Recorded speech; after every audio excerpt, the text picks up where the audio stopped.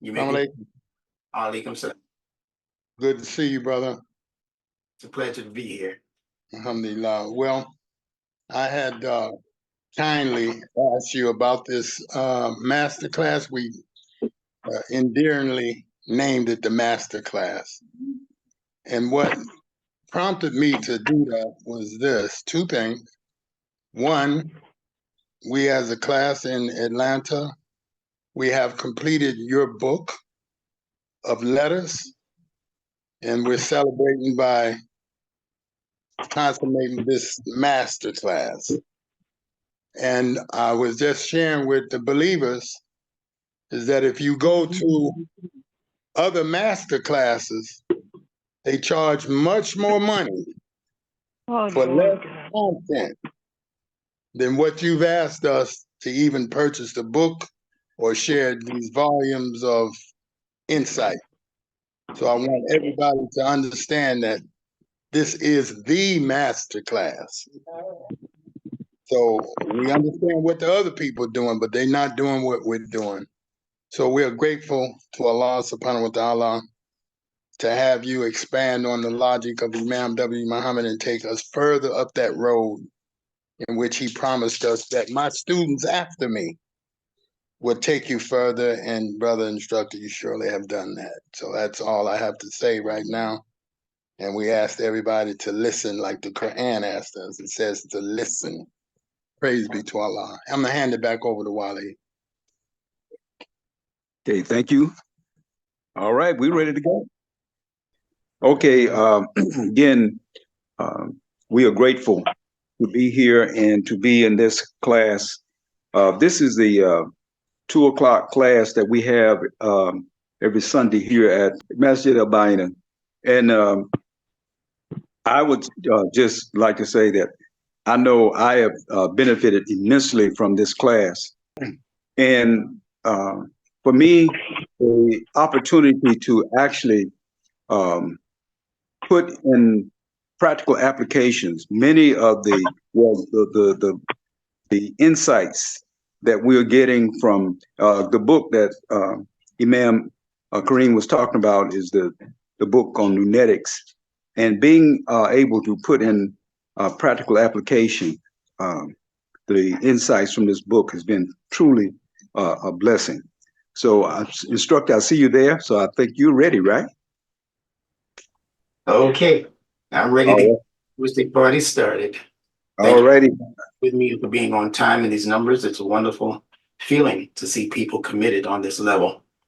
So for those of you out in listener land who might not be familiar with me, I am your international instructor, Benjamin Bilal, coming at you on this 11th day of February 2024.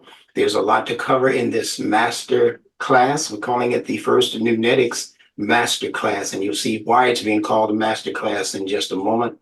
Thank you to Imam Kareem Rahim there in the Atlanta, Georgia area for hosting this wonderful beginning of what hopes to be a continuous series of master classes from around the country and possibly around the world.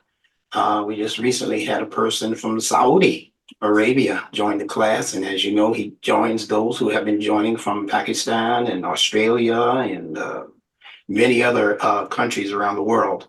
NuNetics is fast becoming a phenomenon in terms of the people whose interests are being, I would guess the word would be summoned to this particular level of linguistic accuracy, we'll call it. And it has nothing to do with me per se. It has to do with people's interest in what Allah calls the fitrah. The fitrah, which means that everything that you're witnessing with your 5 basic senses, based on your interest in Mother Nature and the things that Allah has created all around you in nature that are there for your particular study and observation. So let me pull up my notes, and hopefully everyone is seated and situated for what you're about to receive. We begin, as always, with Bismillah ar-Rahman ar-Rahim, and that is with Allah's signature, the merciful benefactor, the merciful Redeemer. We thank Allah for every opportunity to come before you with explanations for what Allah has blessed us to come into as information. And we pray also that that information will be beneficial and mutually beneficial to you as a listener learner, and beneficial to me as a person who is constantly looking for ways to improve upon the delivery of this particular fitrah-based information. So we call this a master class, and I kept thinking about that word, and I didn't come up with these notes actually until about 8 o'clock this morning. But that's how Allah does. That's how He delivers His downloads. Anybody who's experiencing it for themselves, you can testify to this same phenomenon. Look at the word master. Master equals M and then the word aster. Pay attention to words. Again, master is the capital letter M followed by the word aster, A-S-T-E-R. Now, when your star has fallen, keep in mind that an aster is a star. It's just a scientific word for star, S-T-A-R. When your star or your aster has fallen, then you become what the English language calls a disaster. You get it? A disaster. And you are then no longer able to help others navigate the tumultuous waters towards safe and secure shores. You know that, especially in olden times when the sky got dark because the sun had set, the sailors and others who were out there still attempting to navigate, they had to depend on the stars above, because the stars have their own fitrah formation, which when you learn to read the stars, they help guide you towards safety. So that should tell you something about what a M-aster actually is supposed to be. If you consider yourself to be a master of a particular discipline, embedded within that discipline should also be your ability to lead people's minds towards safe shores.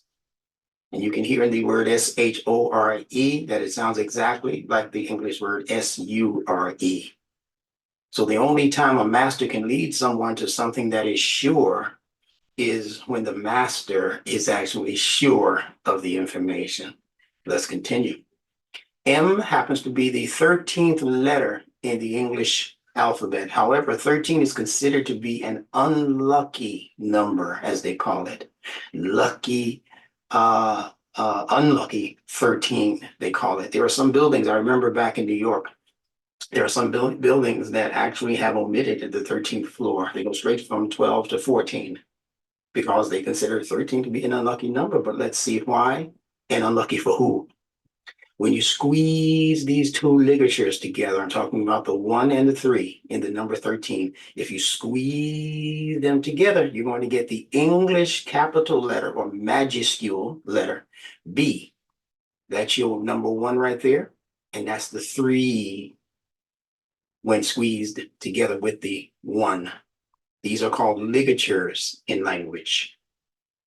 So 13 is also a reference of sorts to the letter B, the English letter B. And in both English and Arabic, in Arabic that letter is ba, it's actually bait.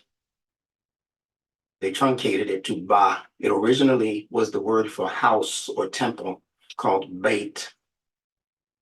So go slow with this and pay attention to the logic. In Arabic and English, the letter B represents both the belly. In Arabic, it's called the butun. Butun. The belly, like we say belly button. See, button comes from the Arabic word butun, which means the belly, that area. And it also refers to what is colloquially considered to be the balls. And all of us have heard that. It's not a new word. It's not a new word. Now,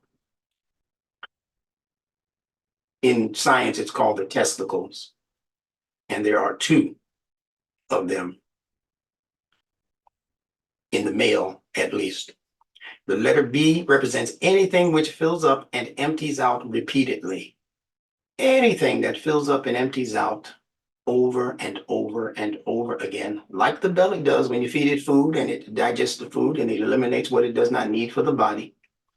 And like the testicles do, when they fill up with sperm, you have that sperm ejected, so to speak, during coitus. That's a name that the little people won't recognize if they're listening to us. And then it magically fills back up by the mercy and grace of Allah, right? The testicle and the spermatozoa we're talking about. So again, it represents the idea of that which fills up and empties out. It represents the idea of a type of container that is able to take things in, have things exit, and then have things reappear or re-enter. So this is how it became the word bait, which traditionally means house, but not house like the one that you live in. It actually represents the kind of house that families or businesses or religious groups move into, do what they have to do, rituals, rites, weddings, funerals, whatever, that kind of house that you visit temporarily. That's what we're talking about. In the same way that food stays in the belly temporarily. See? The food is not going to live there forever and ever. It's going to make its entrance. It's going to do what it needs to do, distribute its nutrients to the different parts of the body that need it. And then that food in the body is going to eventually dissipate and disappear one way or another through the front or the back. Whatever's not needed for the body is going to eventually dissipate and disappear until new food is introduced. So that's what the B means in all sophisticated and civilized languages. Now, the letter M indicates mastery over the 12 universal forces in you. The 12 universal forces in you. Most people don't know that they have 12 running throughout their body. It begins with what astrology calls Aries. At the top of the head is Aries, the cerebral cortex, the thinking brain. That's your Aries. That's where the ram lives. See, cerebrum. Cerebrum is really cerebram, ram. It's the place of the ram. The ram loves to go to the top of the mountain. Yeah, it loves to go to the top of the mountain, and it loves to lead all of the other sheep that it's in charge of. The rest of those sheep are represented in your body parts. So it's the thinking brain that is actually regulating the movement and activity of all of the rest of the body parts as the ram over the rest. And at the bottom of the pack, at the 12th position, is the feet, the 2 feet, which represent the 2 fish that they show you in the idea of Pisces. So we don't have time to go through all 12. Just trust me when I tell you they're all in there. They're all in there. I'll use this number 12 when he's referencing Musa or Moses.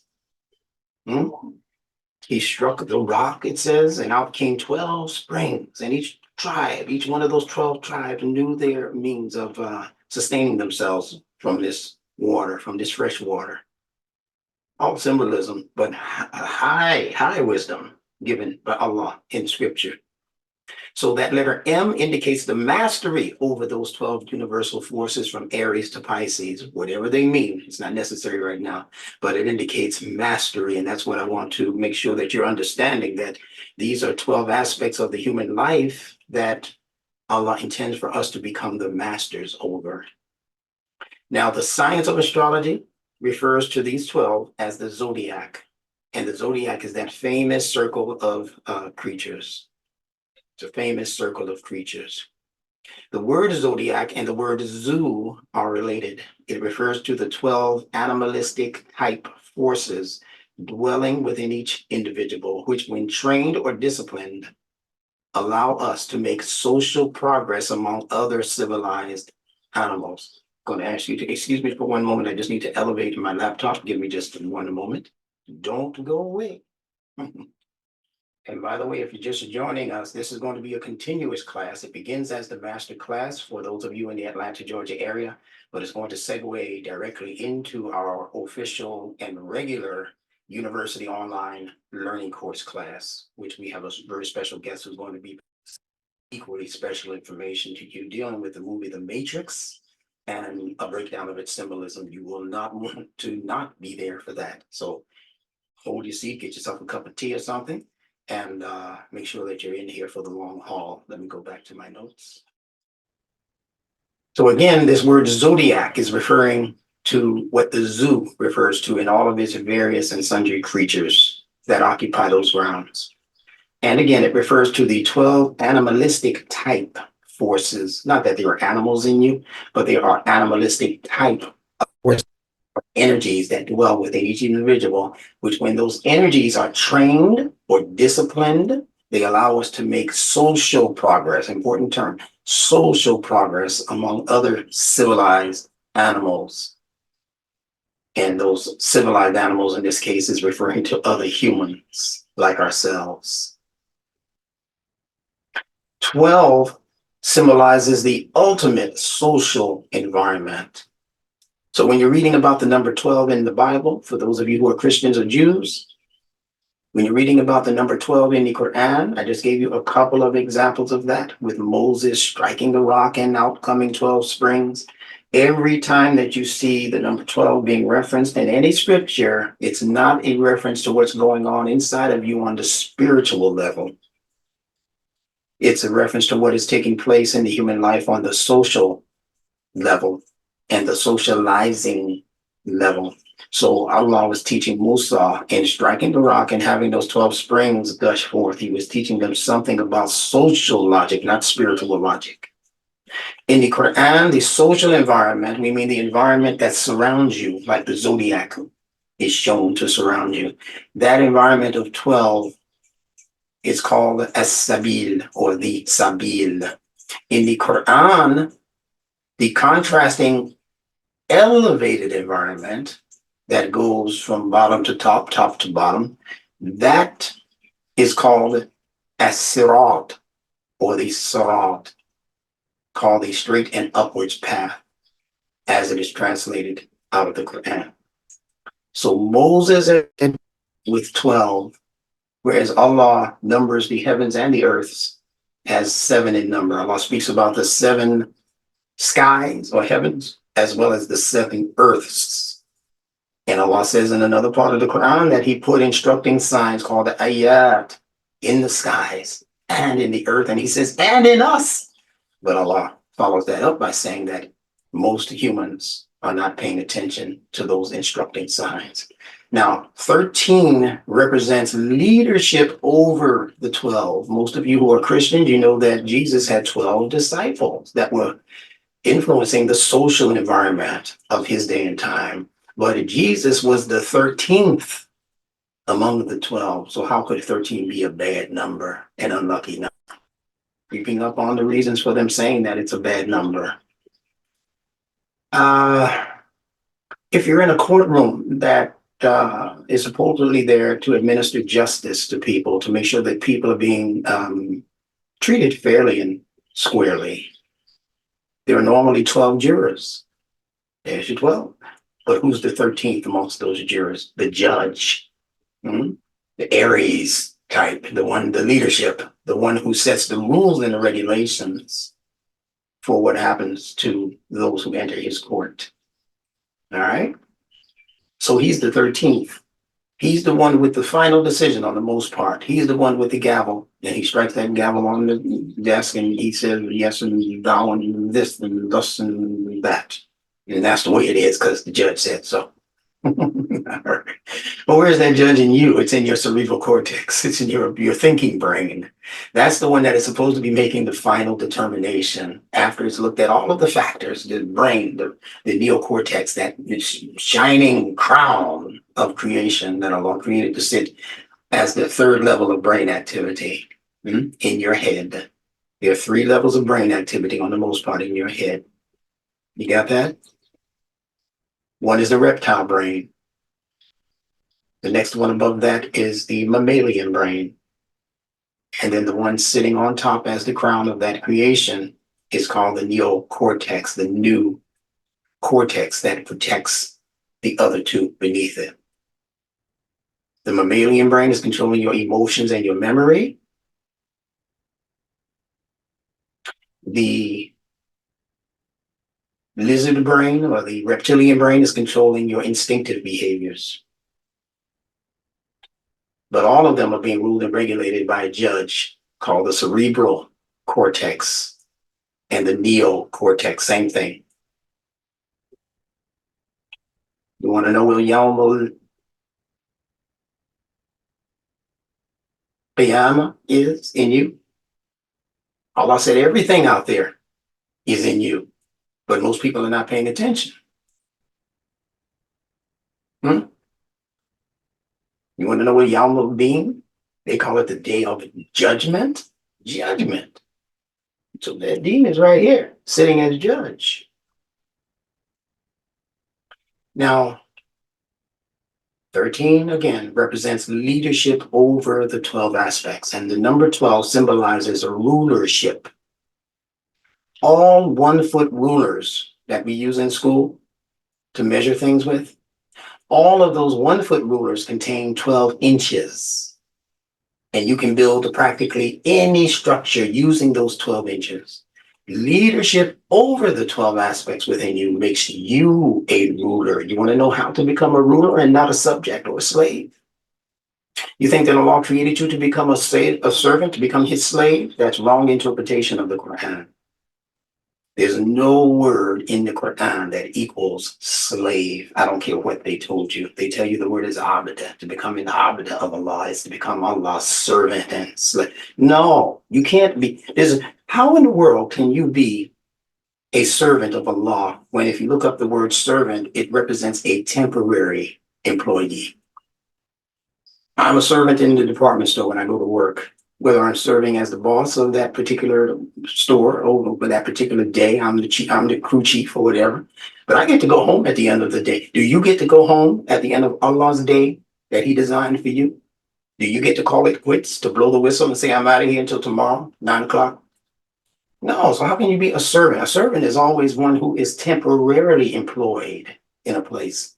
The human being has been created with an inextricable tie to his rope. That Allah says calls it the rope of Allah, and he tells us to never let go of that rope. To never release ourselves from the rope of Allah. It's like the baby in the womb of its mother developing, and it is tied to the mother's inside by an umbilical cord. That's a cord. What would happen if some senator, somebody decided to reach into that woman through some way, some path or some opening, and disconnect that cord? You think the baby can say, well, that's all right, they'll reconnect it at 12 in the morning when I'm ready to become a servant of Allah again? No, it doesn't work like that. It doesn't even sound right. Because you're supposed to be a permanent one who is connected permanently to Allah. So the word abd does not mean servant, and it certainly doesn't mean slave, because Allah has no need for slaves. What does Allah look like asking you to be his slave? And he needs nothing. The slaves in this world, they need you to do work for their benefit. What benefit are we serving Allah by being Allah's slave? No such thing. We're living in a day and time now where the meanings for these Quranic fitrah-based words are being opened up one by one and sometimes by the dozens, as I like to do, because there's a shift taking place in terms of the world's understanding of what Allah has delivered as scripture. The old meanings are going out with the old time. There's a shifting of paradigms taking place linguistically in the world, the beginning here in America, and beginning first and foremost amongst you people who were used to be calling colored people the Negroes, and used to be calling niggers and black folk and African Americans and all that, because you have been the most confused people on planet Earth. Allah started with you, and he gave you the leadership to lead you to the point where we are now, where the age of Aquarius, the water bearer, where all of this fresh water is being poured forth. See, it's coming into your camp first because you're in the most need of resuscitation. If people who can't tell me who they are, they're in need of resuscitation. The guy faints, or he gets hit by an automobile or something, and he begins to show some signs of consciousness. The first thing they're going to ask him is, what's your name? Do you know where you are? You ask the average so-called African American, what's your name? One guy's gonna say nigga, another guy's gonna say African, another guy's gonna say African American, another guy's gonna say we's colored. It knocked him all the way back into the 30s, you know. So if you don't know who you are, that's the first sign that your consciousness has not yet fully returned. So the fitra has to come save you. Your mama comes screaming for, is that my boy that got hit? And that mother pushes past the crowd and puts her body, her baby in her arms, or her teenager, or her young adult son or husband in her arms, and begins to nurture him back into his senses. See, that's what the fitra is here to do. It's here to nurture us back into our common senses. And even if that common sense has to refute those things that we thought we knew because of sincere people who taught us these things, you know, nefarious people trying to trick us. These are people who would just pass down the information from past generations, from their forefathers. But what does Allah say in the Quran? He says, will you continue to follow the way of your forefathers even though they were idiots? That's Allah's language, not mine. He says, will you continue to follow the ways of your forefathers? You reject this coming from the prophet. You reject this, even though he's showing you proofs in the fitra for the language and the logic. But you reject it because your daddy didn't give it to you. Your imam, your minister, your rabbi, your school of thought didn't pass you down this information that you're hearing now. So you reject it because daddy Shabazz, that kind of thing.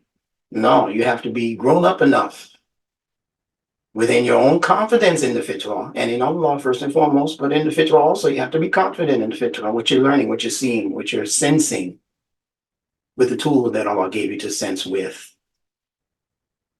And then be willing to say, I disobeyed you, mommy. I disobeyed you, daddy, but I will not treat you unkindly. And that's advice from the Quran, Surah 17.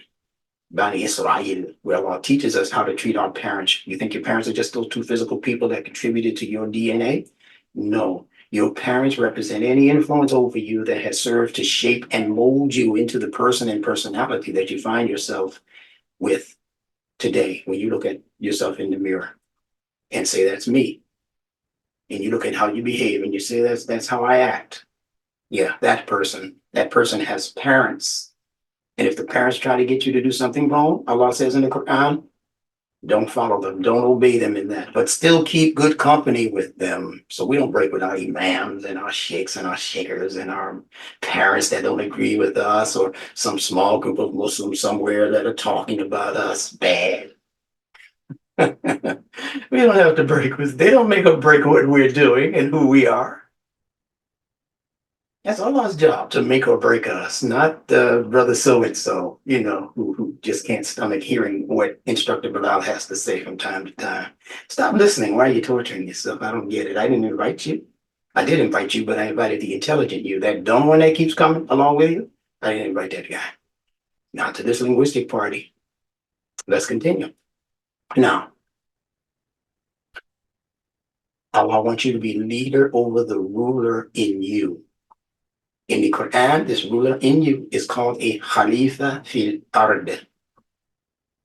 There are different ways of expressing the concept of Khalifa in the Quran. This one clearly says that it is a Khalifa, whatever that means, fi in al Ard, the earth. In English, the word earth is an anagram. That means that it uses exactly the same letters, turned backwards, basically. It's an anagram of the word heart. So if you take the H off of heart and put it on the back of the word, take the T off of the end of heart and put it on the front of the word. No, I got that wrong. Take the H off, leave it as E-A-R-T, and then put the H from the front to the back. Then you have the word earth. It's the same letters. That's what I meant to say. And the heart represents our core concerns. Listen carefully, intelligent people. It represents our core concerns. That means the concerns that are in the middle of your existence, like your emotions. Did you know that? Your emotions are in the middle of your existence. At the top of your existence is your intellect, making intellectual decisions, but you need a discipline to do that. At the bottom are your instincts that are blind. They're just there to make sure that you make it to the next day. They're survival driven. But in the middle, in the core of those three brain pieces of operation that Allah created in you, is the emotionality and the memory. See, your heart remembers, and it remembers mostly those things that have emotional appeal, good or bad. Thing that happened, like your wedding or the birth of your first child or something, you're going to remember that day. You'll probably remember every nuance of circumstances that happened leading up to the birth of that baby, especially if you're the mama. You're going to remember even the pain along with the pleasure. Hmm? Yeah, because it's appealing to you emotionally, and therefore the memory bank is going to be stirred and activated. But that's the middle level you. So this is the heart that we're talking about, that is represented in the Khalifa being the ruler over al-ard. And I said al-ard, as the earth, represents also your emotionality, the emotional you. Now, Allah created each of us with a capacity to take control over our emotional or our central concerns. That's what we're talking about when we speak about emotional concerns, because of what you feel very deeply about are things that are core in terms of your issues, the things you need, not just want to deal with, you need to deal with these issues, family issues, issues with your neighbor if you're having problems, issue in the community if the crime has, just built up so much that you can't even trust to send your 12-year-old out to the corner store because the crime is at. So those issues become central to you. You're looking out the window as soon as Johnny leaves, you wait for him to come out the store, you look at Johnny come all the way back to the building and hope that he makes it up the elevator. Huh? Because some neighborhoods and some buildings and some projects are that dangerous. So it's an emotional concern. So the mother remembers to do certain things if she has to send Johnny to the store. So we're talking about our core concerns. Now, our path as human beings is both social and spiritual. Pay attention. The English word path, P-A-T-H, with its consonants P, T, and H. Focus on those three consonants, not the vowel in between, but the consonants P, T, and H. That English word path comes from the Quranic word of Fatiha with its F, T, H. And in linguistics, the F and the P are called the labials, lip sounds. Tha, you have to use your lips, teeth touching the bottom lip, top two front teeth touching the bottom lip, fa, fa, fa. And the P, where it's very obvious that the top and the bottom lips come together to say pa, pa, pa. So they are linguistically interchangeable is the point. So you can take that P off of path and stick the F onto path, and it becomes fat or fataha or fatiha, depending on how you're going to use it in a sentence. And what does fatiha represent? It represents an opening, as most of us know.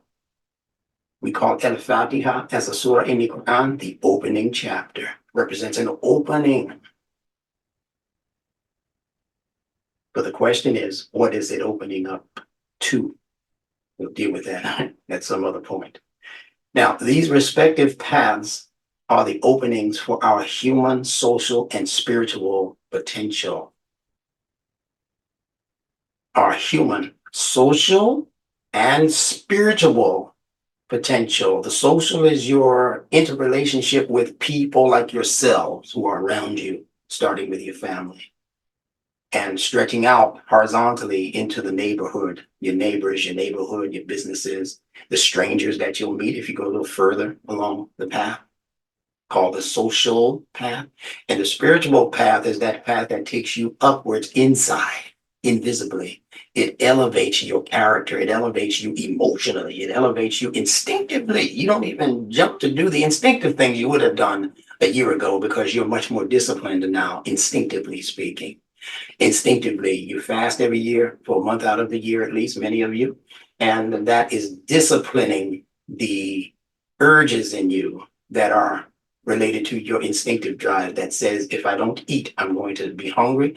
I might die. If I don't drink, I'm going to be thirsty and it might cause me problems. So I'm going to eat and I'm going to drink because my instincts tell me, without my intellect having to participate in the conversation, my instincts are telling me, you better eat, son. You better drink, mister. Aren't you hungry? You're thirsty. Your tongue is dry. You better.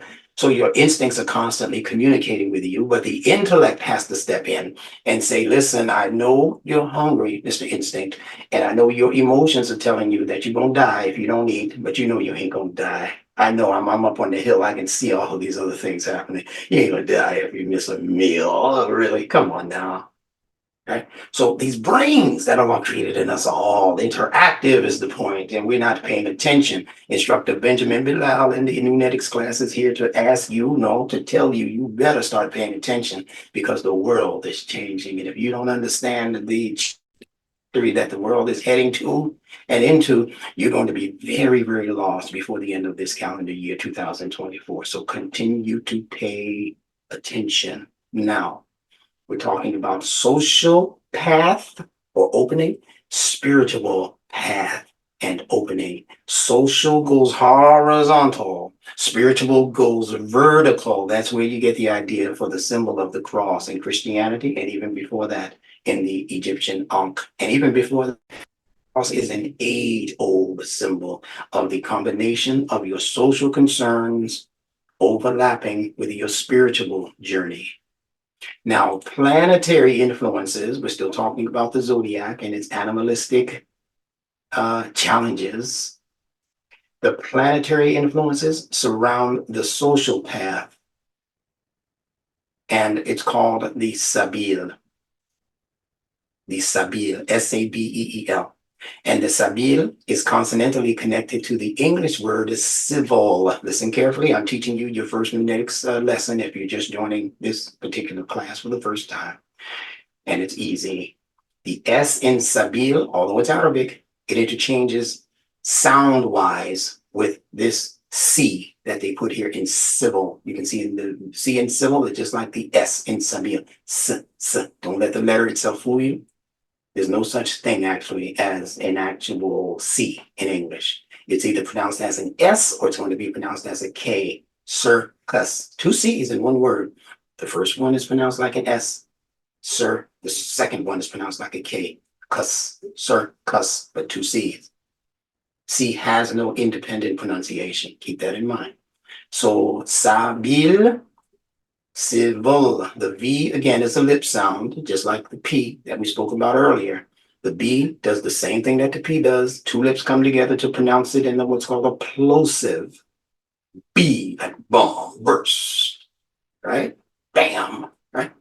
And V, where the two top front teeth, just like in the letter F that we discussed, the two top front teeth have to touch the bottom lip to say V, and F. Yeah. So the word sabil, the L stays the same, and the word civil are literally saying exactly the same thing. So when you read about the sabil of Allah in the Quran, it means the path to Allah, but the path that registers along your social concerns. It's not the spiritual path to Allah. That's a different path, which we'll discuss in just a moment. The social path is the path of you doing everything within your power to keep yourself in line with what Allah establishes and outlines in the Quran as what should be your social concerns, beginning with you, your family, and the closest people to you, called your neighbors. We'll talk about that lastly as we conclude. So Sabil is consonantally connected to the English word civil, because when you pay attention to what's on that road and you give respect and honor to the things that you are communicating with, the people who you have to communicate with on that road, beginning with your family. You skip around your family to get to your neighbor, you're going to be in trouble. Skip around your neighbor to get to other people down the block because they got money or they got the basketball court in their backyard or something. So you don't even talk to your true next door neighbors because they ain't got nothing. But you're going to go down the block because he just got a new, what in my day would have been a Johnny Lightning racetrack set.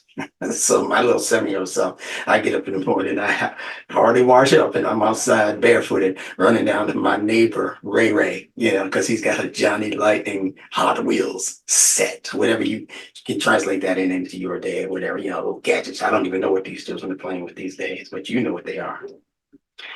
So your sabil is the path which leads to the exercise of further and further civilized behavior. So that's the key. When you read that term in the Quran, the sabil, whether it's connected to Allah or not, it's still dealing with that which is contributing to further and further civilized behavior.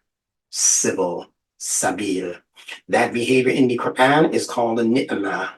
I might be introducing you to some new terms. Don't let that shake you. You'll get a chance to get this as a recording, hopefully, and you'll be able to review it and actually study, as all students should want to do.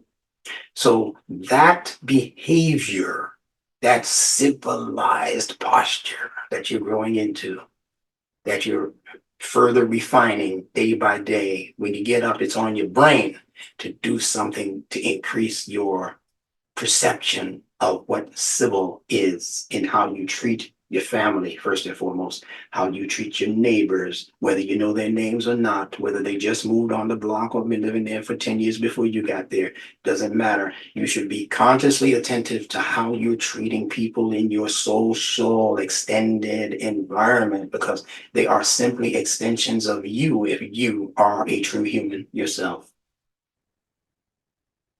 So that word is ni'mah in terms of the behavior, and it's from the word anam, el-anam,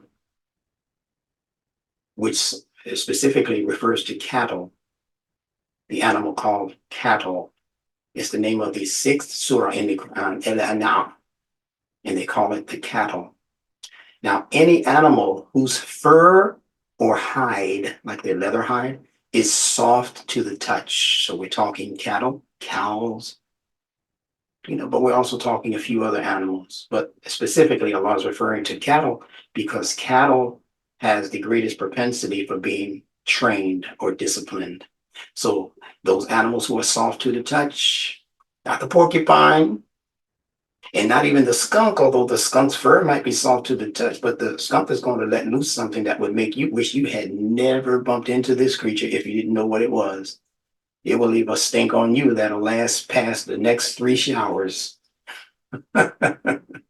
It'll last the next 3 miles. So you're driving and you drive past something that hit a skunk, or a skunk that sprayed somebody. It'd be 3 miles later, you still smell it in the air. How wonderful is Allah in the protection that He gives to His creatures.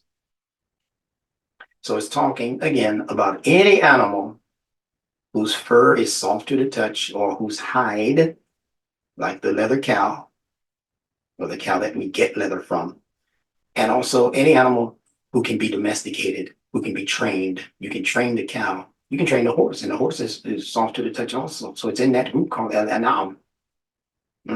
Yeah. So that's what we're talking about. The training of your human behavior, the domesticating. Domesticating is simply a fancy word that means those things that conform to what is beneath the dome, the domestic, the home life. If you can't be civil at home, you can't be civil in the White House.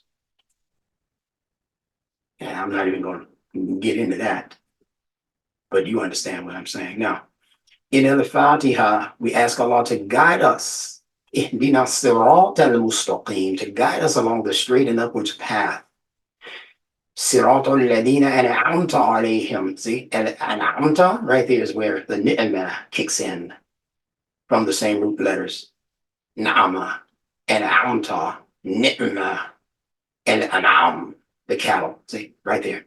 So Allah is telling us, He's not leaving the scholars to tell us what the sirat is. Allah is explaining to us not long after He introduces that word. Alhamdulillahi Rabbil Alameen, Ar-Rahman, Ar-Rahim, Maliki Yawmiddin, Iyaka na'budu wa iyaka nasta'in, Ihdina sirat al-mustaqim. He doesn't wait for anybody to intercede for him and start telling us what their scholars say about the Sirat. He tells us right after that.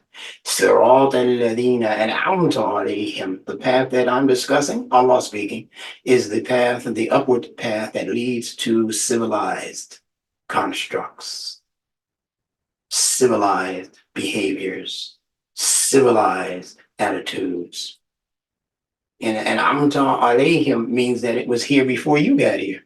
It's a past tense statement being made by Allah. In case you were wondering, Allah, what is this as-sirat you're referring to here? He says, okay, I'm going to give you an example of the people who came before you. It's the sirat al-ladina, of those. Al-ladina, it means those specific ones who you can point to and know about. It's not obscure.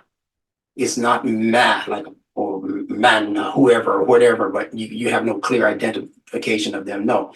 Al-Ladina means you can point them out clearly. Say, no, those people in BC, such and such, who did this and they built that and the pyramids and the blah, blah, blah. Those people are Al-Ladina. Al-Ladina amanu, those who have expressed faith. How do you know they expressed faith? Because I can witness it. It's not obscure. It's not mythological. It's real. And I can recount it because they left a proof here for it. So, Sirat al-Ladina and Amta are they him who have the ni'mah bestowed upon them. Yeah. Are they him means upon them. Salam alayka, upon you. Peace upon you. See? So, an amta alayhim means that the ni'mah has been placed upon them as an obligation. How's that for a beautiful way of understanding Al-Quran? Allah places this desire to be civilized and to get more and more civilized behavior into your system. He places it as an obligation on you, not just something you might want to do. No, he places it as an absolute obligation on you. If you're choosing to be what's called his abd. And abd simply means one who he is initiating into his system. His system is called the deen. You can't just walk in the door because you want to. You have to qualify. Just like an initiate in a school, going to some secret school or secret order school or some, they come in as initiates. All of the prophets had to go through initiation before becoming prophets who Allah put into the Sabil. They had to first experience that sirat, that elevation in their character, in their thinking, in their behavior, in their spirituality. Then Allah said, okay, he opened up the doors and said, go. The race is on for human excellence. So we're talking about the path of those who exhibited civilized behaviors before us. However, we must first walk along the path of the sirat. And the word sirat, as you can see, is consonantally connected to the word star. Just a little rearrangement of the letters. Sirat, S-R-T, star, S-T-R. Doesn't matter if they rearrange, they're going to have the same inferences in terms of the logic that Allah packed into these sounds that come out of our mouths, like language. So whatever the star represented is going to be the first step in the direction of our true social evolution. Whatever the star represents, when you study it, you're going to be learning valuable lessons and learning curves packed into that thing that you're studying that's going to contribute to the proper direction that Allah has laid out for our social, our horizontal evolution, meaning the evolution that takes us into areas where other people become involved. The word social, as I've told you on many occasions, means the soul's shell. It's the shell protecting the soul, your nafs. The English-speaking scholar just put it in the word social and kept it secret to be taught only amongst their children and grandchildren and specialized schools of wisdom. They know that the social nature that Allah clocked into you, that science calls the gregarious nature, the nature that wants to congregate, gregarious, congregate. See, As humans, we're born together. No human being is born solo. The baby has to have a mother and a father. Has to. Couldn't come into existence if there weren't a sperm and an ovum. You began as a social creature, and you began as a sperm swimming towards swimming towards an ovum in a sea of social spermatozoa trying to get to the same prize. So you're born as a social being, is my point. And then you might come out solo when you're born. If you're not a twin, you come out solo. But social is the soul's shell. So if you want your soul to evolve, you have to be social, because you cannot become civilized. You cannot take on that nature, that ni'mah nature, unless you discipline yourself amongst other humans like yourself. That's how you become civilized in your house when you're born into a home where that has more than one sibling. You and 3 siblings or whatever, you and your 2 parents, 1 parent, siblings or whatever. Yeah, that's when you have to learn how to share, isn't it? If it's just you in the house, and your mother don't have to teach you how to share. What are you sharing? Your toys? No, there's no other child in the house with you. But when you have that more than one child phenomenon that most of us have, 5 siblings, 10, you know, now you got to learn how to share and how to split up the soup so everybody can get some. Split up the toys so everybody can have a chance to play. Split up the time you're looking at the television when other people want to see a different program. Now you got to negotiate. That's what civilized social behavior is all about. And don't worry about the time, folks. We're going to go about another 15 minutes or so with this, and I'm going to turn the microphone over to our dear friend and fellow learner, Mahir. All right. So whatever the star represents, as mentioned, it's going to be the first step in the direction of our true social evolution. And we are currently, right now, in our time, living in an era of fallen and diminished stars. You want to know what a fallen star looks like? Look at the political scene right now. You want to know what a fallen star looks like? Look at the people who are operating American and even world economies, who are scratching their heads because they really don't know how to fix this thing. Look at the people who are trying to tell us that they want to be the judge in a major American courtroom, but they cannot tell you what a woman is by definition. They asked this woman, what is a woman? Simple question. She couldn't answer. A judge who's going to be judging over legal situations. So people have become cuckoo for Cocoa Puffs in our day and time. And I'm telling you, I'm seeing something that only the Quran, in my humble estimation, only the Quran can fix this. But it won't happen on that level until Muslims understand that the Quran is not a book for Muslims. The Quran is a book that was revealed to Muhammad the Prophet about 1500 or so years ago as coded information designed to bring society back to its fitra-based platform, meaning its nature-based platform. After the screw up scholars and teachers and people who make stuff up about what Allah said and about what God said and about who Jesus is he the son of God? Is he just a human? People have messed up and mixed up all of these concepts. So the Quran had to come, not just that it did come, it had to come if human beings were to continue along the Sirat al-Mustaqim and the Sabil of Allah. So what you need to do to fix this, in my conclusion, is you need to allow those failures, those falling stars within you. And a star is also a symbol of your desires, your desires, your desires. Sire means to rule as a king. If you desire, you're taking the power away from the rulership within you that we earlier called the Khilafah fil Ard. So those things become your failures. You can see the word fall. You can hear it in the word fail. Fall, fail. You're up here, and then something happens, and you lose your footing, or you lose consciousness, and you fall. The Quran's word for that is safala. You can hear the word fall in safala, fala, safala, fall, fail. Allah said the human being has been created in the most excellent of organizational designs. لَقَدْ خَلَقْنَا الْإِنسَانَ فِي أَحْسَنِ تَقْوِيمٍ. How beautiful that sounds to the human ear.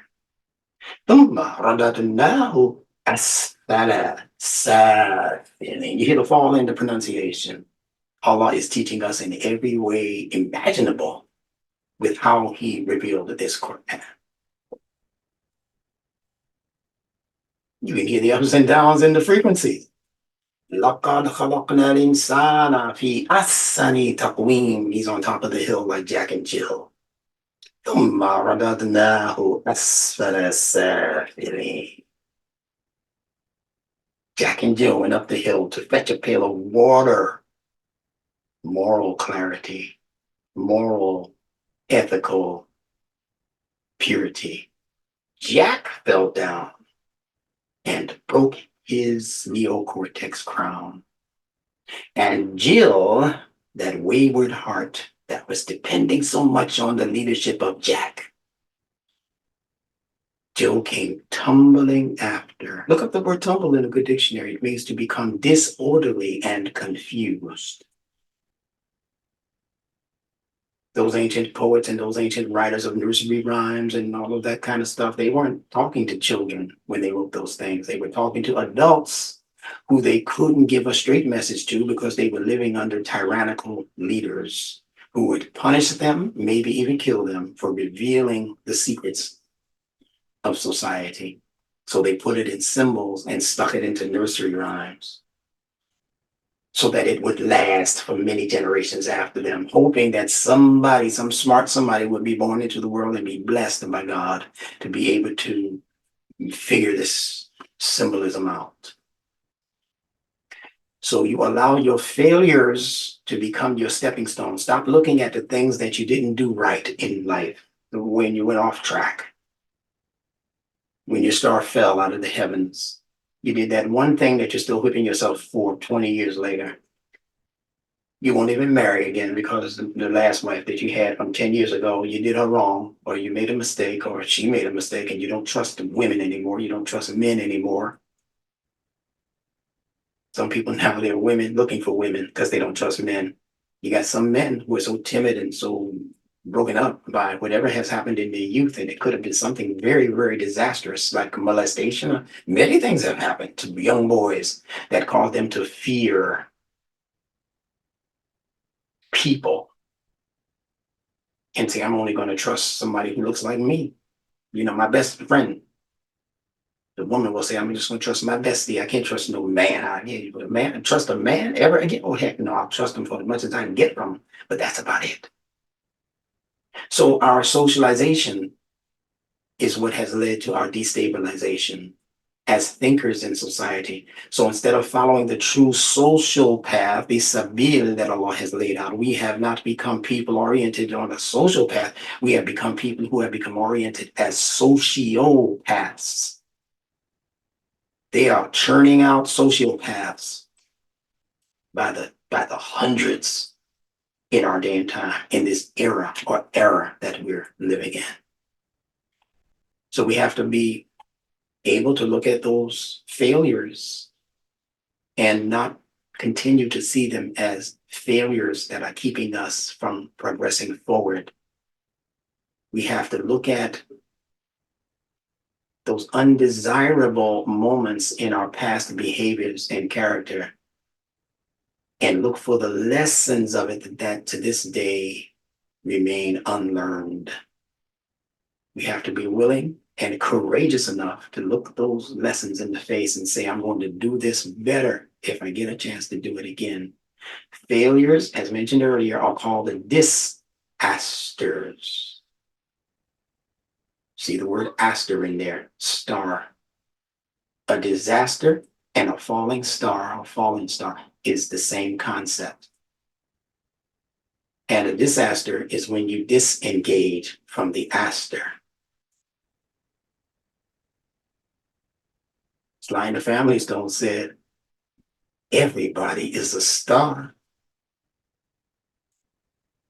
You don't have to be president of the United States to be a star. You don't have to be Michael Jackson to be a star. Allah qualified you to be a star. What does that mean? It means that Allah qualified you to be able to grow into the dimensions where you are able to not only guide your own life and your own behavior and your own consciousness, but you will also be able to guide others who are presently in the dark. That's what stars do. They set up a particular pattern of movements that can be clocked from down here where we are. And you say, oh, okay, I must be in the northeast part of the desert. The stars help you determine that. So you have to be able to look at the aster in you, the ability to judge distance, how far away you are, how close you are to a particular destination.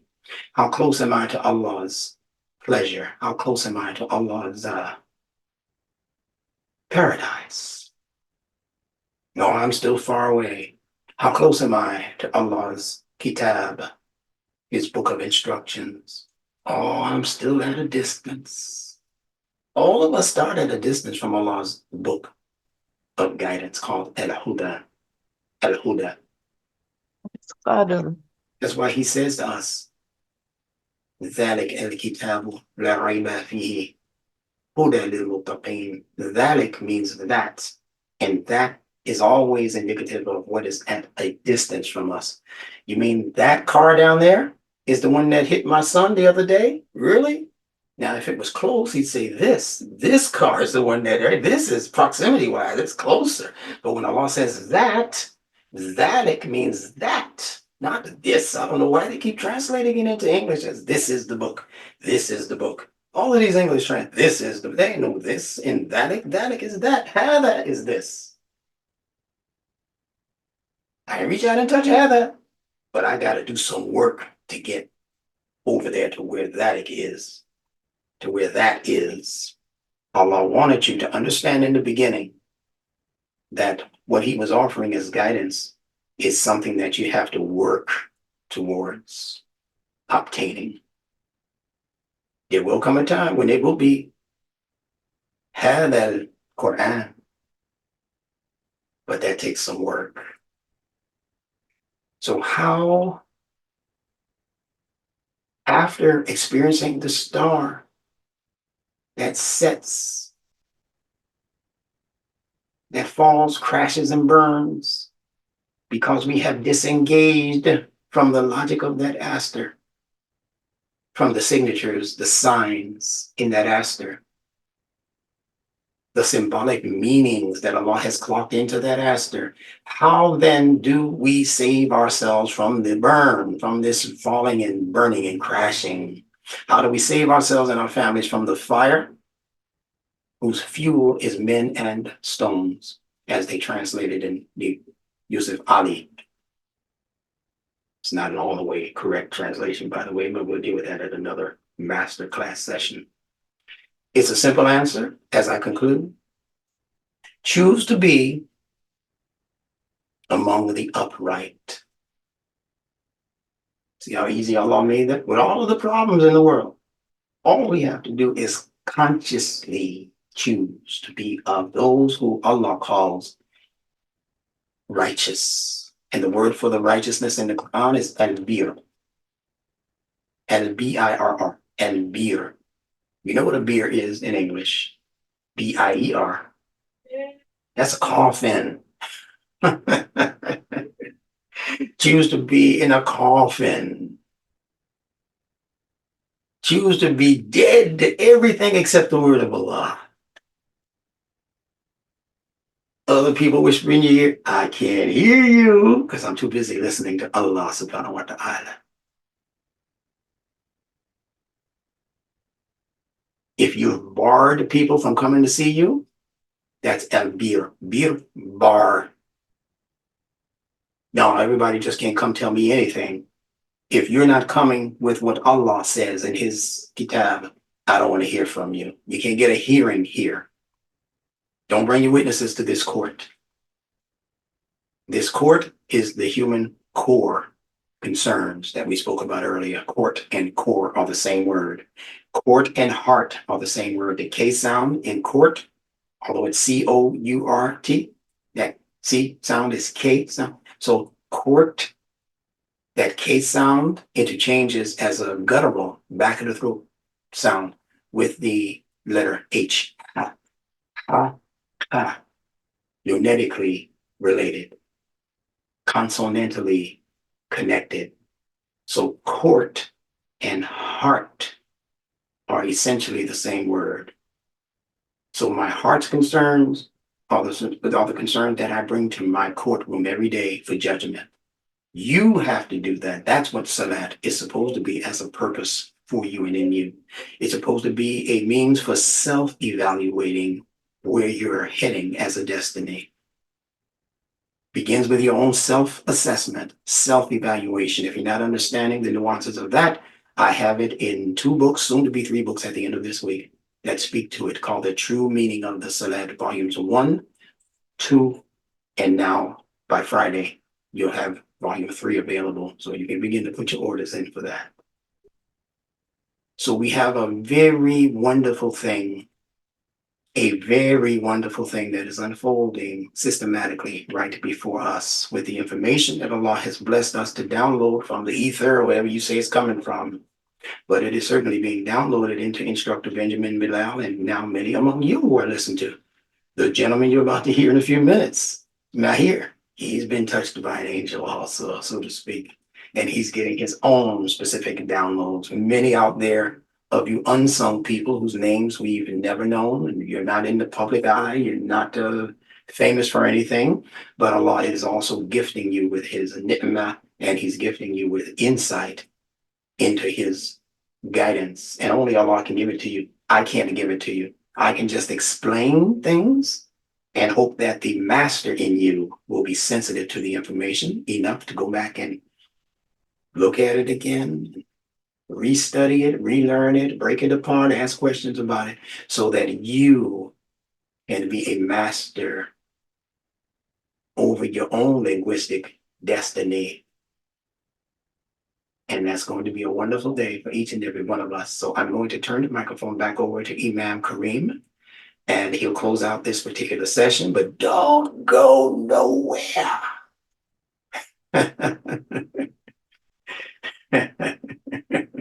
You know, I think with a musical mind, and I just heard Michael Jackson in my head going, don't you go nowhere.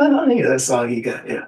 Lady in My Life. Well, the lady in my life is linguistics under the name NuNetics. Yeah. That's my second wife, if you didn't know. And trust me, my first wife, she don't mind. She said, yeah, I know you got a right to have more. Okay, I have a right to have more than one. How about NuNetics? That'll be my girlfriend. I want to marry her. So yeah, you might notice I spend more time with NuNetics than I probably spend with my actual wife, Kareem. But it's a safe relationship, see. I don't have to cheat. So get yourself together, audience. I love you for who you are, and I love you for your being attracted to this particular level of language. I'm sure it's benefiting you. But again, I'm going to invite Imam Kareem Rahim of Masjid al-Bayina there in the Atlanta, Georgia area. And he can say as much as he wants to say from where he is about what we're doing here and what we will continue to do going into the future. For those of you who don't know, he has an actual class, a NuNetics class that meets right there where he is every Sunday, I believe at 11 or 12 noon. He'll tell you the details of that. And if you're in that area and you can commit to being there every week, man, these people are graduating already in this NuNetic. They have gone through the entire NuNetics book. So I want to hear from him and anybody else there who wants to say a few words about what they have been learning or how NuNetics have been affecting their lives. And then we're going to go straight from there. We'll close out this session with a short dua, and then we'll hand the microphone over to Mahir, who I know is in the audience, and he can take you into his presentation. And I'm not even rushing him.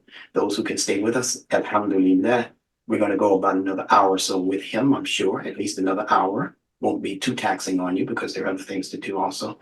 But I just want to make sure that he gets his full time. He was scheduled to come on at 3, from 3 to 4, but if he comes on at 3:20, 3:30, or whatever, he'll still get his full hour.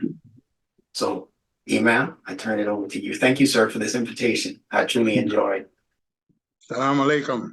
We thank you, brother instructor, for the insights and wrapping up the entire book that you produced based on fitra-based letters. And we could not have enjoyed it more today. And we just want to send this message and this caution out to the people who loved Imam W.D. Muhammad and who has the habit of repeating what he says. But I want everybody to remember, the students of Imam W. Muhammad, that's who I'm addressing now. Remember what he told us. He knew that we needed guidance after him, and he promised us that his students who came behind him was going to take us to the place, to the destiny, with Allah's support. And so for the imams around the country who listen to important information, I'm challenging you to listen and make known to your constituency that Instructor Bilal has qualified and overqualified to answer that call to take us further to the destiny that Imam W.D. Muhammad was trying to take us. That's all I have, Imam, Instructor. Thank you. Thank you also for this invitation once again. Is there anyone else there who would like to say a word or two? Yeah. Anybody else? Any other students? Yeah. You want to say something? Yeah, let me say something. Yeah. He's been on this plan for a long time. Go ahead, Jack. Assalamu alaikum. Walaikum salam. Give us your name. Brother Jihad. How you doing, brother instructor? Well, good to see you, sir. It's good to see you too. I've been listening for a while. Bought the book. Highly impressed and happy to be here. And I think I'm going to reach out to you personally. I think you offered that invitation to people who might want to talk to you. Yeah, sure. I intend to do that, but I'm of the conviction that what you are offering us is great, and I've decided to be a part of it with the help of Allah. So thank you very much. I appreciate you. Thank you, and I appreciate your presence here with us. Assalamu alaikum. Walaikum salam. Yes, sir. I want to commend and give my 100% support behind Imam Kareem, what he just said for the followers of the Honorable Elijah Muhammad and the followers of Imam Warid Muhammad. It's the same dynamic spirit that started all this from the beginning and is being elevated to the destiny. And we thank Allah for blessing you, brother Imam Bilal, Instructor Bilal, for the insight that you bring to this community. There's no excuse for not supporting this mission. Assalamu alaikum. Walaikum salam. And that 84-year-old gentleman. 85, brother. Oh, 85. As of today, correct? Yes, that's correct. So we send you that birthday greeting, that born day greeting, whatever people call it. All right. We pray that Allah will just continue to allow you to wake up as a vibrant man. How alive this man is at 85 years old. It's amazing. He's more alive than many of our teenagers. And we thank Allah that he's still with us here to tell us about his journey. Thank you, Hassan. Alhamdulillah. Thank you. All right. We might be able to squeeze in one more person if you're quick at the trigger.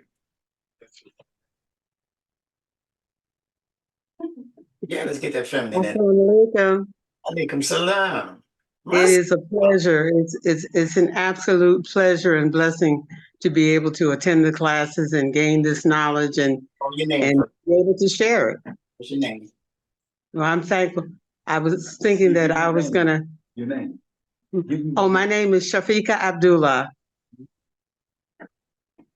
So I'm thankful to be. I'm part of the class, that meets at Al Baina every Sunday at 2:00. And I'm learning so much, and to be able to still use this mind and be able to share the information. All right. So in the interest of time, I'm going to turn my microphone over to the very, very qualified lecturer and scholar, Mahir Abdul Razak L, who's going to lead us into the second chapter journey.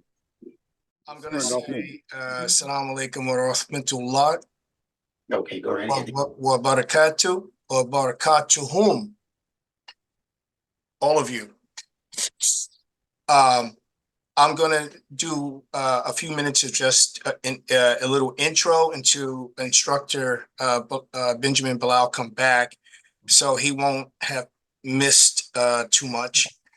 I'll go ahead and get some things set up. And let's see what screen. I've got some sharing to do.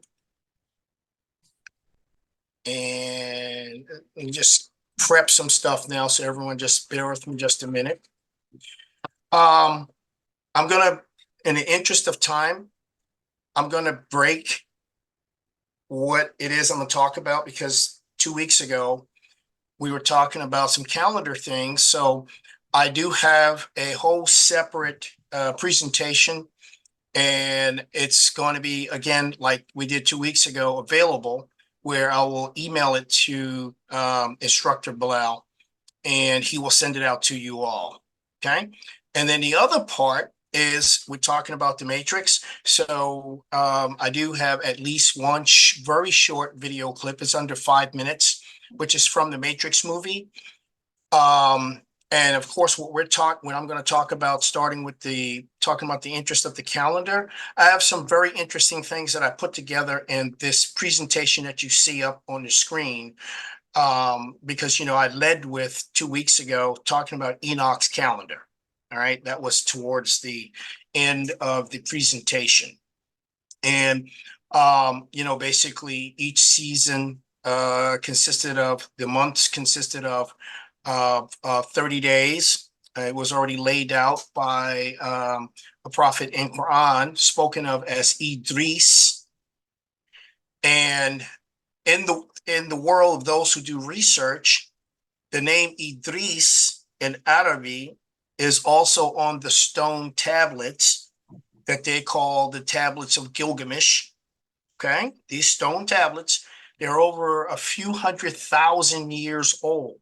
So please keep that in mind when we're talking about Allah's referencing from the beginning of how he actually set things up the day he created the heavens and the earth. Okay, so and that's part of the reason why we see this. And then we're going to see a similar expression referencing Quran in Surah At-Tawbah, which is Surah 9, Ayat 36. And we're going to see this whole thing about, in the English word ordained, there's nothing wrong with that. That is correct. And the fact that it's in Allah's book. So also in Arabic, in that ayat, it's referenced Allah's book, okay, which is not called Quran. And also, as a reminder, Allah lets us know that the revelation that he sent, that we have called Quran today, was cut out of the mother of the books, Ummatil Kitab. So there's a book that is far more expansive than what we have today in our possession, called Al-Quran. So please keep that in mind.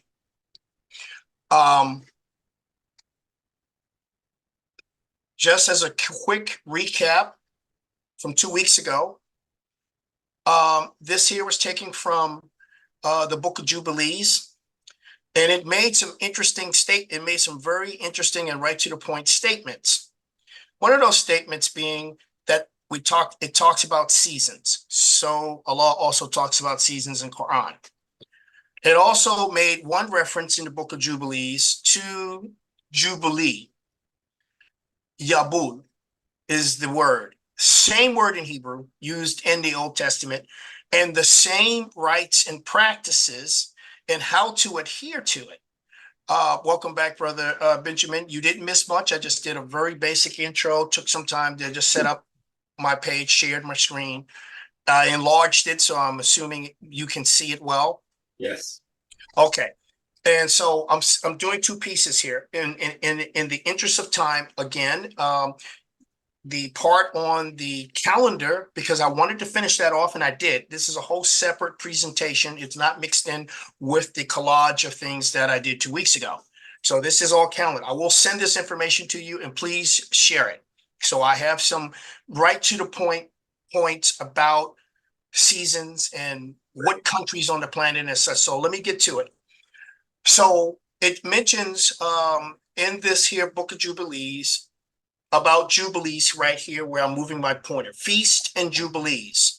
Jubilees. So the Arabic word is Yabul. The Hebrew word is Yabul. Same word, where you're getting the word Jubilee from. Okay? So it is still something to do with an announcement.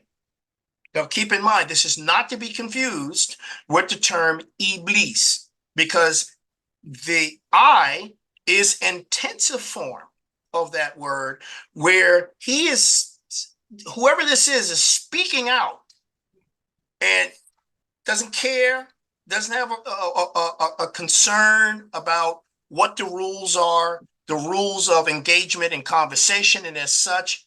And yes, he is called Akbar. It's referred to him, and which is why he's addressed the way he's addressed. So I have to say this as just a reminder of what was being said 2 weeks ago. All right. And his being referred to as Akbar, someone will say, so why would he be considered being arrogant? Well, look at some of the other verses. He's telling Allah that he's going to show Allah that this creation of us is not worthy. So he's acting as though in rebellion, which is why he's referred to as though he is of those who rebelled as well. Okay, so this is all in Surah Al-Araf. And the guy is willing to fight for it, which is, again, why Allah is telling you Iblis has infantry, foot soldiers. Okay, so think about this. So this is not some idle threat. To Allah, it's an idle threat. But this guy is a real danger because of what he has been demonstrating, what he's about since he's been in existence. So that's all I need to say on that. So I see Hassan Abdullah. I think the mic is unmuted. Let me correct it then. Excuse me. Okay. Now, moving down, we read all of this 2 weeks ago, so I'm not going to reread this, okay? I'm just skipping down. So here is taken from Surah Tawbah, right? And this is, I got 2 different English translations here, and I put that here for a reason, okay? Because some translators, and I didn't take the time to do translation on my own, which I could, but I used the 2 because between the 2, they are saying some of the right points. And so that's my interest here. So we say here, I want to use this one right here. They say here, instead of Allah's book, they want to say Allah's decree. Okay, this is right here, this Arabic expression right here. Kitabi Allahi. This here is the word for book or Allah's right or writings. Okay. So so they translate it, which is a good translation to say Allah's book. Okay, not necessarily a decree. That's a different word. And here he is saying, which they use this word in parentheses, but in the Arabic word itself, it does indicate it doesn't slide around like we were talking about the original calendar. The number of months and they use, I'm gonna read it the way they have it, in the providence of Allah is 12 months ordained. Yeah, that's the heavenly tablets, the stone tablets. In the book of Allah, the day he created the heavens and the earth. 4 of them, they use the word prohibited, but the 4 of them, what's the 4 we're talking about? after the spring equinox, summer solstice, those are single days. They're not actually part of a month. But the month that begins right after those days, fall equinox as well, and winter solstice. So first month is a sacred month. Fourth month, sacred month. Seventh month, we know that the Arabic is to be what? Ramadan. Okay? Sacred. And it comes right after the fall equinox, the day after the fall equinox. And then you have winter solstice. So the 10th month is a sacred month. 1, 4, 7, and 10. All right, now, sliding down. They use an interesting word here, and I had to put this right here myself. So they say, this is from taken from Surah Al-Baqarah, ayat 189. They ask you concerning the new months. Say they are indications of, and here's the word right here, anil, ahila. Okay, now, these two words, anil is where we get the English word annual from. Annual, yearly. Hila is associated with the Greek word halo, or the tropical sun. We're not talking about moon. This is not lunar time here. Nothing to do with lunar.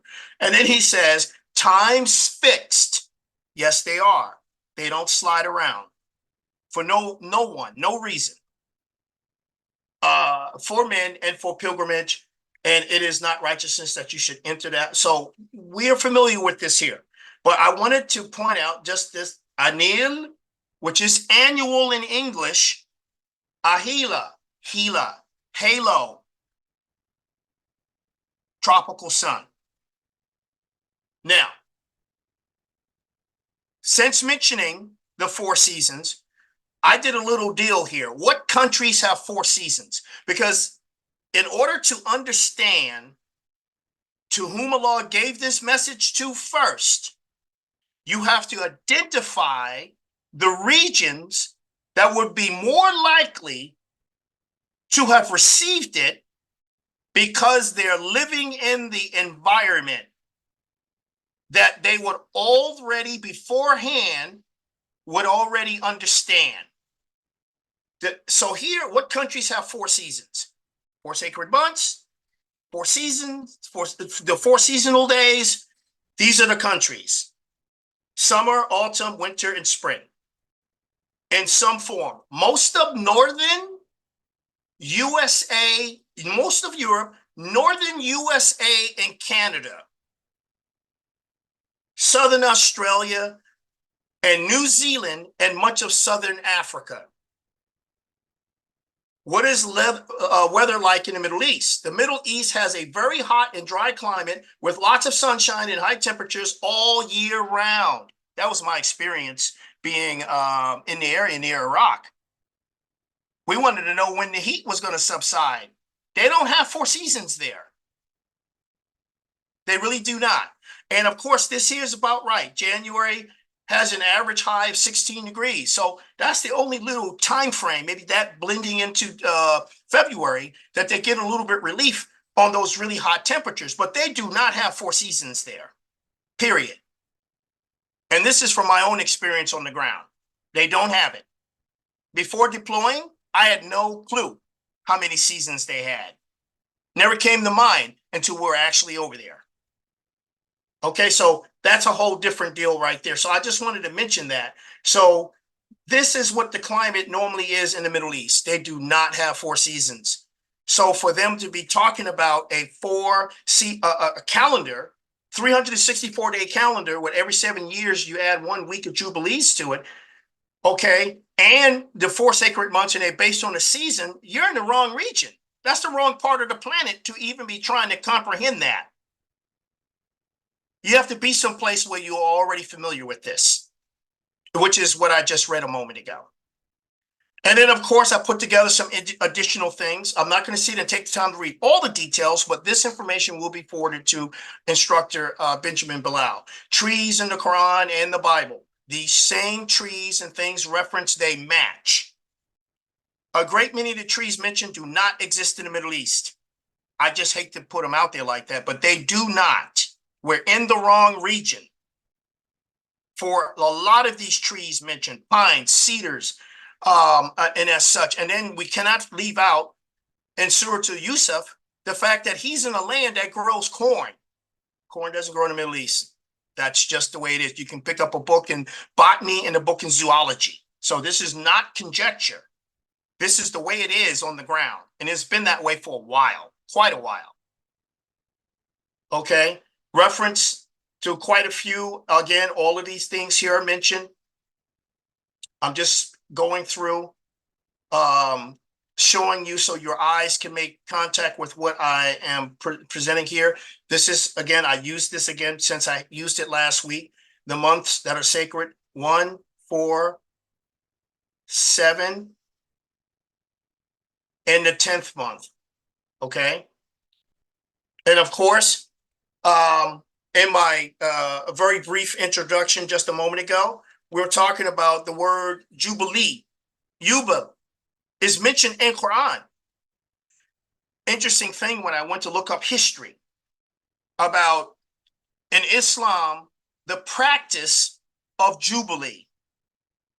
They said in the research that the Prophet did not, according to them, observe Jubilee, but yet you have Islamic sects, the Ismailis, all of them, they're observing Jubilee. So as we would say in basic common sense talk, make that make sense. Why would they be doing Jubilee? And the Quran itself is using this word all over the place. And the same requirements are the same. Year of release, forgiveness of debts, feeding the poor. Quite a few things that match the Torah. And of course, according to Quran, the law is al-Torah, not Sharia. Okay? And they cover the explanation in the introduction at the back of, I want to say, Surah to Al-Baqarah or the back of Surah to Imran. One of these two places in the Yusuf Ali translation, they say, though the Quran mentions al-Torah, they, overriding what he said, they practice and follow Sharia. What does the word Sharia means? Does it mean law? No, it absolutely does not. It has nothing to do with that. That word means to point at something, or someone in law enforcement who know what the laws are coming after you, because Sharia is where we get the word sheriff, sharif. That's where we get that word from. And we live in the US, so we know that many of the states we live into, you have a sheriff. And that sheriff can go anywhere he pleases, he or she pleases, okay, to apprehend someone who has broken the law. So the main word for Sharia means to point at something. Now, while pointing at something, you have what your instructions, your guidelines, your directions that you take is lining up behind the object you're using to point at something, to move in, to apply what those instructions are, to bring a remedy and correct and or resolve that situation. And the same word is in the Old Testament, in the Torah, in the book of Leviticus. Sharia. It doesn't mean law. Al-Torah represents more of the word law. And judgment is shafat. Shapat. That's judgment. Okay. In the interest of time, I did include references in Quran that is referring to what things that must be kept, referring to Yabu, Jubilees. And now we're paying attention to how the calendar is organized originally. And once every 7 years, Allah gives you time. And you know, things are in sevens, because this is not the first reference to seven. 7 heavens, 7 earths, things within us based on 7. And he's telling you every 7th year, your calendar is corrected. Don't you move a day around. We're going to get to that in a second too, because I need to explain that better than what I did when I did my intro last 2 weeks ago. So also it's referred to, and I included this piece right here, the Dead Sea Scrolls speak about a mysterious 360-day solar calendar. And listen to how it ends in this paragraph. By the ancients from the time of creation to 170 BC. In the 2nd century BC, it was replaced. Here we go. And the so-called Islamic world is caught in this loop. It was replaced with a lunar calendar by corrupt Jewish priests. Today, we know this corrupt lunar calendar as the modern Jewish calendar. They're not doing what Allah commanded them to do. Now, this here is coming from the infirmary. I need to show you this. I mentioned 2 weeks ago about how the Jubilee each year moves by 1 day until it eventually comes back around 7 days, 1 day each year, until it comes back to its initial spot as far as a day is concerned, not day's date. Two different things. Catholic Church created the concept of day's date, which has nothing to do with the day, the actual day. Monday, Tuesday, Wednesday, Thursday, Friday, Saturday. When I say day, that's what I mean. There's no day's date associated with the order of the days. So now hopefully I can, I've added a little bit more information into what is meant by the day and how the day, what that day is sacred. No different than those who go to Juma. You say Yom Juma. Okay, that's a special day, right? Yep. Next day is what? Yom HaShabbat, or in Arabic, Al-Sabt, for that same day. Right. So that day is considered by some people to be a sacred day. Yeah. What does the word mean? It means rest day. Right. Does it slide around? No, it does not. Does Juma Day slide around? No, it does not. That is the way the original ordained calendar that Allah has set up. Things don't move around. So forever in a day, forever, and we're using the English vernacular here, Wednesday forever is always the seasonal day that he wants you to pay attention to. Don't chase the equinox, because look at this.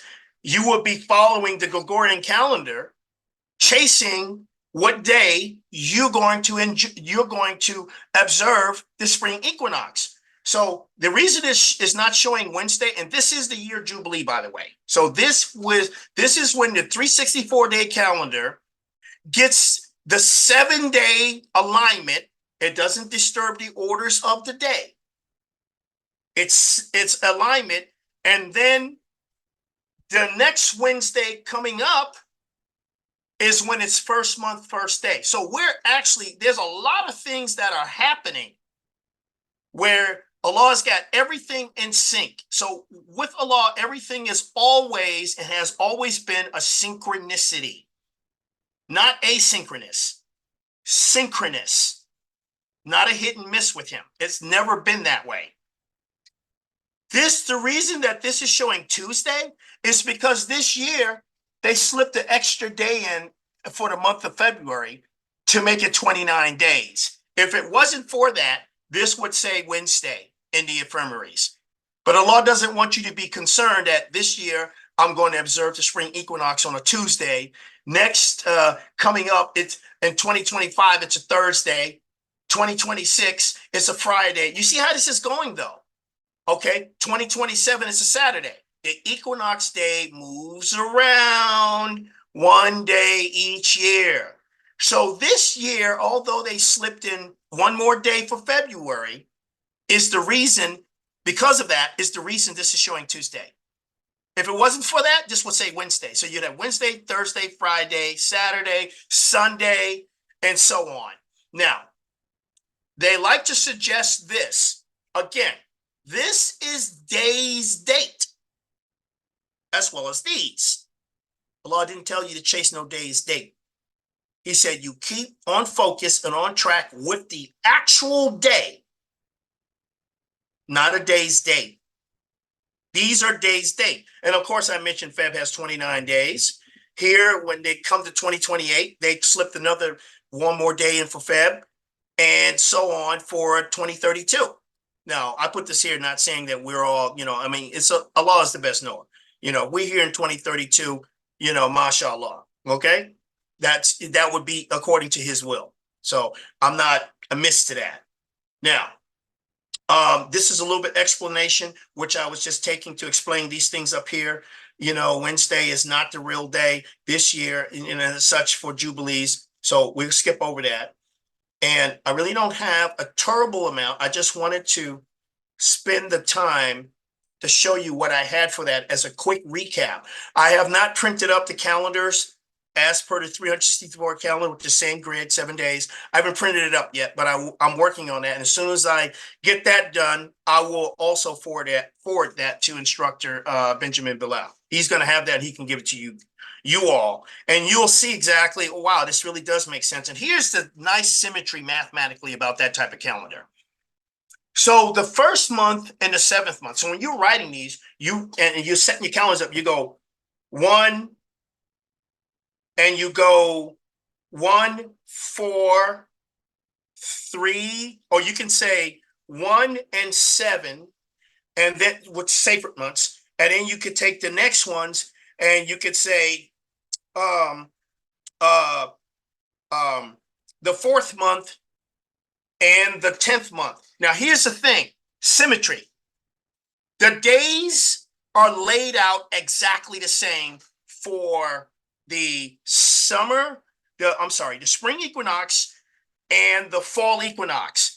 If you fold them over on top of each other, the days match exactly. They don't miss. And the same thing for the summer solstice and the winter solstice. There's no, well, the calendar's off. They threw another day in it. And so if we fold them over, the actual days are not going to match up. This one's going to say it started on a Wednesday. And then the other one, for let's say the 7th month, fall equinox started on a Tuesday. That's the madness they've got us caught in. Because they want you. But he says these are perfect.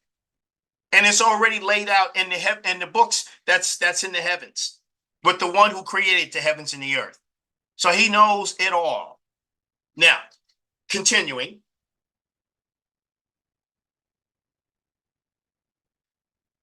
That's all I need to say on the calendar for right now. Now I want to bring up, we were talking about the matrix. First, I want you all to view, and I'm going to say first, fair use.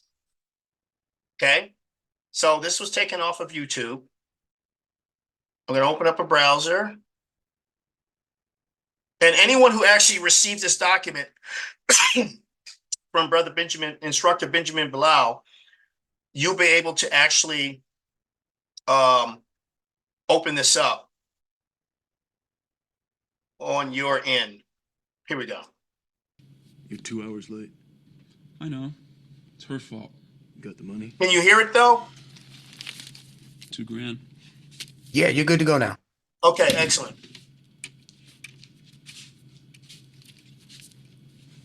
No, we can't hear.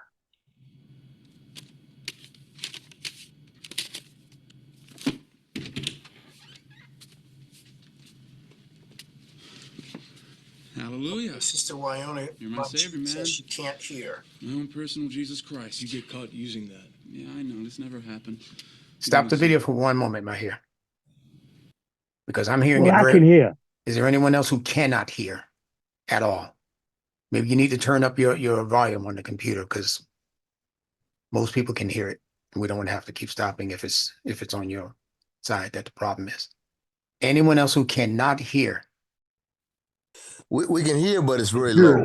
Thank you. Yeah, We can but hear, but it's very low. I would say check the volume on your computer or on your cell phone. Turn that volume up, because I'm hearing it perfectly. Okay, it's I'm up all hearing the way. perfectly well. Yeah.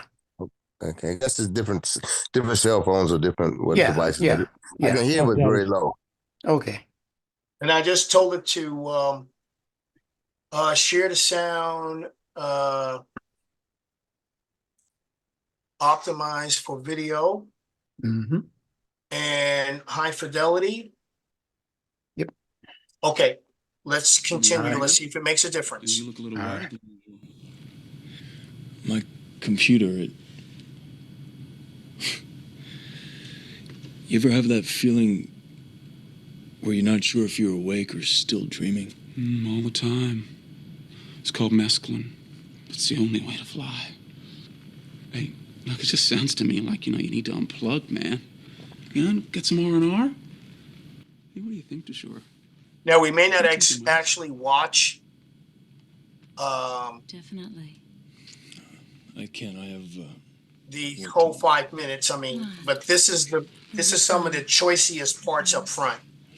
And I will be continuing to put together presentation. Yeah, Okay. sure. I'll go. Because this is so massive. Okay, the group that is singing is called, listen to this guy's name, Rob Zombie. And the song is Dragula.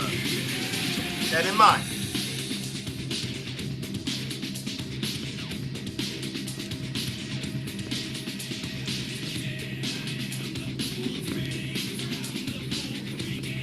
Hello, Neo. How do you know that name? I know a lot about you. Who are you? My name is Trinity. Trinity. The Trinity? That cracked the IRSD base. That was a long time ago. Jesus. What? I just thought, you were a guy. Most guys do. That was you on my computer. How did you do that? Right now, all I can tell you is that you're in danger. I brought you here to warn you. What? They're watching you, Neo. Who is? Please just listen.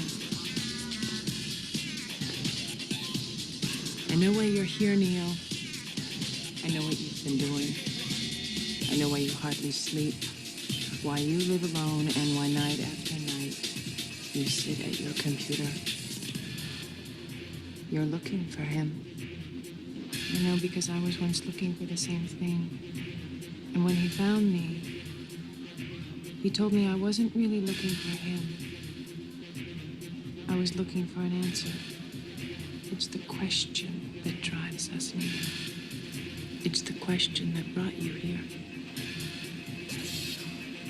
You know the question, just as I did. Okay.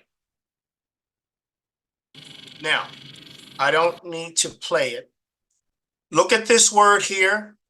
When this showed up at the beginning of the movie, of this clip, not the movie, but this clip that I'm showing you, An-Nahar. Okay? Now, see if I can slide this here somewhere. Okay, and I do have a presentation for this written, so I'm going to send that to Instructor Bilal about words that are being used, because Nahar is supposed to represent a river. For many of you who are listening, it represents a river.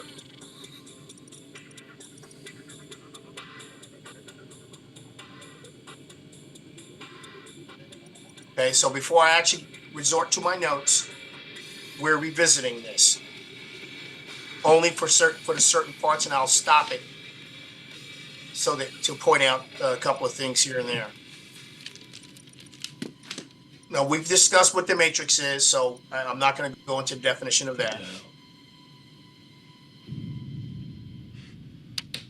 Okay, control, there's an Arabic word for that. It's used in Quran. And the X is the letters KH. So X in English is Arabic KH. Numerically, they're equal in terms of what they represent on a numeral counting system. They represent the same. So the fact that the guy who knocks on the door, before we get to the knocking on the door, just remember the name CH. The guy's name is Choi. Choi, spell it correctly. It's not Choi.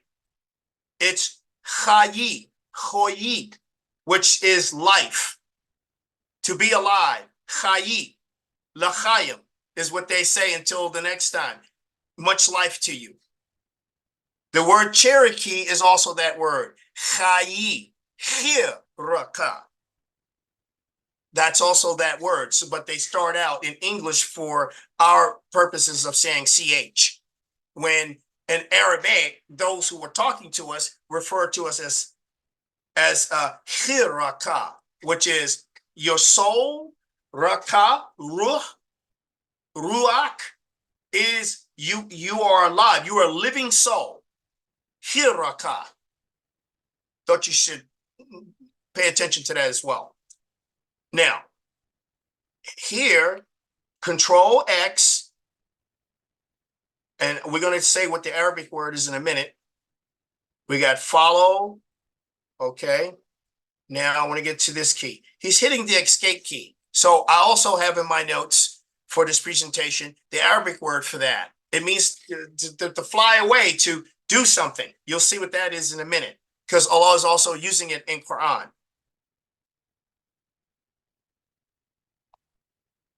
All right. This here 101. That's Suratul Al-Qariyah. And it's also binary. 1 means something is on, and 0 means the thing is off. So here we're starting with a binary, and it's also, if you want to look at it as a word, it's a palagon. So it's got a 1 that leads, and it's got a 1 at the end. And then if you reverse and go right to left, and then back to left to right, it's the same thing. It'll never change, like the word Eve. It'll never change. That's called a palagon. So it's equal on both ends. All right, continuing.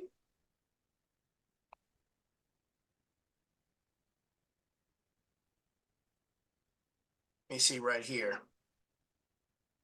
I think the guy said his name. Choi. This here is KH. Chayi. Chayi. Chayi. Life. One of the attributes is what? Allah is what? Al-Khairi. Khairi. Chayi. Or, no, not that word. I stand to be corrected. Al-Hay.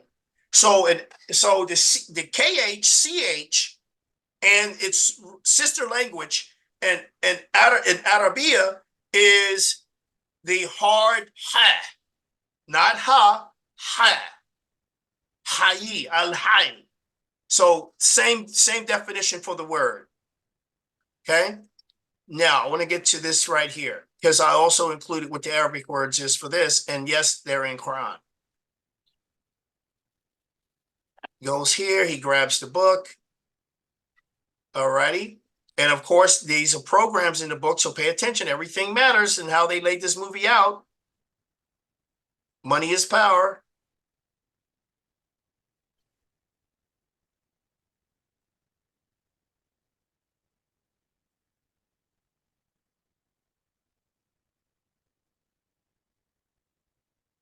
All right, hold on. I got to get to the section.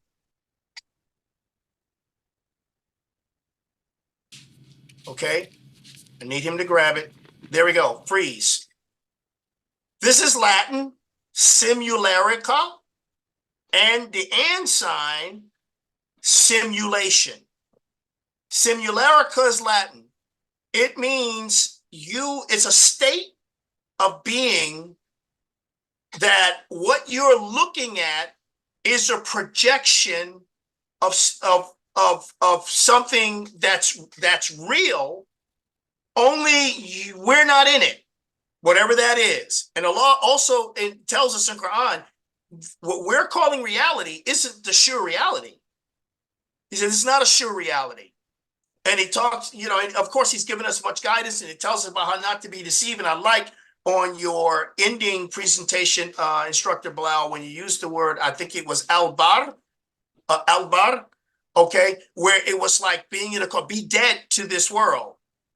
So, and simulation, more specifically, which has its roots connected to this word simulation is more machine oriented, because now you're speaking of actual program applications.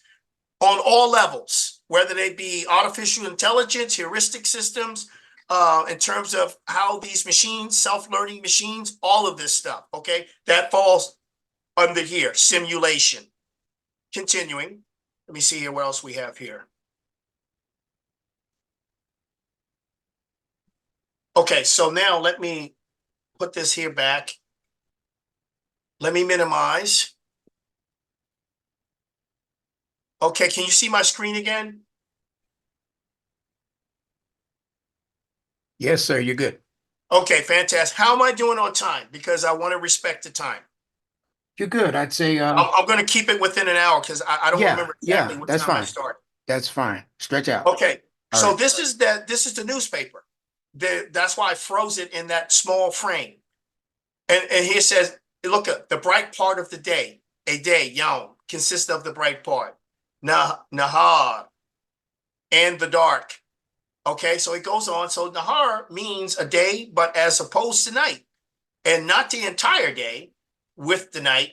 A similar word, Nahar, means a river. So you remember you're talking about waters and stuff as such, Instructor Benjamin Bilal. You was talking about that, and also this word Nahar. It also has something to do with the river of blood in your system and the flow of it.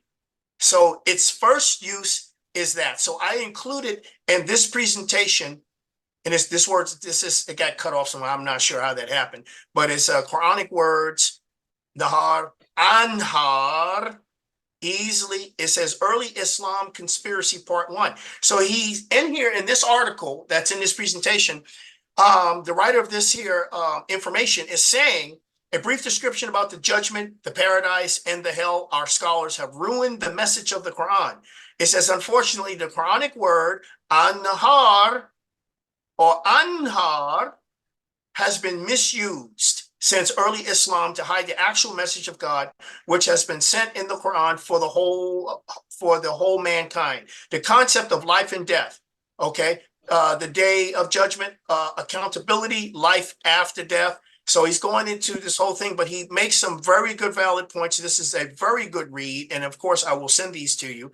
Of course, we're coming to here. There's different, what you call conjugations of the words that we were just talking about, and flowing blood like in flowing water in the river, which does not mean that one should take the meaning of Nahar or Anhar as it says, or it's plural, Anhar, as a river or rivers. However, the scholars of the Quran took its meaning as the rivers in all translations of the Quran, like they have made mountains. So the word is also used for mountains, or we can say har, mountains.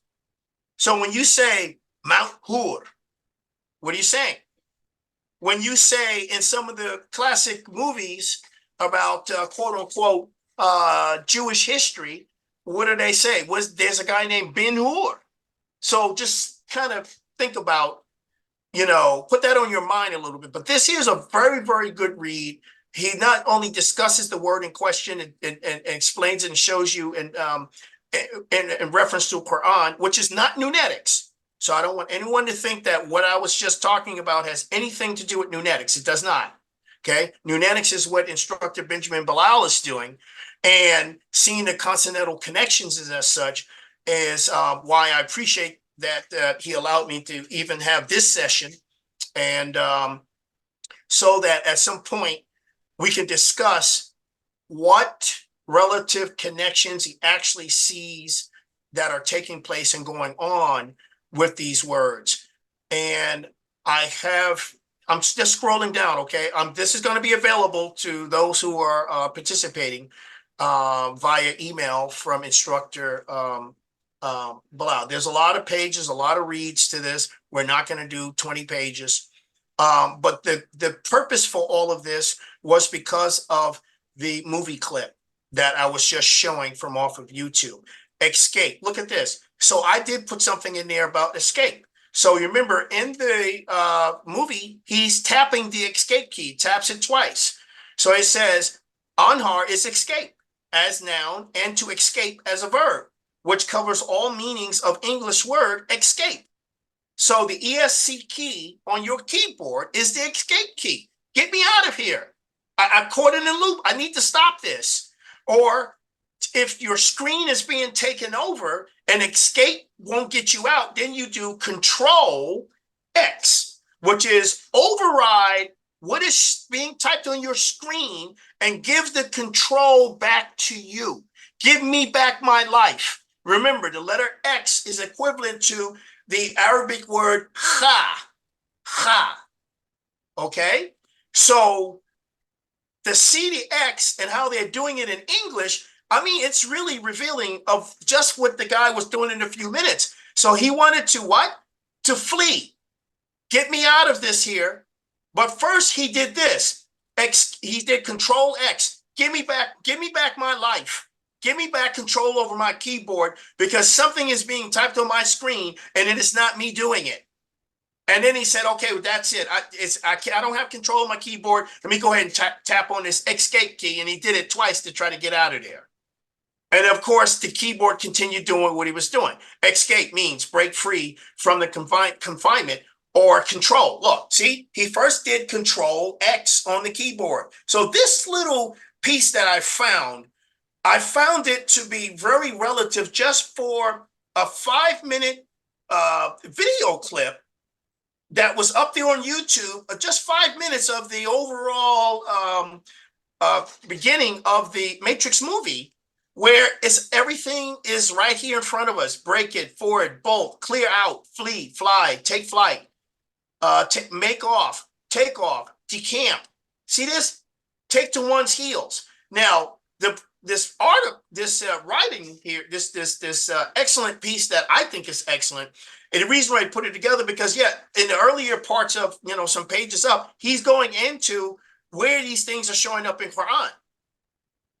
Okay, so the one who flees on his heels or turn back, he's like he mentioned Shaitan, or those who come to fight show you their back. They really have no fight. They're ready to flee rather than fight. They're more concerned about their physicality and their preservation of their own lives. Okay, so this here will be made available. So let me minimize this. And I think I have something up here in my browser. Let me see something here. Search, let me go here. Nope, wrong screen. Hold on, I need my screen. Okay. Let me see something here. Okay, right here. So I was looking this up, the letter X in Arabic with examples. So just to show you what it says, the Arabic letter Kha is pronounced like Kha, right? And he goes into it. What is that? And this is what the letter X is equivalent to and Arabia. And then he goes into numerics. There's lots of links on here. Okay, and it's also, did you know that the symbol X in algebra has Arabic origin as well? That's just a little side note, okay? Keep that in mind, please. All right, let me see what my other link here says. Control. Okay, so this is the Arabic word. يتحكم. Okay, and yes, having control, and Allah does talk about this. So there's nothing going on the planet where someone is saying something or they're putting something into play that Allah has not already made us well aware of. So to be and continue to be well aware of something, we have to become more in tune and pay attention to how he made us and what the revelations of the revealing of all things he also gave to us. And even if we become out of step with our own internal system of synchronicity, the words, which is like the software or the correction, the anti-malware, the antivirus, is designed to bring us back into the fold with peace and harmony within our own selves. Think about why the importance of recitation about what he sent, what it does for you in a form of just taking medicine, whether you know and understand all the words you are saying.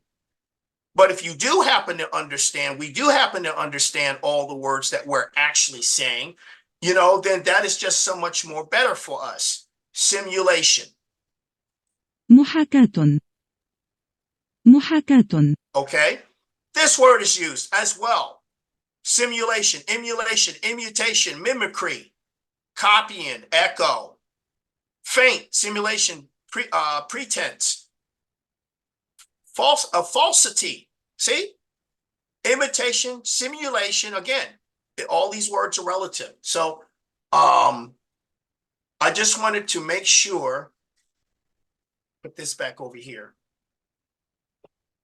Make sure I'm not missing anything else. Escape. يهرب. يهرب. Escape, flight, stampede, scamper, bolt, escape, fleeing, get away. Escape in this sense could also imply salvation. So you need to get from the place where it's bad, move around, and go to a place where Allah has already said his earth is spacious. Salvation, deliverance, escape, riddance. Quite a few things. There's some pretty good stuff here. So, Brother Benjamin, I am going to stop sharing, okay? Yes, sir. Go And right I'm ahead. going to make what I was just sharing.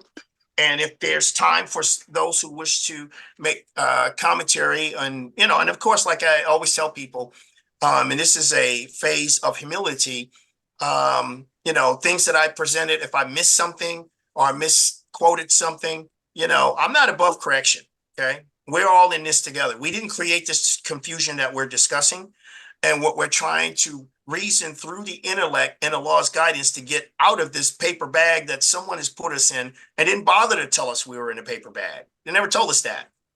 But we're fighting our way out of the paper bag with the tools supplied by Subhanahu wa Ta'ala himself to get out of this. And he's with us as long as we maintain and continue to be sincere about what it is. And we never lose sight that the remembrance of Allah is the greater. See, Akbar is not in Allah's attribute. He's telling us, excuse me, that Allah's remembrance, us remembering Allah, for us, that is the greater. And with that, I'm going to say that concludes my presentation for today. And again, that was very light, you know, because my intent was to, you know, go back over some things and give you some additional information to include Jubilees with the calendar and to explain some things about the seasonal days and to show you that the 4 seasons does not exist all over this planet. It never did.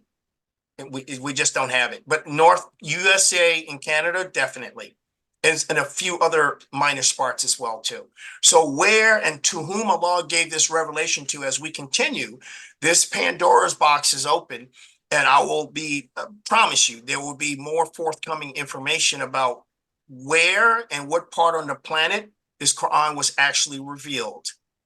We're back to the name stealers again, claiming something, and yet their environment does not match the environmental descriptions that Allah has given in the Quran. If you are living in a desert like that, that means yet you have possibly been abandoned. A desert is not to be confused with a wilderness. Sinai is not a desert. That's the wrong definition. According to Webster's International Dictionary, that the Apache Indians who speak Old Shemitic language refers to Texas as Ha Sinai. The wilderness they speak Hebrew. Even that part of Abyssinia in the part of Ethiopia. Can cattle graze there? Yes. Can they grow crops? Yes. Do they have a water source? Yes. That's a wilderness, because wilderness usually means the environment has been untamed. Man hasn't really tamed it. So Allah did not take the people of Israel, the children of Bani Israel, out of Egypt, a fully developed place, and stick them in a desert. That's torture. And Allah says he would gain nothing from punishing good people. He doesn't do that. He's not into collateral damage either. So Sinai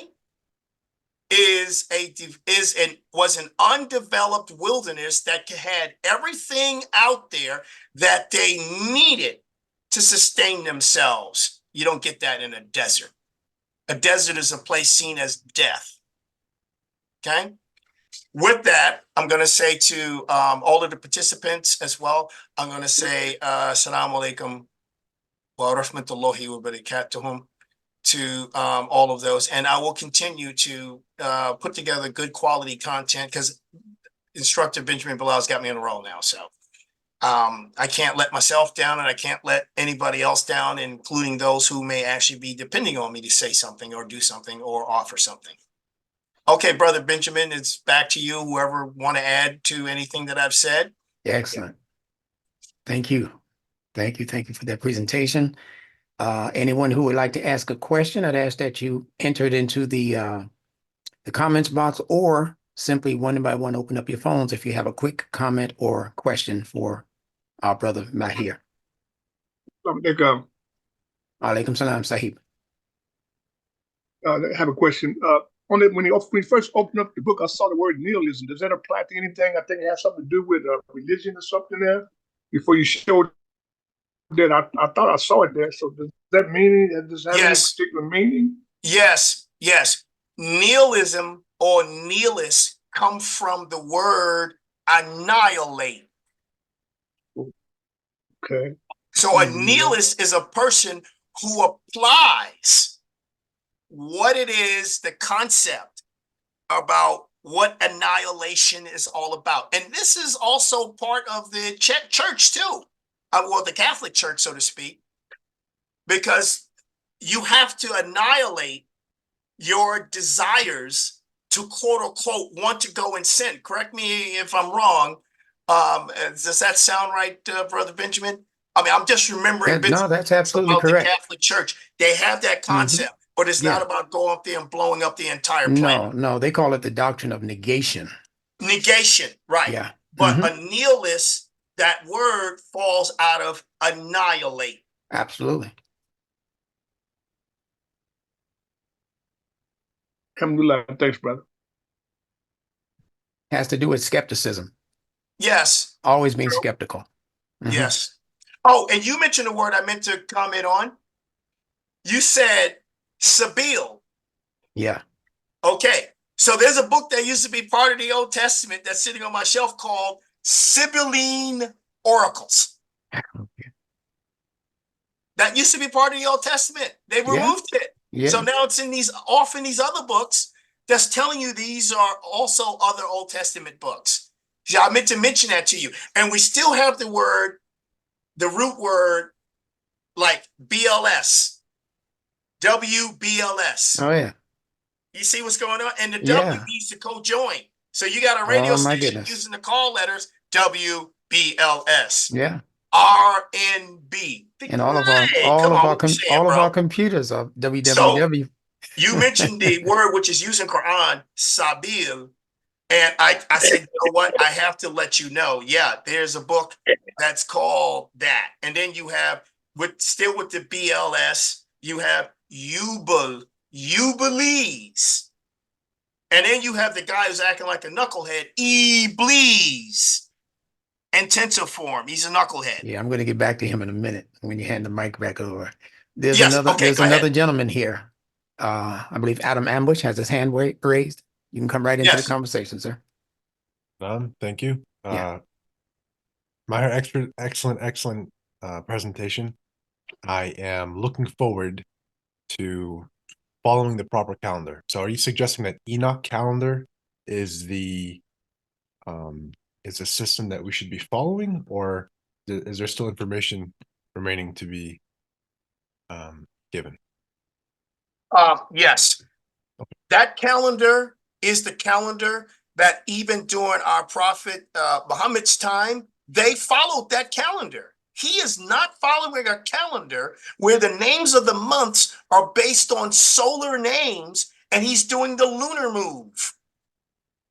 And then after he passed away, you remember before they started splitting down into these different sects and calling what they're called today, you had the lunatic cult and the sun worshiping cult, the Akbar group.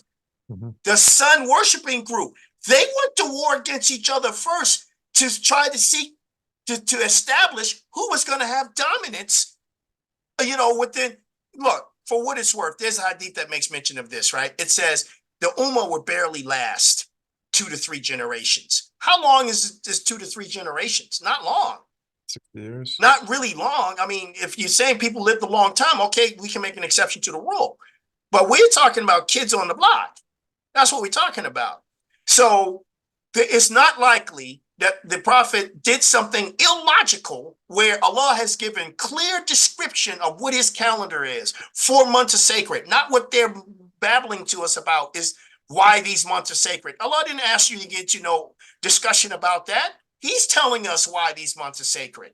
And for some of it, they make pilgrimage in that. And then they deliberately translate overlay what Allah said. And these are people speaking Arabiya. They overlay what Allah said, really said, and give us these things about the new moons and this, and like Surah Al-Baqarah, ayat 189. And they're saying this, and it's like, well, hold up. I see Anil Hila, Ahila in here. I know the Greek word for the sun and the halo of the sun. That's Heli. I know that. And the Greek language, the original Greek language is like Arabic, just like original Latin is. They're all cut from the Shemitic language originally, and their character sets was the same. So no different than somebody speaking Palestinian Arabic, Saudi Arabic, Kuwaiti Arabic, and an illustration is you have different ways to say something. I used to hang out with the Kuwaiti officers, who was over here stateside for training. Okay, this is before the Gulf War, whatever Desert Storm started, way before that. And they knew to say salam alaikum. Yeah, sure. So if they were talking to somebody from outside of their region, yeah, salam alaikum. But amongst themselves, they said, shalonik. Shalonik gahmina tamam. That's how they talked. Yep. And I'm like, hold it. I know Hebrew. So it sounds like you got Hebrew smashed in here some kind of way. So he said, it is salam alaikum with kafil halik and then the tamam. So again, Instructor Benjamin Bilal, it is the longhand way, salam alaikum, kafil halik. You can say that. That's the longhand version. Yes, and then you yes. can squeeze it all the way down. And then your dialect or colloquial is how they use the term. Y'all know that's your hood language. See what I'm saying? So you walk in there, the guy see you walk in, you sit down to get a haircut, shalonik. And then you look at him and go, what? He know you ain't from around there. And you speak Arabic too. They know. So it's cute. I like it. I like it. Likewise, with the, and I'm gonna finish your question to me, Adam, about the calendar, because I am putting together the calendar. It's not hard to do, by the way. It's not hard to do. The prophet, all of them, Prophet Isa, all of them was using the correct calendar. Maybe they didn't call the months all by the same names, because the names that we have right now, these are Arabic months, but there's nothing wrong with the names of the months. Absolutely nothing wrong with them. And we should continue to use them, period. That's the way we should do that. So I had mentioned 2 weeks ago, which I had forgot to mention, was that when I said Arzot Habari, and he was talking to Ibrahim, right? And then I went to the Tanakh, and then it said the part about Barit Ebram, and then it got to the part given to your seed, Zera'aka, okay, Netati, and then it said et, remember, the et ha'aretz hazot. That's the long way to say it. So now you smash these two words together. You don't say ha'aretz hazot anymore. You say arzot, two words stuck together. No different than colloquial Arabic. Salam alaikum, kayf al-halik. And then they shrink it down to shalonik, which means the whole big expression. Okay. So stay tuned for that. I'm working on that because I want to get that calendar out. It's not hard. It's not, believe it or not, everything that Allah said he made for us is clear and it's real simple.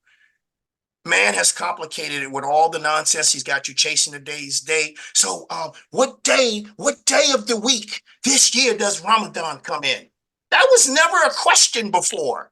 It always fell on the same physical day every year, and it's supposed to continue forever and a day.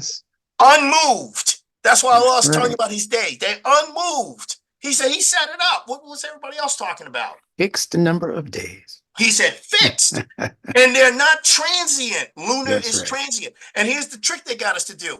So at my age, if I'm using the lunar calendar, I would be older than what I am in comparison to the solar calendar.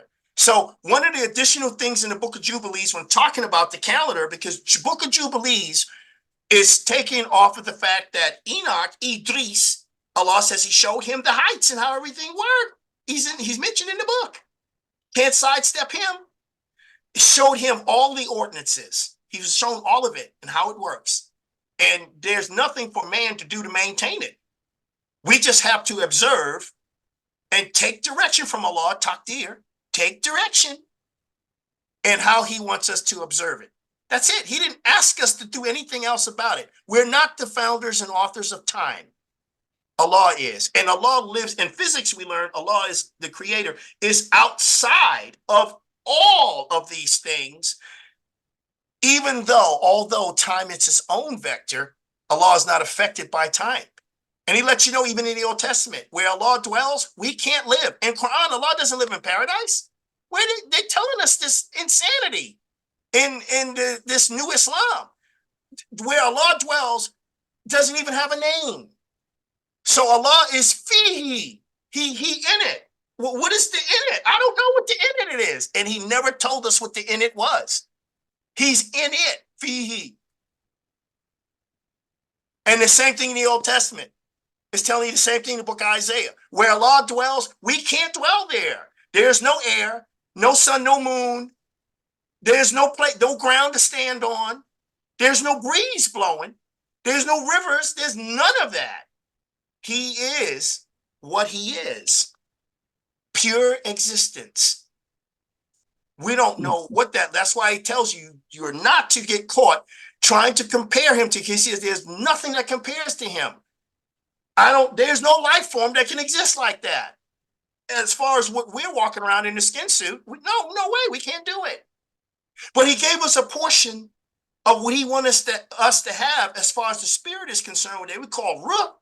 And then he gave us an extra portion of it, he says, which is just a gift from him as an extra measure for guidance. So people then took the word Abu, Abba, and then they put it, they now fix it to a guy wearing a skin suit.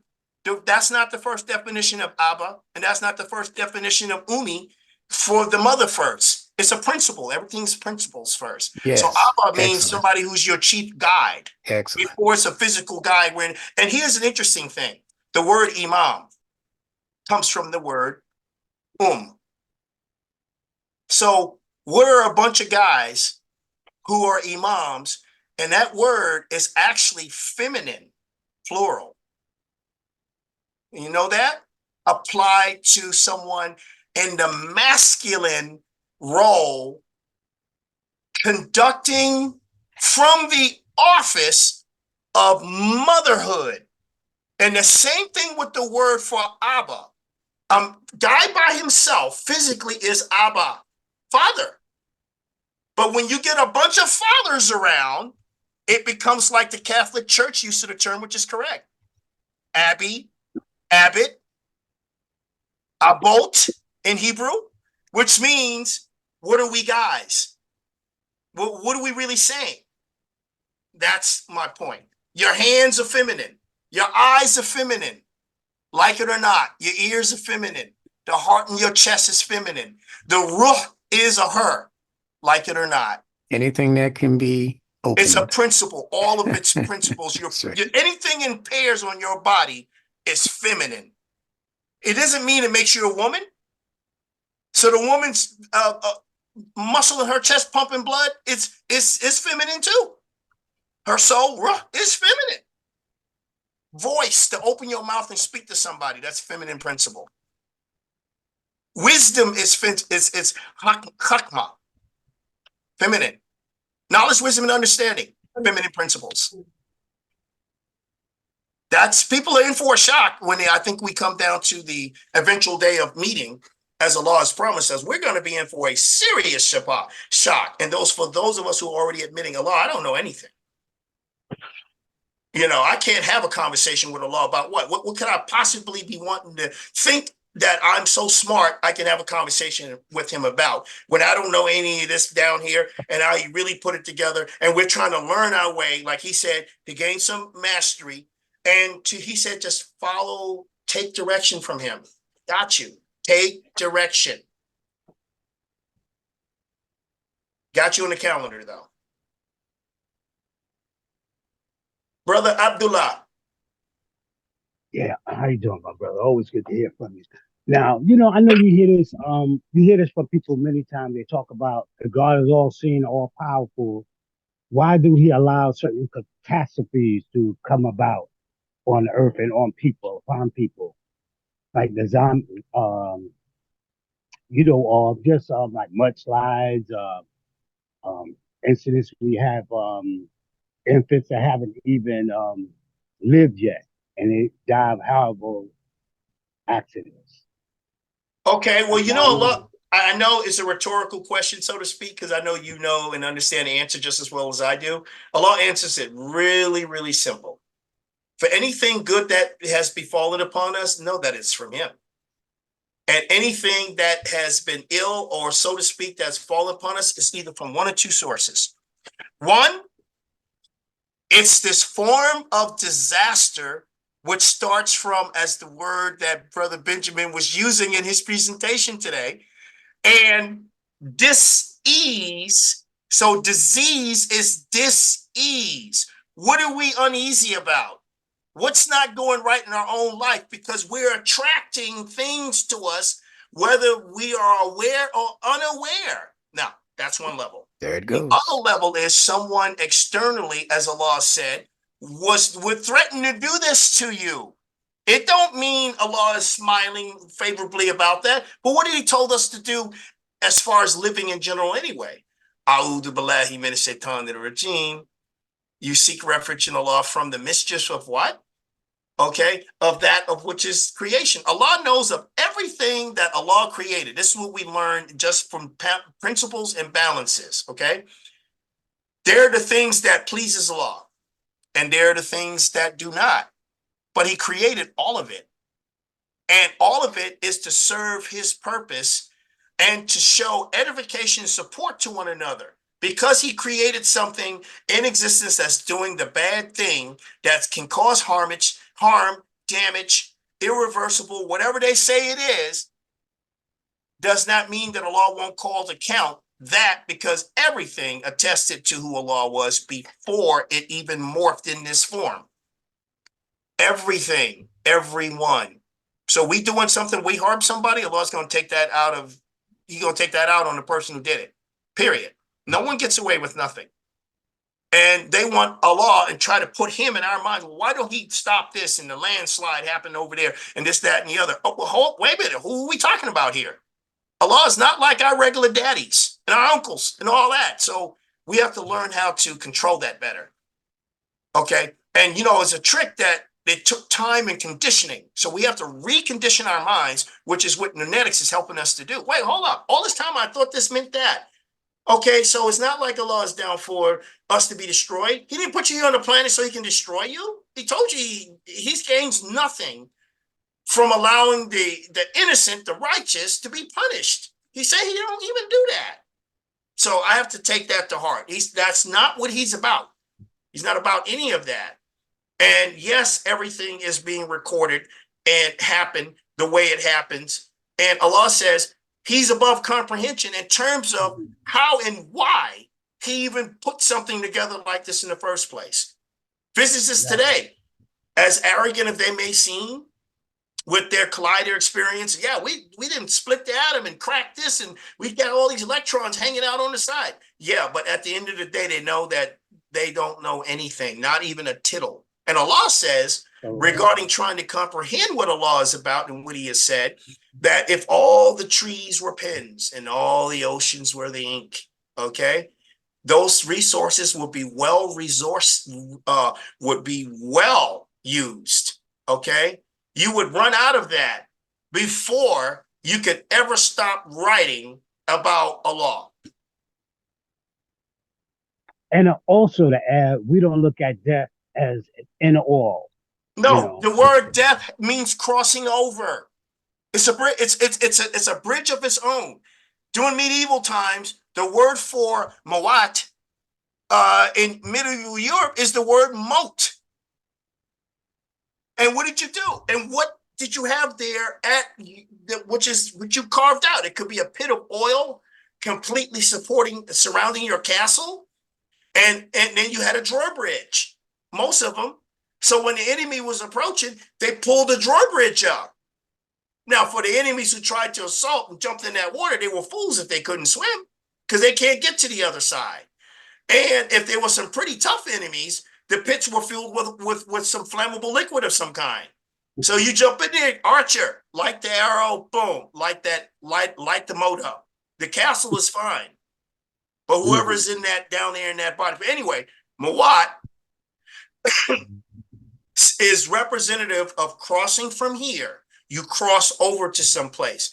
We just have to make sure that we're prepared to the best of our abilities because of the Mal-Ikatin who works for Allah with authority. Okay, you show up wrong. Okay, they ain't gonna play with you. Okay, I read some stuff in the book of Enoch that ain't no joke about supposedly what happens with the souls. How Allah tells you that those whose souls is gently drawn out at the time of their making their transition. The word is transition. I use the word crossing over, but transition is the word. And that he says how they come to these people. Allah has prohibited them from causing pain to the good people as the souls are being drawn out to be taken back to the one who gave the soul in the first place. But for those who are not, look out. Okay. It says how they, in the book of Enoch, they stretch that soul out there. They say they got thousands and thousands of angels who didn't stretch your soul out, and every one of them getting a piece of it. Okay. They don't stop. So you want to say in Islam, they had a book called The Spectacle of Death. At the time, I wasn't aware that it was actually patterned off of the book of Enoch until I read the book of Enoch. And I said, wait a minute, this isn't a book of The Spectacle of Death that they're using in Islam. So years later, that's how I knew, okay, we got some plagiarism going on. They didn't copied all of this, gave Islamic names and mentioned all this stuff. And now it's like you think you're giving credit to this scholar over here. And Enoch said this a long time ago because he said he was shown that. All right. All right. Anyone Anyone else else? next, or is that it? Excellent. All right. Alaikum salam. Give us your name. Yes, it's Kareem Abdul Salam. Oh. Yes, sir. I had a question, I guess somewhat in a comment as well, when you explained matrix and I thank you for really addressing the X. That's been a thing that has me curious for a while. I see that the Arabic equivalent you said is ka, and right. And when you pronounce that X from a NuNetics standpoint, if it's at the end of a word or sometimes even in the middle, it has the sound of a consonant blend like K and S. Yes. And that K, we know, represents some kind of control, right? And this S, right, seen, represents the intellect. Right. So when I see that X, the first thing that comes to my mind is this something that's implying taking control over my intellect. Right. Nice. And I want to say something about that as well too. More consonantal connections for you, brother Benjamin Bilal. Okay, so you remember I froze it on where it said simularica. Okay, SIM. So my brother, are you trying to tell me you're anti-Semitic? because the word Sim comes from, again, in the book of Enoch, of one of the 200 rebellious ones. His name is Simyaza. So Sam is short for that. And it also means someone who comes at you from the left-hand path. Because the word Samael is supposed to be the one who was doing the deception to Adam and Eve. That's his name. Came from the left-hand path. And they're supposed to try to say it means left hand of God. So to say left, Samael. Samael. Left. Your left hand, Samael.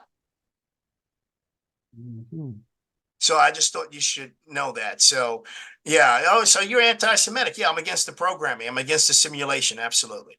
Very much so. I'm against it. Right. You guys do crappy work. Right. The way you constructed that program to do this, that, and the other, and you think nobody could see through it. You got holes all in the thing. It's falling apart. The reality, now I got more to show later at another date to show glitches in the matrix we're living in. Yeah, they say, explain this.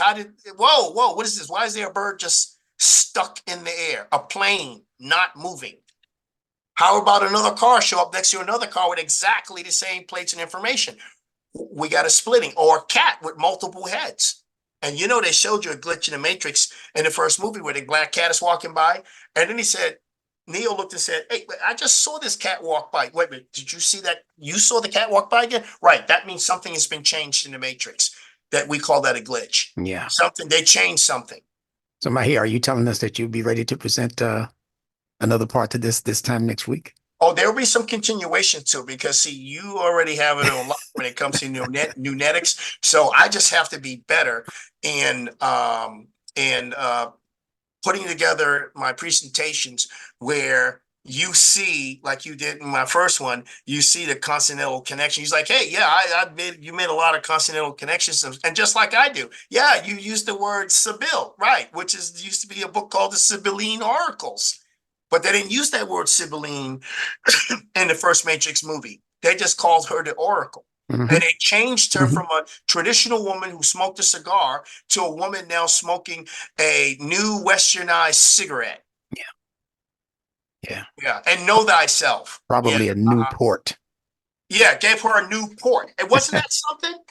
A new PORT. So you no longer bring your ship here and anchor where you used to. No, you go to this other place we have prepared. And we have assigned for you. That's right. Yeah. So let me know ahead of time if you're going to be able to make another presentation next week so I can build it up during the week, because as many people as possible need to be hearing these presentations. Yes. Is there anyone else out there before we close out this session who wants to? This is Alaikum salam. Yes, sir. Go right ahead, please. Washington, D.C.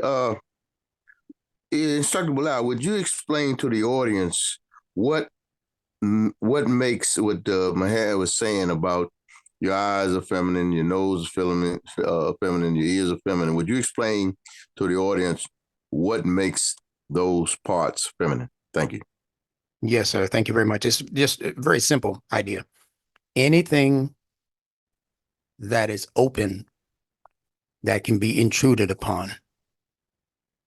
Your eyes are open, you can see things that will affect you for the rest of your life, whether it's a pretty woman or murder. Your nasal passages through your nose, those are open. You can smell the sweet air of the morning breeze and dew, or you can, some people say they can smell death, right? You walk into a room, you're an examiner, you're a police officer, and everybody's been shot up and killed up and mangled, and yeah, you can smell that blood. So you can smell it. You can smell a burning chicken in the oven that somebody forgot to turn off. You can smell these things. So any opening that can be affected by outside circumstances, the mouth can be opened. You can enjoy a lovely meal, right? Or you can open the mouth and poison can come out and affect somebody else. So any opening in the head is considered to be a feminine object. And the word that is used for it, and he also mentioned the word heart. Now you might say, well, there's no hole in the heart. What it can be, yeah, I can put a hole right into your heart based on things I say to you. But as we say, he has an open heart.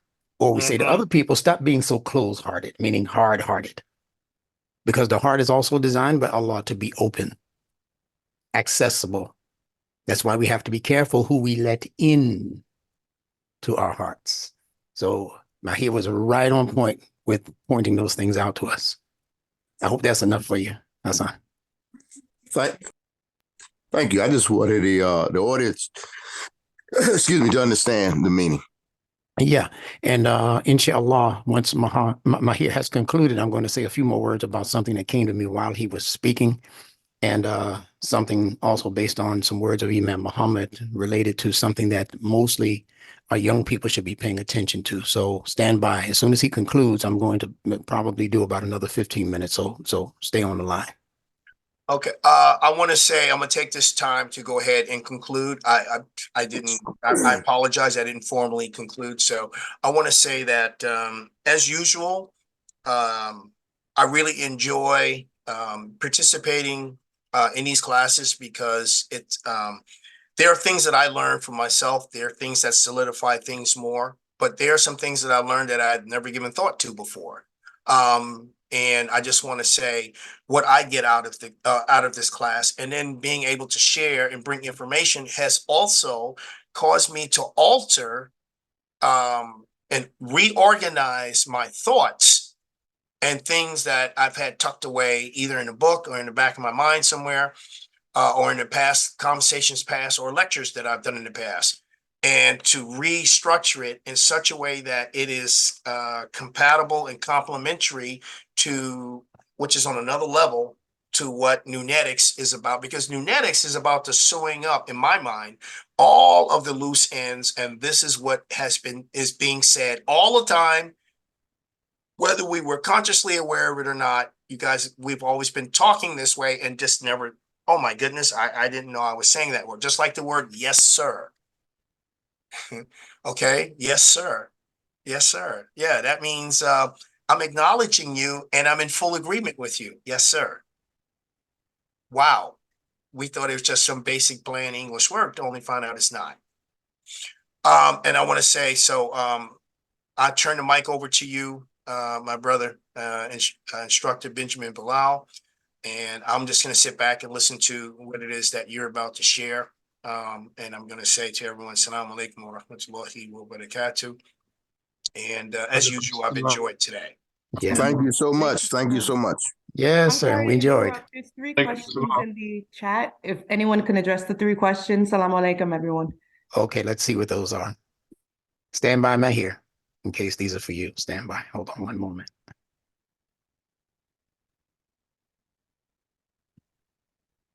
Okay.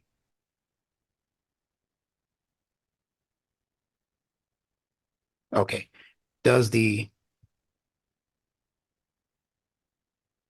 I don't have my glasses on for this. Mahir, can you see these questions? Yeah, it says, yeah. does the salvific Not referring, not ideation understanding what that is. relate to us? Also being blessed with Allah's Rahman. Are we, Sister Nawa, is that a question about, did you meant to say Salafi? Salafi? Would you? Nawa, open up your I'm microphone. trying to unmute. Sorry. Yeah. No, the salvific, salvation. Oh, I got you. Yeah, which is a church doctrine. Yes. So no, here's why. Because Allah has it real simple in Quran for us. He said, Allah has required that we abstain from the major no-nos, right? He said, except for there'll be some things that we will do that are the minor things. So to your mind and the human intellect, that will tell you he's not trying to sweat us for the little things, but he wants us to get better. But the major things he said not to do, don't do those things. That is salvation.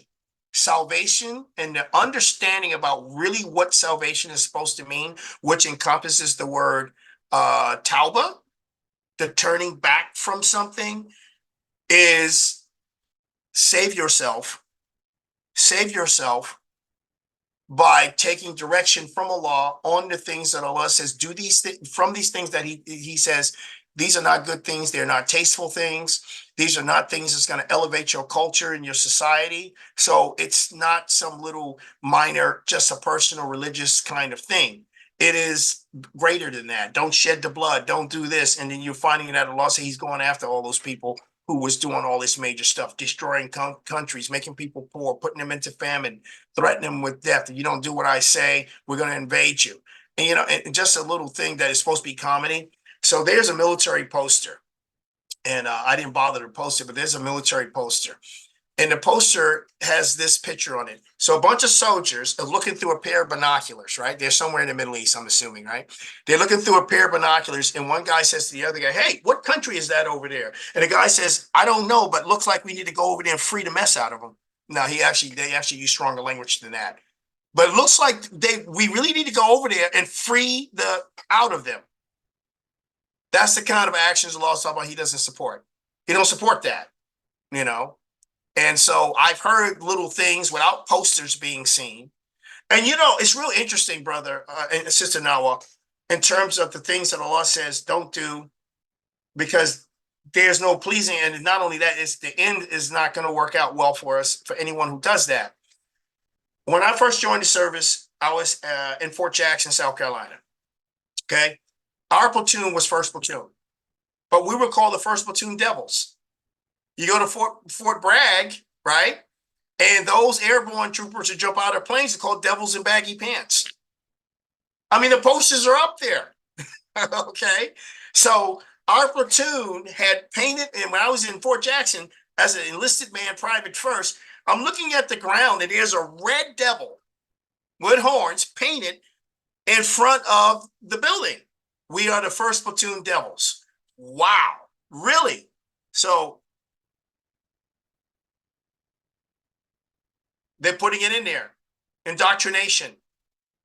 Yeah.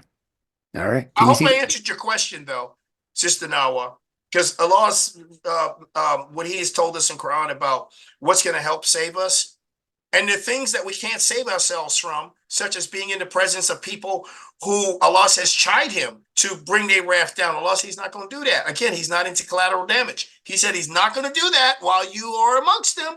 He says, so be patient. Yeah. Be patient. Right. While He works out your salvation. Wonderful. How to save you from that. Wonderful. I understand. All right. Thank you. All right. Yahya Hassan has a question in the queue. Can you see that? He does? Yeah. Oh, wait, hold on. Yeah. You have a couple of more questions. Okay, what relevance do the messages in the Matrix have for the wide awake Muslim God conscious person? Okay. To answer that question, first of all, the Matrix has a lot of moving parts, more parts than we know. Okay, so they hit us on all levels, everything from scientific mathematical manipulations to the biological manipulations, mind control, mind altering. Okay, the imposing on the most subtle way is the religious side, all of this stuff. Okay, so what does it mean for us if you are seemingly awake and Allah is letting you and showing you what's going on? That's Allah doing that. And that's a promise from Him that He would do that anyway. Not everyone is awoken that is going to be awoken.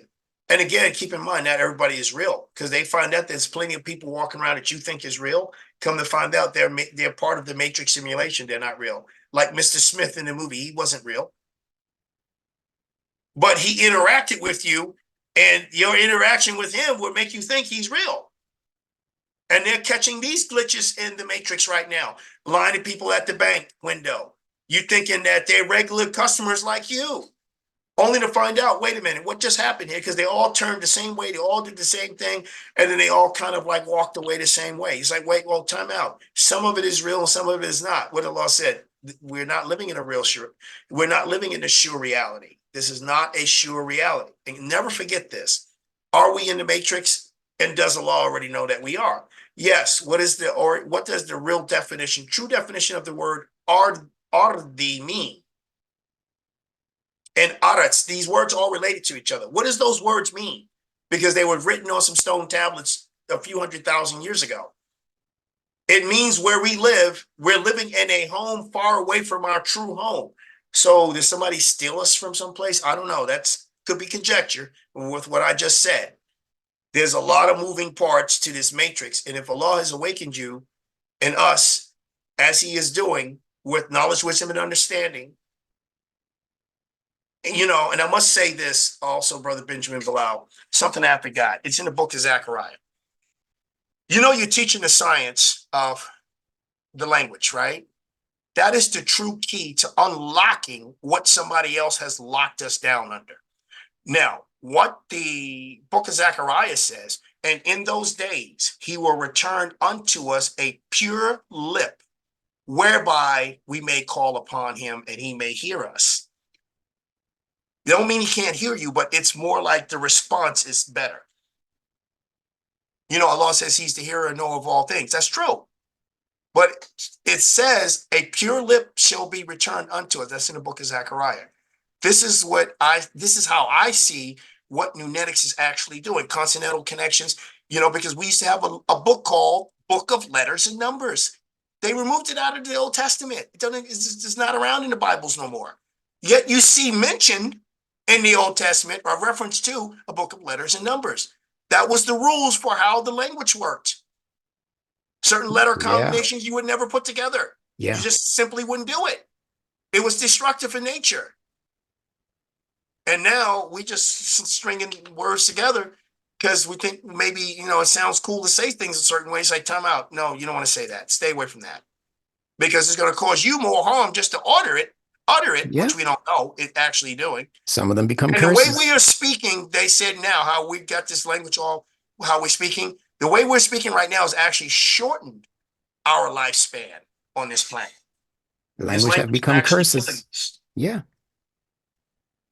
And I think part of what you might say in an answer to this next question, this last question here, might answer even more than just this gentleman who wants to know why we are quoting from books such as Enoch.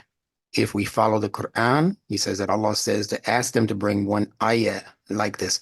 Now, to add to his question, there are many, many that I've heard from online, so-called scholars and others of the language, who say that we shouldn't be reading any other text except for the Quran, that all of the rest of it is misguidance, and the Quran is the only book of pure guidance. Could you speak to both of those concerns, please? Oh, absolutely. This is one of my most favorite topics, so I'll get right to the point. Everything Allah refers to in the Quran, every prophet he refers to in the Quran, he has already said, if we are in doubt, consult with those who was reading the scriptures from before this time. That's so correct. that we are not the ones in a lost state or confused. And then in Surah 28, Al-Qisas, I believe that's the name of that surah, Surah Al-Qisas, right? You got our beloved prophet, and he's talking about the two books, Kitabin, Quran and the law. Yes. And they said, oh, this is double sorcery. We're not going to pay any heed to this. Teach me. Yeah, this is what this guy's a madman. We're not going to even do this. And then Allah says, for those who held on to what Allah has given them before and that which is revealed now, same surah, right? Mm-hmm. He says they shall receive a double reward. Yeah, double portion of his mercy. Only thing you're actually discarding, okay, is these Hadithi people and all these other beefy people who's coming around with some other stuff telling you, don't do that, do this, and yet Allah says his law in Quran is Al-Torah. That's right. In Surah Tawbah, he says, this is never what's binding changes upon every believer. He uses the wa for conjunction. That's right. He tells you need Al-Torah, wal Injil, wal Quran. He says, this is the supreme achievement.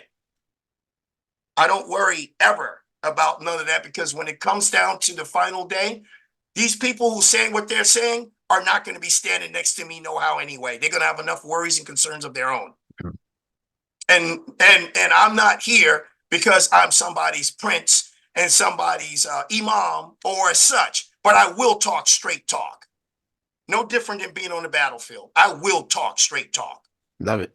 Okay, so that's what I wanted to say. Why are we reading these other books? Why not read them? And Allah says in the Quran, whatever was in error, he says, this makes clear or something that was in error in the Quran, he's correcting it. So now when you're reading these books and say, okay, I get it. They didn't said so-and-so in these previous scriptural books. He never told you to get rid of those books. He never said that. And each people will be raised up with their book. What are you going to do with that one? Yeah, with their respective scriptures. And you yeah. reading Quran, okay, you need to know when he's mentioning he gave Dawood, Prophet Dawood, this Zabur. What is it? Oh, well, I heard that it is, but I don't really know what it is. Okay, so do you know which ones might be false or which one was true? No, I don't know any of that. Okay, well, then we can't talk. We did. What kind of conversation is that to be had? We cannot talk. Come on. Either when you sit there, like my word, I'm a technologist, been skilled, got certifications out the nose. I walk over to a computer and I observe that something is going on with it because I read those books. I know I passed the test. Okay. Did I agree with everything I learned in the classroom? Maybe not. So then now, with Allah giving us enough skill set, we, because of the minds he gave us, and these minds are geometric. They expand and they collapse. They hold so much information, okay? And with these minds he gave us, you can also find a better way to resolve a technical issue.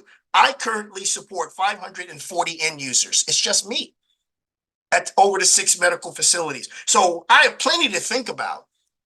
Someone said right here, Umayyads went to previous people, Persians, Christians. Yeah, and the Umayyads are the enemies. They're Greeks.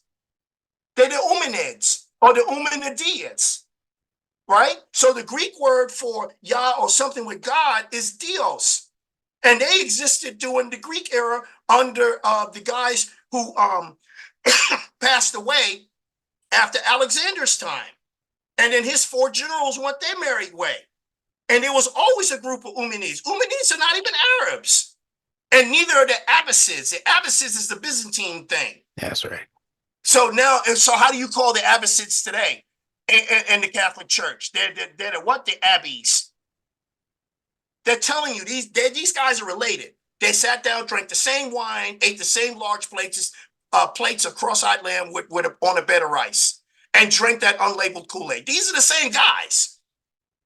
So they just stole everything. And the Persians are actually, the Persians are not even Egyptians, but the word, and I have a separate presentation for that, where there's a guy called himself the Persian Magi, and he explains where the word Persian came from.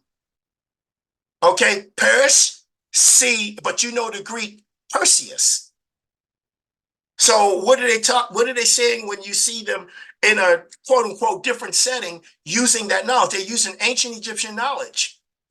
But they're not Egyptians. But that proves that they went there and learned. The same thing with the term Persian. Persian is not a race. It's an order, a religious order from ancient Egypt. This guy who's Persian will tell you that. He says, actually, they don't even call themselves Persian because it's not a race. They're actually Indo-Aryans, which is where the word Iran gets its name from. Indo-Aryan. I see somebody's got a couple. I hope that you open up your No, they're talking to the person who's asking all these questions back to back. Oh, okay. Yeah, because, you know, I have a cap on when I do that. I know what Allah says in Quran, and it's real plain and simple. Okay?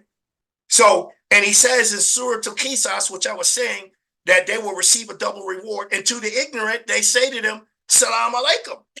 Is this the word? It's used right there. Salam alaikum. We are not of the ignorant. And they walk away from those people.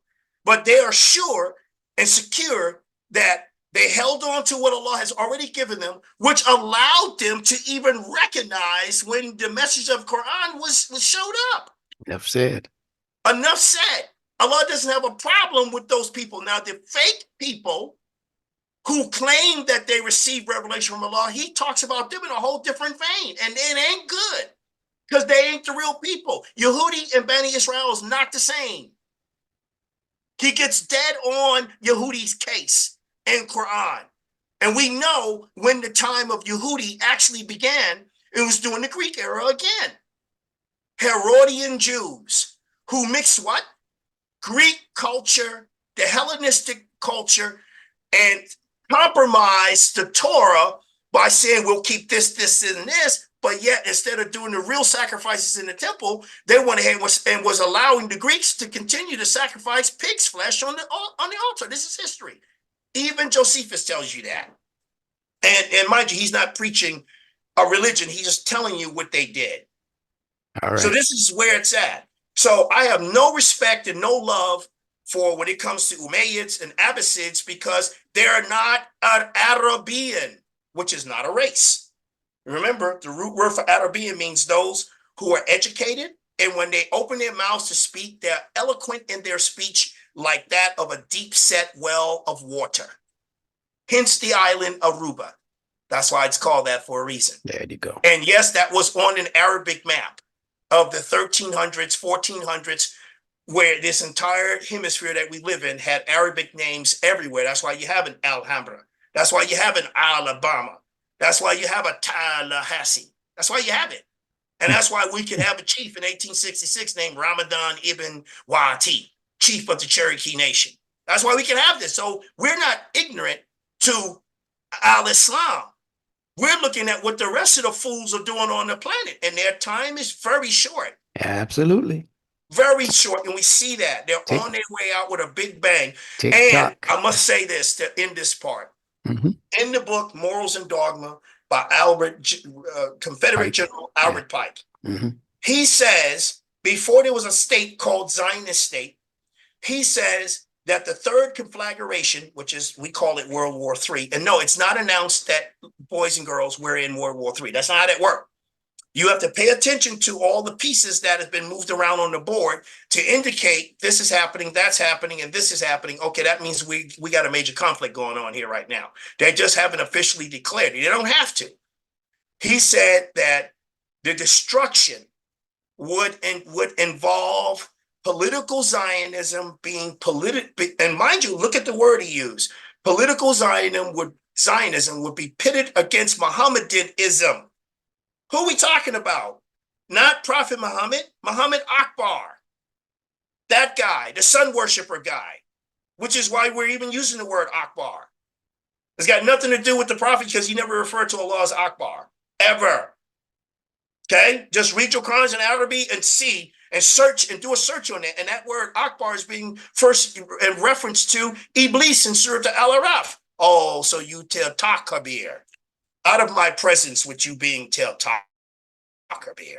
It's plain Arabic. It's not, it's real easy stuff. So I'm just saying, you know, between this, I read something, not necessarily mean I follow it, gain an understanding. Well, what is there to follow? When you're reading something, Quran is already confirming whether it's to be followed or not. Like Jubilee session. They will tell you in Islamic narrative that it didn't exist. The Prophet did not observe Jubilees, but yet the Arabic word Jubil is all over the Quran. And it matches the book of Jubilees.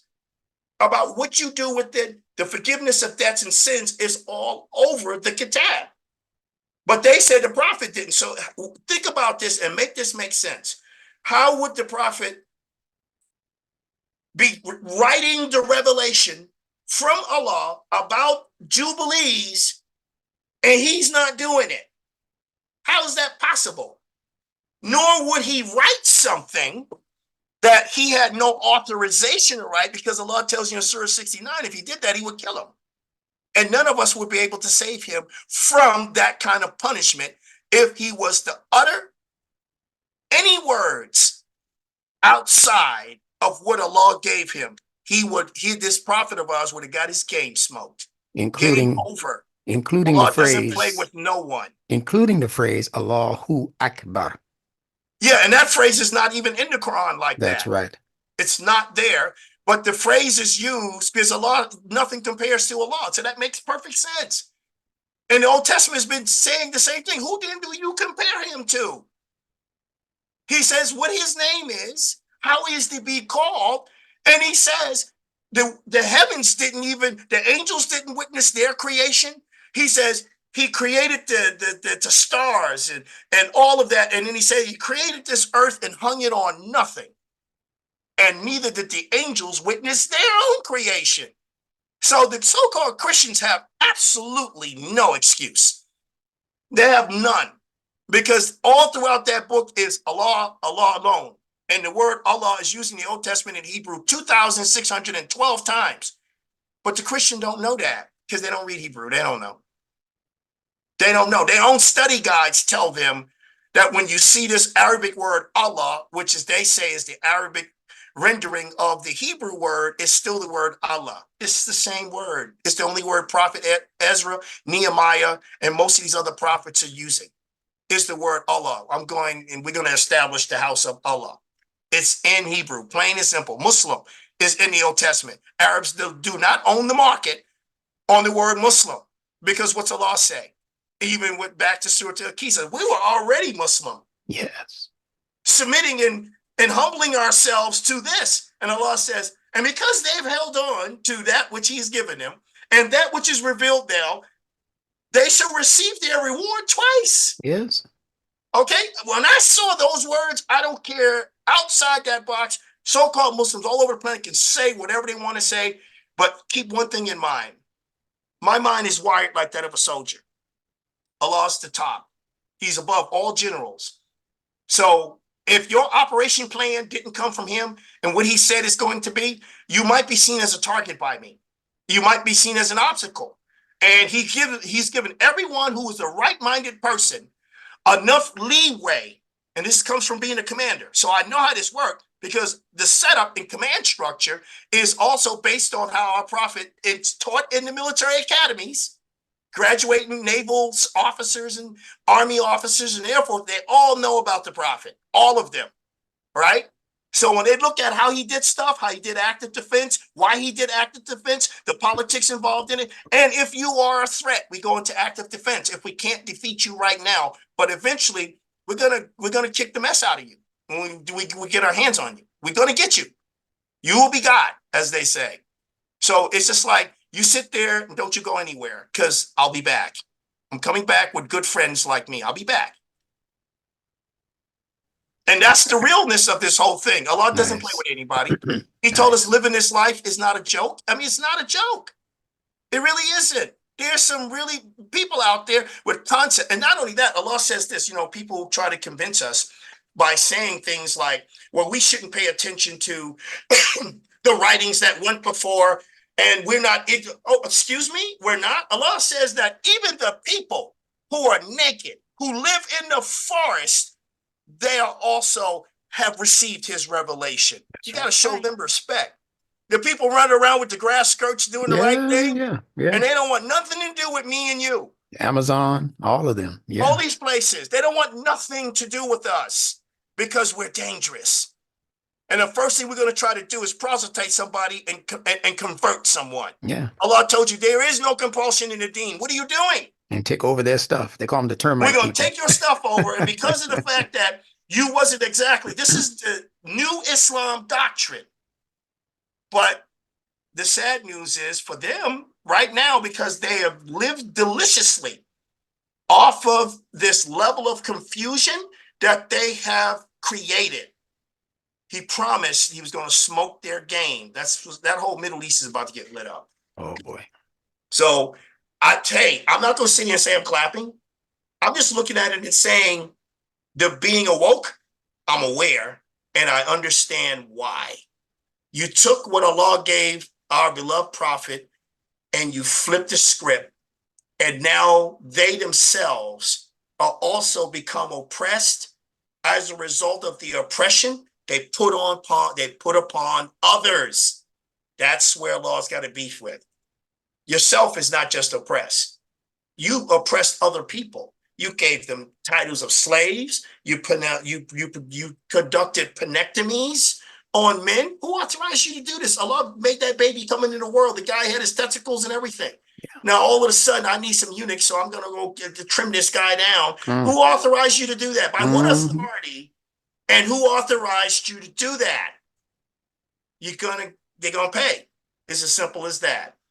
They're gonna pay. And the persons who they damage that way, there just isn't enough gold in all the world that even on the day of judgment, they can give that guy to compensate for the damage they've done. If you harmed animals, The animals are going to be there pleading their case on that day in front of you. What you going to do then?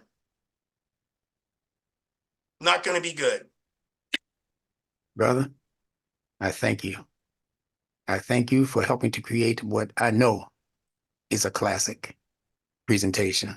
Yeah, this is more of those it's not even a can of worms anymore. It's just like I walked over and you remember the old chock full of nut coffee? The That was heavenly prime. coffee. That's what I did. I pulled the classic can of coffee that hadn't expired. Yeah. Because it's well preserved, and I'm popping the lid on it and say, listen, folks, stay tuned. Because the way that the mental battle, the spiritual battle, and all this is going down, there's a lot of moving parts to this. And Allah has a place like a cog in the wheel for everyone that that we bore witness to him alone to come down here and work for him. That's right. Abd, roll them sleeves up and let's get to work. All right. That's Abd. All right. Thank you, sir. Thank you. And listen, anyone out there in listener land who's an official part of NuNetics, as is Mr. Hoods, who was asking many of the questions. As you know, I invite you all of the time to join me on a one-on-one that can then be posted on YouTube. So open up your camera. Let's set up a date. If you're an official member of NuNetics, it's free of charge. I don't charge you anything for bringing your concerns and your questions to the wider audience so that all of us can learn. All right. We're humble enough to do that, to believe that we don't know it all, but we do know a few things. And to just go back and forth while the class is on is not fair to other people who have other concerns. So whoever that is, Hoots or whoever, and I thank Allah for Hoots because he's brand new. He's about a week into the class now, but but Hoods is good though. I mean, he's very good. You see his last comment. He's like, "Rumble, young man." Yeah. We know this. I'm looking at this guy Muhammad saying, Ali. "Yeah, okay, this guy's a warrior." But I guess it's his right. And mind you, we're humble enough in this class to say this. It's his right to ask the questions, to test people, to say, "Look, hold up, I need to hear where you coming from." That's right. Okay, I signed up for NuNetics. I get what that's about. But what's this you talking about? So that's fine, perfectly in his right. And no one should feel a certain way about it. And mind you, I was never attacking Hoots anyway. No, he knows. I'm not attacking him. I'm just letting him know, hey, look, the struggle is real. You see what he just put up? Did some real nasty stuff after the death of the prophet, and they sell this stuff off at a fire sale now because they already know it ain't worth anything. You see the heart and the fist bump he just sent you? Yeah, I see that. And I mean, the brother get my love. Believe it or not, we get time for the nonsense. Let me say this. Short for the games. Let me say You've this. been gamed enough. I have been asking my learners for years to come out of the closet. Not come out of the closet. That's a terrible phrase. To come from behind the curtains, from behind the closed doors, and express themselves. We need to know what's on your mind so that we can address your concerns, more carefully. If we don't know what's on your mind, we can't answer your questions. So Hoots is the answer to one of my duas as far as I'm concerned. What I'm saying to him, though, is that for us to get the best out of what he's approaching in terms of his information, it would be better if he came on and did an hour's worth of one-on-one with me. That's what I'm saying. Yeah, so he's going to take me up on that. I know. He's going to take you up on that. All right. And I need to get with you after Thursday because, listen, I ain't got no problem setting up a seat, what you call a CCast, C-Pod, whatever. Yeah, we got to get started on that. So I am in a fantastic position Thursday. And Wonderful. and I will let people know that I don't want them to ever get it twisted. Okay? I'll let them know that you got me in the room. There were no pads on the wall, and you took me through wall to wall counseling like a soldier. Okay, and it's the reason why I'm doing this. All right. All right. So you'll be ready for that. You'll be ready for that this coming Thursday, is what you're saying? Yeah, I'm just saying Thursday I am in perfect situation to execute on that. Right. So and I really do want to do that because there's so much that you're saying. It's good to share within your class when you have it. But it's also good that for me to take parts of what you said with my platform, which is edification. Yes. Edifying what it is that you were saying and show also different levels to it. But you're going to always keep it at the NuNetic level. Like I told you, Alhamdulillah. the prophecy Yeah. in Zechariah says that Allah is going to return unto us a pure lip, Yeah, whereby I like that. we call upon him. It says Yeah. pure lip, I period. like that. And that's what you're doing, because some of us can recite Arabic, our pronunciations is beautiful, but at the same time, we don't always know the insights. And mind you, there was a writing, I want to call it a hadith writing because it is, and it said that the end hours would not come except that you would see the mosques will be decorated with the recitation of Allah, and no one would know right. anymore what it actually means. Wouldn't be in their hearts. That's right. Okay, now that's men talking, so I don't have a problem with talking about like how Mhm. we're talking. Mhm. A man is saying something. Because we see that's going on right now. Like I've heard people, brother, that's a beautiful recitation. What does that mean? And you're just inquiring, and the guy says, I don't know, but it did sound beautiful, didn't it? And I'm like, damn, we were told about this. Yes. Yeah, the person, he didn't skip a beat and how beautiful it came out. But then you say, hey, what was that? What was the meaning of that? I don't know. But it did sound beautiful. Yeah, it did sound beautiful. And you're walking away going, wow, what we got going on here? This guy can speak Arabic and he's reciting something in Arabic, but he's lost. He can't tell me what it is, and this is his language. So we think. Yeah. All right. I gotta jump in here now and put a conclusion sir. on this. Yeah. But thank you once again for making this a classic as far as I'm concerned. So I'm going to ask the audience not to send any more questions or comments. I'm going to do about another 15 to 20 minutes. Conclusion, actually, I'll be including some of the points that were made by our brother Mahir. But this came to me, as I said, as he was speaking. So some of this might sound unrelated, but it is related if you stop, rewind the tape, and listen back to it once all is said and done. Alhamdulillah, as I begin this portion with Bismillah ar-Rahman ar-Rahim, beginning with the signature of Allah, ar-Rahman ar-Rahim. I want to make a consonantal connection, meaning a connection in NuNetics, using that method called NuNetics, the interchangeability of consonants in words, whether those words be from the English language, the Arabic language, or practically any language. And this is in relationship to our youth on the most part. And this is not a condemnation of our young people. This is an observation of our young people that I hope they will take to heart in order to improve upon their condition, whether that condition be material, spiritual, emotional, or any other field of endeavor. This is intended to make you better if you listen carefully. The major cultural interest of most of our inner city youth is centered around something called rap music. Put a stamp right there. We're going to come back to that. We have a category of people amongst all people in the world who, for some reason, are being called teenagers. Teenagers. Come to find out that that word didn't actually enter the English lexicon until after World War I believe.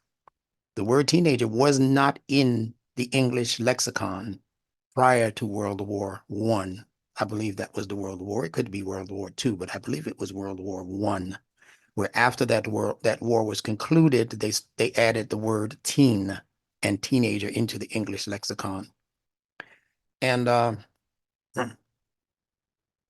anyone who speaks a modicum of Arabia or Arabic knows that there is the word teen within the Arabic language. In fact, it comes to you in two different measures. The first one means clay, malleable clay that can be shaped into something.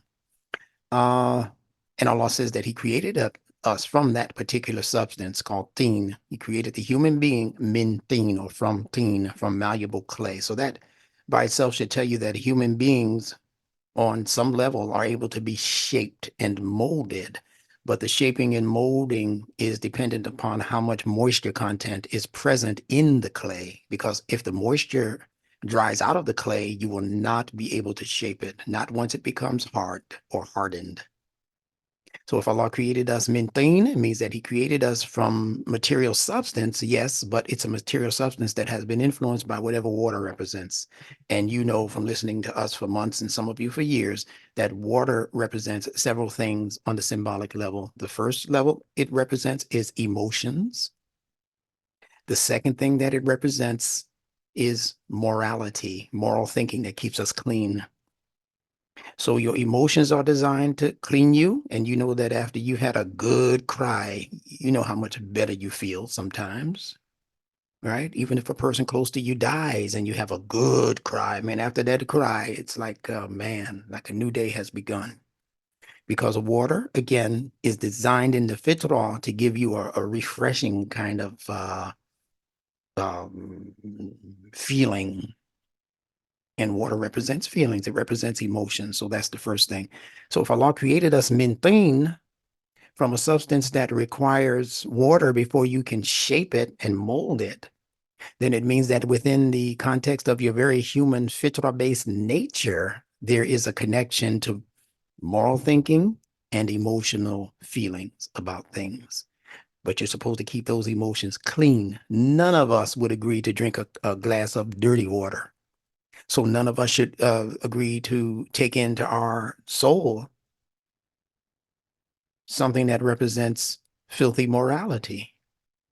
The things we look at, you know, that's not good for you to look at. That's disturbing your soul. That's contaminating your life.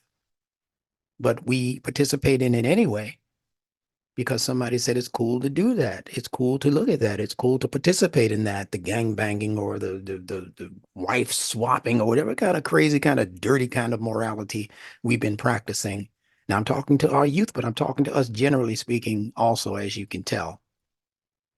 So Allah is setting the record straight for how we have been programmed by his divine plan for our DNA, RNA. And he created us to gravitate towards that which is clean. You can tell that from studying any newborn infant. The newborn infant loves peace. Disturb its peace and see what happens. Go in there and wake it up when it just fell into a deep sleep in the crib and see what happens. So Allah is giving us insight into our own unique human nature that is not necessarily shared by other animals that we think are like us, like the gorilla and the horse and the cow and all of that. They don't share our human nature when it comes to the availability of moral substance, which Allah reveals in the form of scripture. And he also reveals that moral substance when we study what are in the creation as the ayat of Allah, the instructing signs all around us and inside of us, he says, of Allah. But Allah says most people are not paying it any attention. So I wanted to just begin with that as my initial premise. The other word for teen means fig, and it's pronounced with a different T sound. The one that means moist clay is teen with the ta. The one that means what I'm about to tell you now is with the letter tau, and it's pronounced teen with a heavier kind of undergird. Teen. No. I'm sorry. I got them backwards. The malleable clay is the heavy T, teen. The light T that's mentioned for fig is teen, and there's a surah by that name, watini, wazaytun. Got it straight now. All right, by the fig and by the olive and so forth and so on. You know the surah, most of you. So what do these things have in common, first and foremost? Remember, if they're sharing consonantal connections, they're going to have related meanings, even though they are two different things that we're talking about. And the fig is also malleable. You can pull at the fig just like you pull at clay and take pieces of it apart, maybe stick it back together, right? And that's what it has in common with shapeable clay, malleable clay. And we know that the fig has very, very minute seeds that Allah has created as a part of its composition, minute seeds. And it has a very sweet taste, very sweet taste. And in both of these instances, the instance of the teen with the heavy sounding T, tau, and the teen with the ta, the light sounding ta. Both of them are related to the infant and the newborn and the toddler even. So when Allah says Watini wazaytun, Watur sinin, he's referring also to stages in the development of the human being's excellence. Because all human beings are born into a state of mind that science and psychology now calls the imagination. I'm giving you some insight into Imam W.D. Muhammad's explanation for this particular word. The other things that I say will be from my study. But he said that this fig represents the imagination, and he connected it to the English word figment of the imagination. And we talk about figuring things out. What infant comes here and doesn't have to figure out even who its mother is? Who is this feeding source? It has to figure all of these things out because the fig is first. And there are certain references to the fig in the Bible also in relation to Jesus's work, where in one case he cursed the fig to produce fruit no more. We won't go into that today. Maybe Mahir can give us some insight into that next time he meets with us. But this idea of the imagination is what we're talking about. There's nothing in the world of created things that human beings have created that were not a part of the human imagination before it was created. Whether we're talking about this computer, this cell phone, the bed that you sleep in, the house that you're comfortably living in, all of those things were first and foremost a product of the human imagination. Yeah, the human imagination. This microphone, these headphones, this desk. And we can even say that the things that are part and parcel of the actual fitra, like the mountains and the rivers and the sun and the moon and the stars and all of these things, we can kind of theoretically say that those things were first a part of Allah's imagination before he brought them into being. Kun fayakun. Right? He had to imagine them first. So this word imagination is much more powerful than what most of us have been taught through the psychology classes and all of those things that kind of poo-poo the imagination. Look at the child, he's taking, two ice pop sticks and he's pretending like they're soldiers. All of us have done this, especially the boys. And we are pitting them against each other like they're actually, and in the child's mind, in the toddler's mind, in the preteen's mind even, I know for me, when I started playing with those little two popsicle sticks as soldiers, I actually imagined them to be fighting against each other as though it was a real battle. Because that's how powerful the human imagination is. That's why Allah gave us that level of imagination. And the other aspects of our growth and development actually grow out of a healthy sense of imagination. If we can't even imagine ourselves to be a community, we will never be a community. If you can't imagine yourself married to that wonderful woman, you will never be married to that wonderful woman. Even if you get married to her, you still won't be married to her if you can't imagine what that relationship is going to turn into. You're doing it because your mama wanted you to do it, because your daddy, received a couple of goats to give you over to that guy. It ain't gonna work because it's not the proper way to introduce new information to the imagination. We have to know what the imagination is. Why is the sound of the word jinn in imagine nation? What kind of jinn nation is the imagination telling us about? That's how you have to begin to think and put these ideas and these thoughts and these sounds together, because they are all interrelated as one language when you understand it. Now, that teen that represents the moist clay, we can pick from that clay. We can take pieces from that clay, from the body of that clay, and we can take those pieces in order to make something additional to that clay bust that we're putting together as a face, maybe. We can take little pieces of clay. We can make the eyeballs and stick it onto the head of the clay, the malleable clay. We can take another strip or two strips and make the two lips and mold the nose out of the clay, and it becomes a face. This is what it is said that Jesus did in the Quran, Isa. He made a bird out of this kind of clay we're talking about, right? Now, the idea in taking pieces away from the clay to make the eye, the eyeball, the hair, the ears, the nose, the neck, the idea of taking pieces away from a larger body of clay is to return that clay to a sense of wholeness. It's not to take an eye and throw it over there and not let it contribute to the greater body that we're calling the bust or the face. Huh? No, it's to return that clay so that what we're looking at can maintain its integrity. But those who involve themselves in piecing apart the clay in order to damage the image, the imagination, the image of the clay, to the point where when we look at it, we say, what in the hell was that person thinking who put that thing together? And if somebody comes with enough hot air and starts blowing that hot air on the clay is very soon to become hardened because of that breath or that air, or just staying around so long that it just ordinarily hardens from the air itself.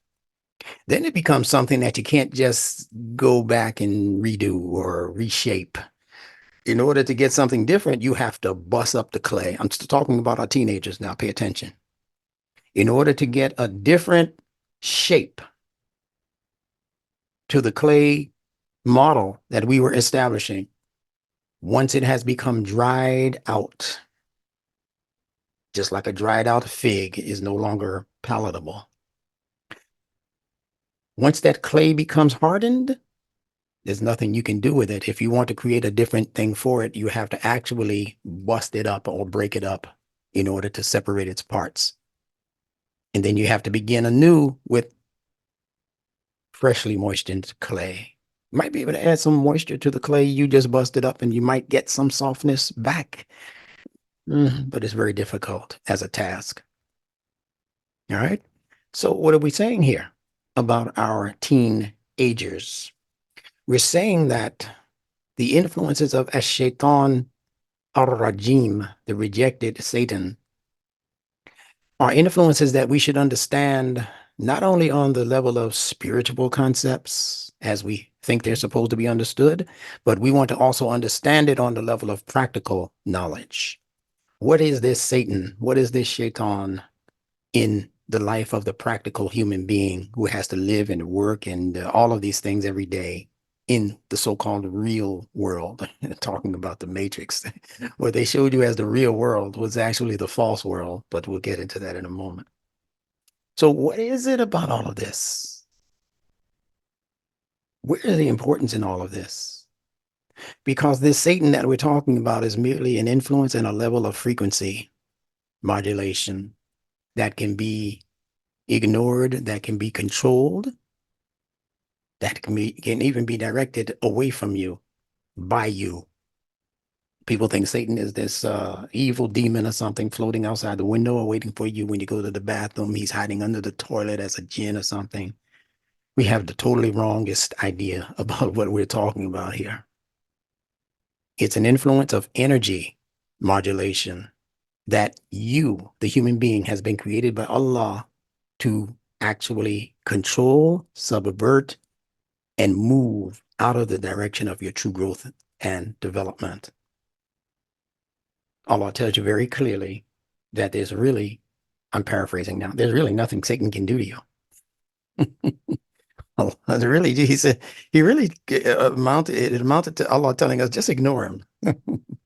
Because as I say every week, anything that you give your attention to expands. You want Satan to stay in your life? Keep concentrating on him. Keep talking about him, how he's doing you dirty and how you can't do anything because Satan is in your ear and Satan is in your living room and Satan is in your relationship and Satan is in your food. And keep concentrating on Satan like that and watch the kind of hellish life that you walk into and remain in perpetuity, because you're not aware of the method by which you can actually rid your life, on the most part, of most of these subtle influences that Satan has brought into your life. So we're talking to you very, very righteously right now. in a practical way that will allow you to use this knowledge in order to subvert the many negative things that have been happening to you in your life and that people are planning to bring into your life as negative energy and negative situations and circumstances. So, Mahir spoke about Iblis earlier. He didn't go into great detail, although he could have. But I want to give you a consonantally connected word in the English language where the same consonants for Iblis are hiding. See, he's one who likes to hide in the shade and in the shadows of concepts. Iblis said, I will be waiting for them, sitting and waiting for them along your straight path, speaking to Allah along your siratika al-mustaqim, your straight path. So he's a sneaky kind of subtle kind of dude. But let's see where he's hiding. I've told you also that I believe that Iblis also signifies the influences in language concepts, how language is used to make people languid or weak, and to make them languish, meaning wait around, even though nothing is going to really happen of good for them. They're just languishing. You know, it's like people sitting around waiting to die. Well, that's what language can do for you when that language is directed towards your lower frequencies, your lower energies, and there's nothing to subvert it. There's nothing to offset it. There's nothing to make it go away into a different direction because you don't know the science and the technology for manipulating your own energies. And it's in your hands to do it. Now, there's a word, it's an adjective, and I'm sure all of you have heard this word, especially if you've been ill, sick. They call it a prophylactic. I'm going to spell that out for you. Prophylactic.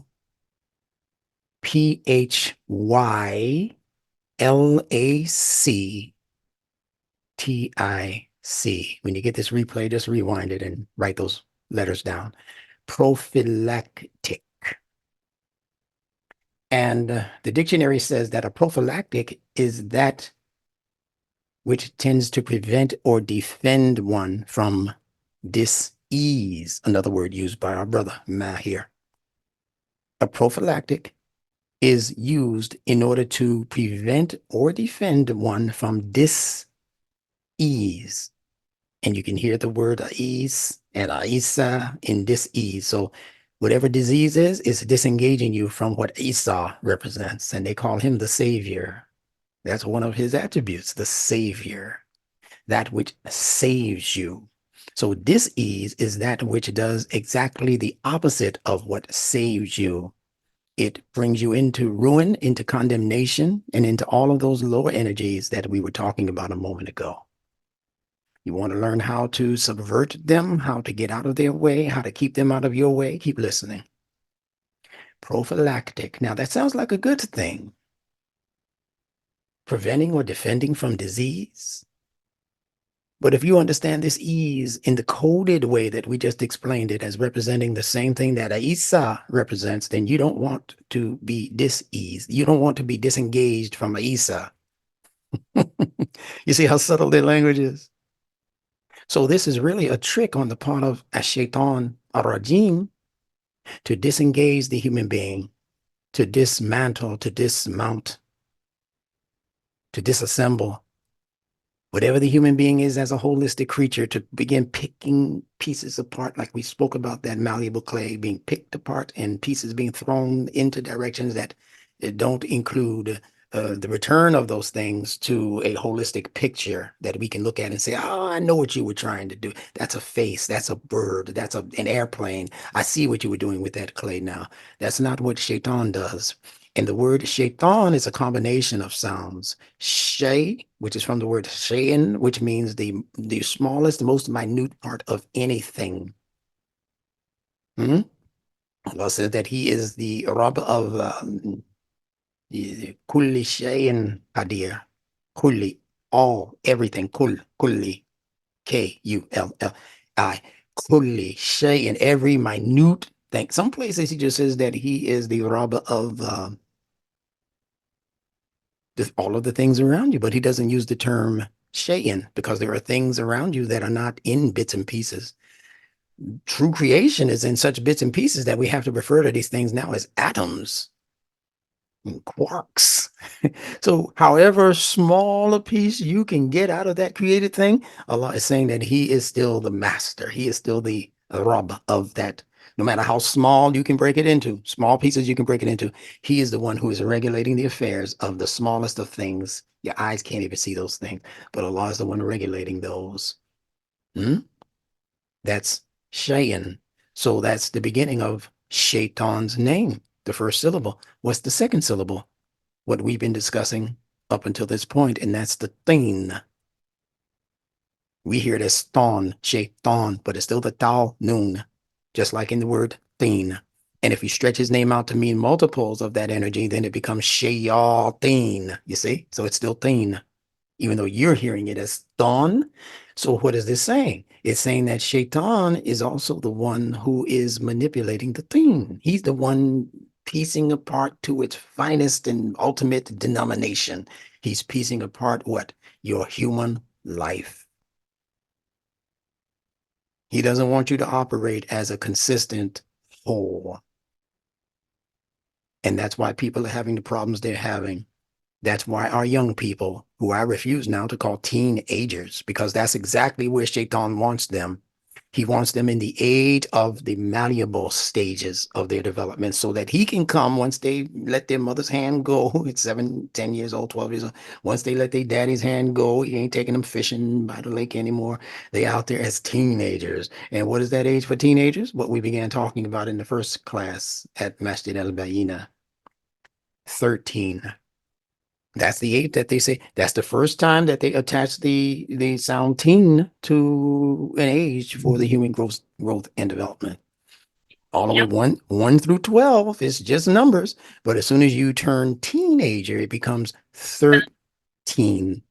And like I said, they introduced this 13 as something negative by saying unlucky 13. But what's unlucky is that, as I said earlier, 13 represents the age of leadership. The age of mastery over the 12.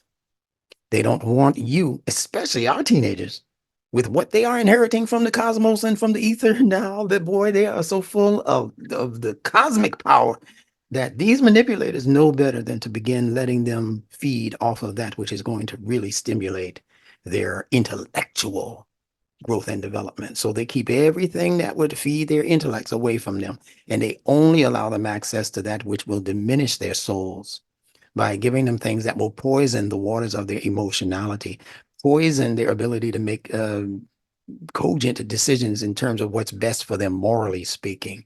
Our teenagers, on the most part, are not looking for moral solutions to things. They're looking for that which will satisfy the lowest aspects of their desirous nature.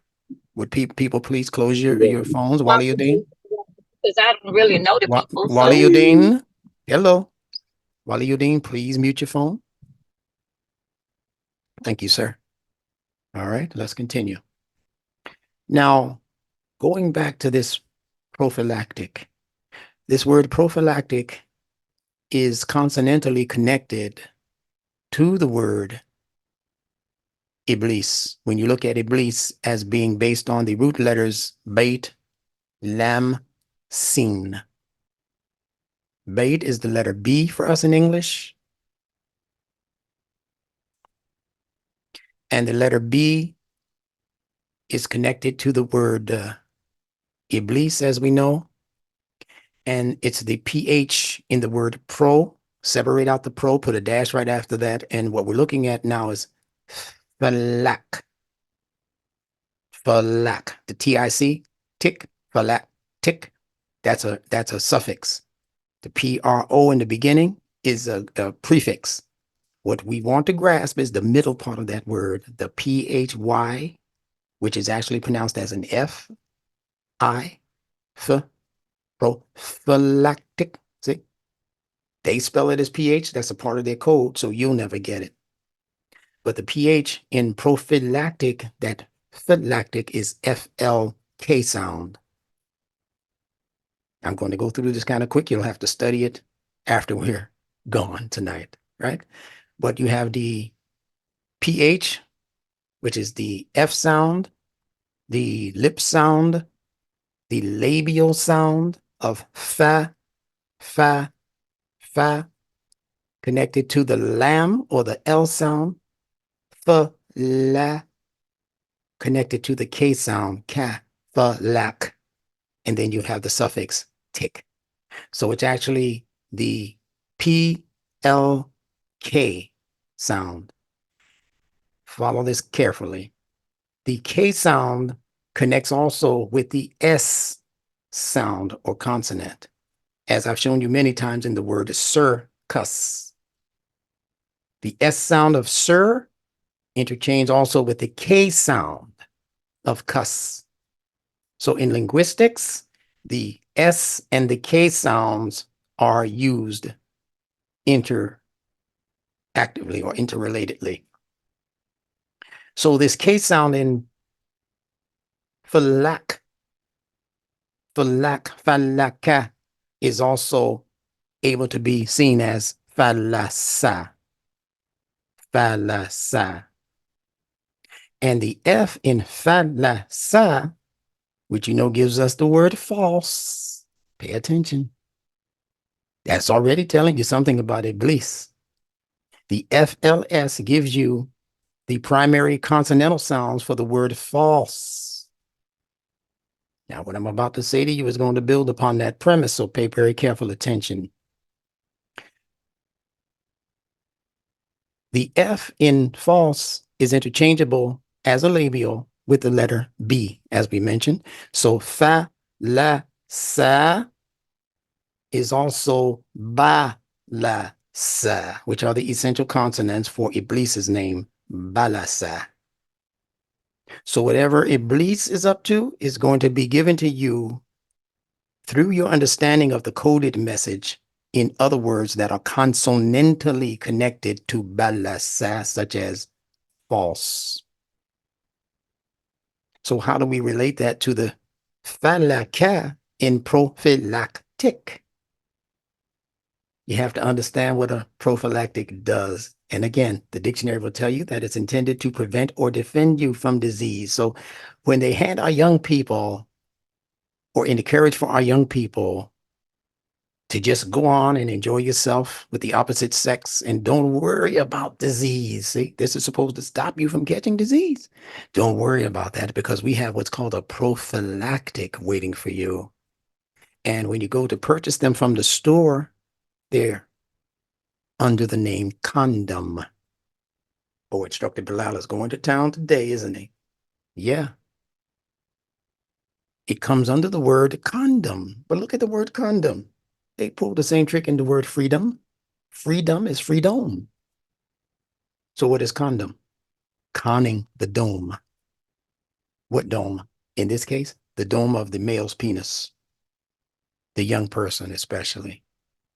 Because the condom is conning you into believing that the urge that you're having to release spermatozoa, that urge in the vitral is intended to impregnate someone that you're going to take care of, be responsible for, share a life with, etc.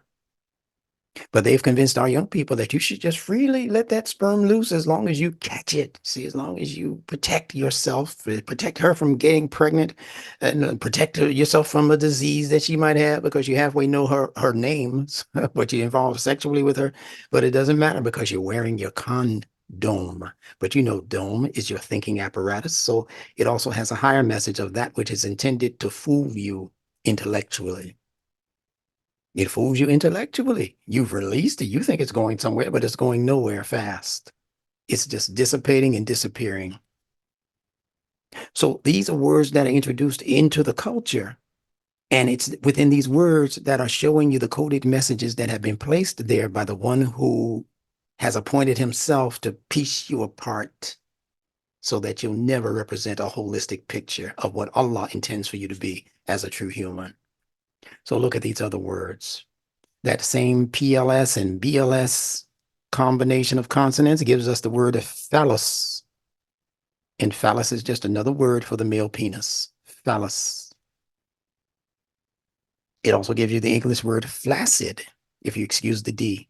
The FLS sound in flaccid means a penis that has not been able to become erect or is not presently erect.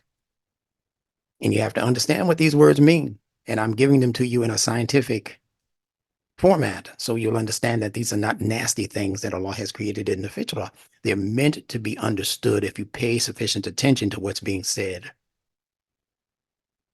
You have the word fallacy. How about that one? Fallacy, a falsehood. Somebody thinking something is real, you know, but it ain't really real. You ain't really making no baby. Ain't no real product going to come out of this because of the prophylactic you're using.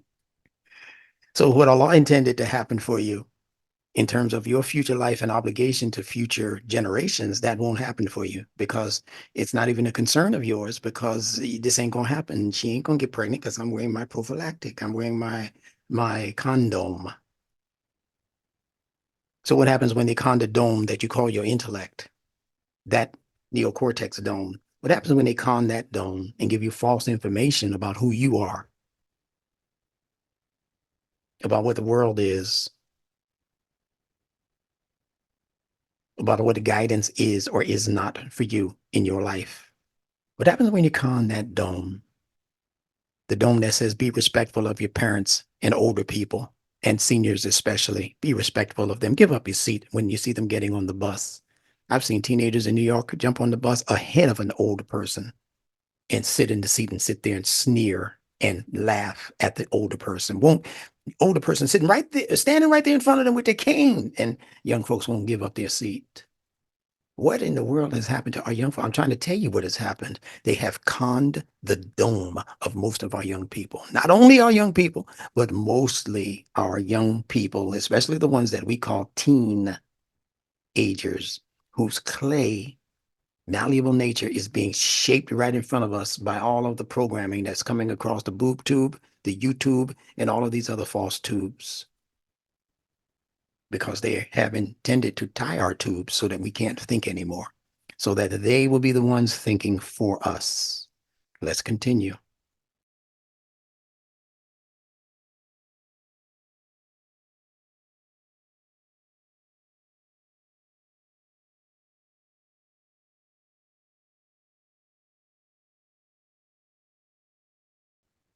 The condom is actually a glove. That's what they call it. Are you wearing your glove? But what is the glove designed to cover? Your hand. What does the hand represent with its 5 digits? It represents your 5 basic senses. So what's happening to your 5 basic senses in this particular concept of glove? They're being covered over. That's not your real hand. That's a glove. That's material that was made in somebody's industry that you bought, believing that it's going to keep your fingers warm. Now, what are we doing when we slip the glove onto our hand? We are literally providing a wrap for our hands. That's what we're literally doing. If you don't have an actual glove, people will take this scarf off and wrap the scarf around their 2 hands to keep their hands warm in the cold weather. So this word wrap is normally spelled W-R-A-P. And Mahi gave us some insight into the letter W. I pray that he will do more on that letter next time we meet. But the music that they've introduced to most of our teenagers, our young people, doesn't carry the W. It's just R-A-P, rap. They call it rap music. And this rap music was created for purposes of dumbing down the 5 basic senses of our teenagers especially. It's reached everybody now, young and old, but it began as an appeal to most of our teenagers, especially the inner city teenagers. A lot of so-called white youth, they were given something called rock. Rock and roll. when the so-called African Americans began to become powerful in terms of their marketing music too, they call that music rap, not rock and roll. We had some artists, Chubby Checker and whoever else that was up in there with the guitar and all of that stuff playing. They call that, they say we are the actual inventors of rock and roll. Before Elvis, it was Chuck Berry. So we actually, they say, are the inventors of rock and roll. But what came after rock and roll? Rap. Now, why is that important? Because it's letting you know something very serious that Imam Muhammad dropped on us better than a few decades ago. He said that the scheme that you're reading about as events taking place in the culture, they're getting those signals to do those things from their down low reading of previous scriptures, such as the Bible, in this case, the New Testament, where they say that they crucified Christ. Follow this logic now to its logical conclusion. They say that they crucified Jesus the Christ. And remember, the feature that represents the death of Christ was the placing of the wreath of thorns on his head. They call it the crown or the corona. Does that sound familiar? The corona was placed on his head, and it said that they crushed it down into his skull. And that's when he said, "It is done." And he dropped his dome. It became flaccid. And is Instructor Bilal making enough connections for most of you who are thinkers out there? The head became dropped, drooped. And he said, "It is done. And it is finished." Yeah, it's finished because the ones who invented the word finish were the Phoenicians. So when the Phoenicians got to the word, it killed the word. It said Jesus was the word. So if Jesus was crucified, it means the word of God was crucified. Where is that word typified? In the Fitrah. So if the word represents Jesus being called the word, think about it. In the beginning was the word, so says the Bible. If the word of God became crucified, and the word of God represents everything that you're experiencing through your 5 basic senses as fitrah, information. Information coming to you from your mama, called Mama Nature, Mother Nature. It means that your perception of creation has become distorted. Not that anything has happened to the creation, basically. It's still the same creation, plus minus, chemtrails and whatever else they've introduced that they think they can control, but Allah can wipe all of that out in 24 hours if he wanted to. But it's your perception of creation. It's your perception of what a mother is. It's your perception of what your girlfriend is. She used to be somebody who you wanted to court, you see?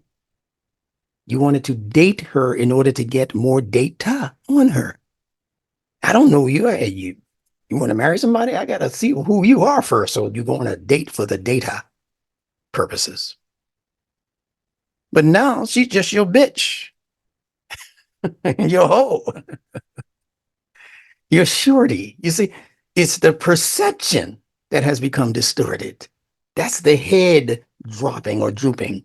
That means that thing has become flaccid. The intellect we're talking about now, the intellect of our youth have been attacked to the point where their thinking has become flaccid, of no account, not able to produce life, not able to release the necessary energies that would go into the corresponding body and attach itself as something that will eventually, in time, produce a newborn life into this world. So we're not producing any newborn lives. How many inventions are so-called African American young people producing? You got more young people on the continent of Africa producing inventions, and they don't even have the technology that we have. We have all of this technology, and we haven't produced a beetle bug worth of mechanics. We're so tied into buying from other people what they have that we have forgotten about the potential in ourselves that we used to recognize to be able to create something out of no thing. Kun fayakun. We had that ability. Allah is telling you about his ability to do it, to let you know that he's also placed that same potentiality in you as a true human being. But we've left the idea of us being true humans. Even during so-called slavery, we understood and recognized ourselves as true humans on the most part. Still on Sunday, we'd get up and put on our Sunday best, suits and ties. Or as I don't know what. Women out there sweeping dust floors in their homes. Wasn't even no floor, it was dust, but they wanted to make sure the dust was still even. See? That was the excellence that we were working with not that long ago. But in today's times, no, that has been lost. So this was a scheme, as I said, that was presented in order to affect the schema. Look that word up. SCHEMA, the schema of a whole people. And presently speaking, it's intended to upset and interrupt and corrupt the schema of world society. It's not just a particular people now. That's why we have to band together. Because it's not just one people anymore. Let's continue and bring this to a conclusion. So this Bible scripture in the New Testament says that after Jesus had been crucified, after the crown had been placed on his head and crushed into his head and the blood began to flow out, and you have to know, as I've been teaching, what blood represents, social logic and all of that. So once social logic has been squeezed out of the intellect, and you no longer are operating based on a social logic, on the fact that we have ancestors and we go to them for guidance, we don't do that anymore. On the fact that the jobs that we have as first jobs usually came from our uncle so-and-so who had his own shop, automobile shop, or whatever it was, and we used to go to them and they used to teach us that trade. That doesn't happen anymore. That's the blood being poured forth out of Jesus's head. And it's being done through the introduction of thorns into the scalp. And a thorn, once it gets into the scalp, if it finds some liquid, it's going to suck it in. That's what cactus do. The cactus, it gets its liquid from the air. And it will just suck up the air. And that will create the moisture molecules necessary for the cactus to continue growing. That's what thorns are. They represent greed. The thorns are not basically giving you anything. It's taking from you. Well, look at what these politicians and these other people in society who are over us, what are they doing? Taking from us. We need another $1 billion for the Ukraine. We need another $1 billion for Israel. We need another. See, they're just taking from you like the thorns and the cacti take from the environment. And at the same time, issue a warning to you: don't get too close. Can't touch this. I'll stick you, I'll prick you. And you know what prick is another code word for? Now, Jesus was taken off of the cross and he was taken to a cave. I know some of you are perking up. I can feel your minds percolating right now. He was taken off of the cross, the vertical horizontal bar, and he was taken from being vertical or upright to being perpendicular. Yeah. He was taken from the position of uprightness and he was laid down horizontally in the cave. And they would come to visit him on a daily basis. And they would bring their incense.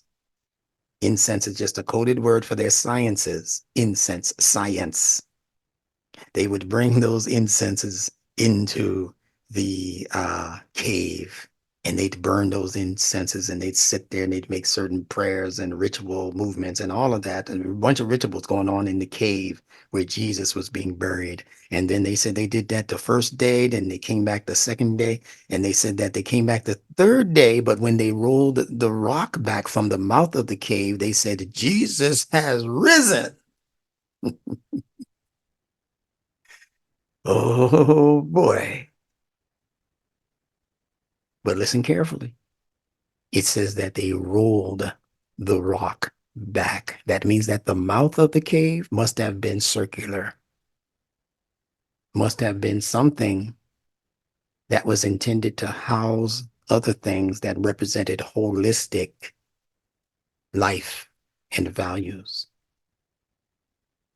It wasn't square, it was round. And they rolled the rock back. Now, here's where Imam Muhammad comes in. He stated that rolling the rock back was a quiet reference to rock and roll. I want you to follow this logic to its logical conclusion. He said that this was them using the music, to create the dis-ease that our society is now experiencing.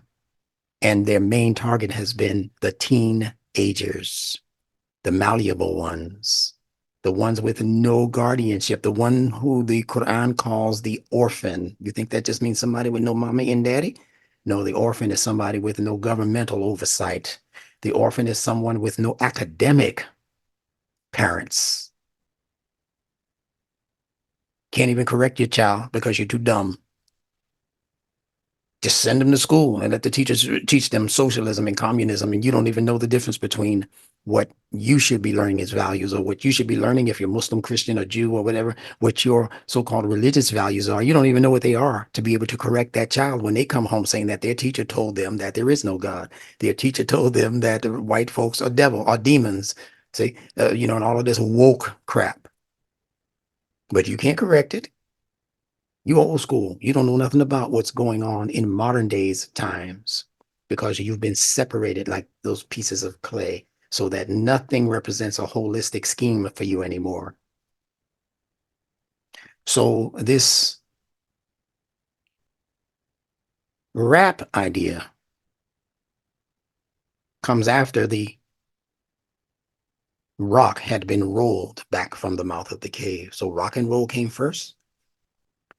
And how did they know that Jesus had risen, that Christ, in this case, has arisen? It says because the wrap had been removed from his head. They wrap just like Muslims are buried. He was fully dressed. You know what that dress is called? It's from the verb labasa. Labasa. Labasa represents any clothing that you're wearing that serves as a substitute or an enhancement for your original clothing, which is called skin. You're born into a skin suit.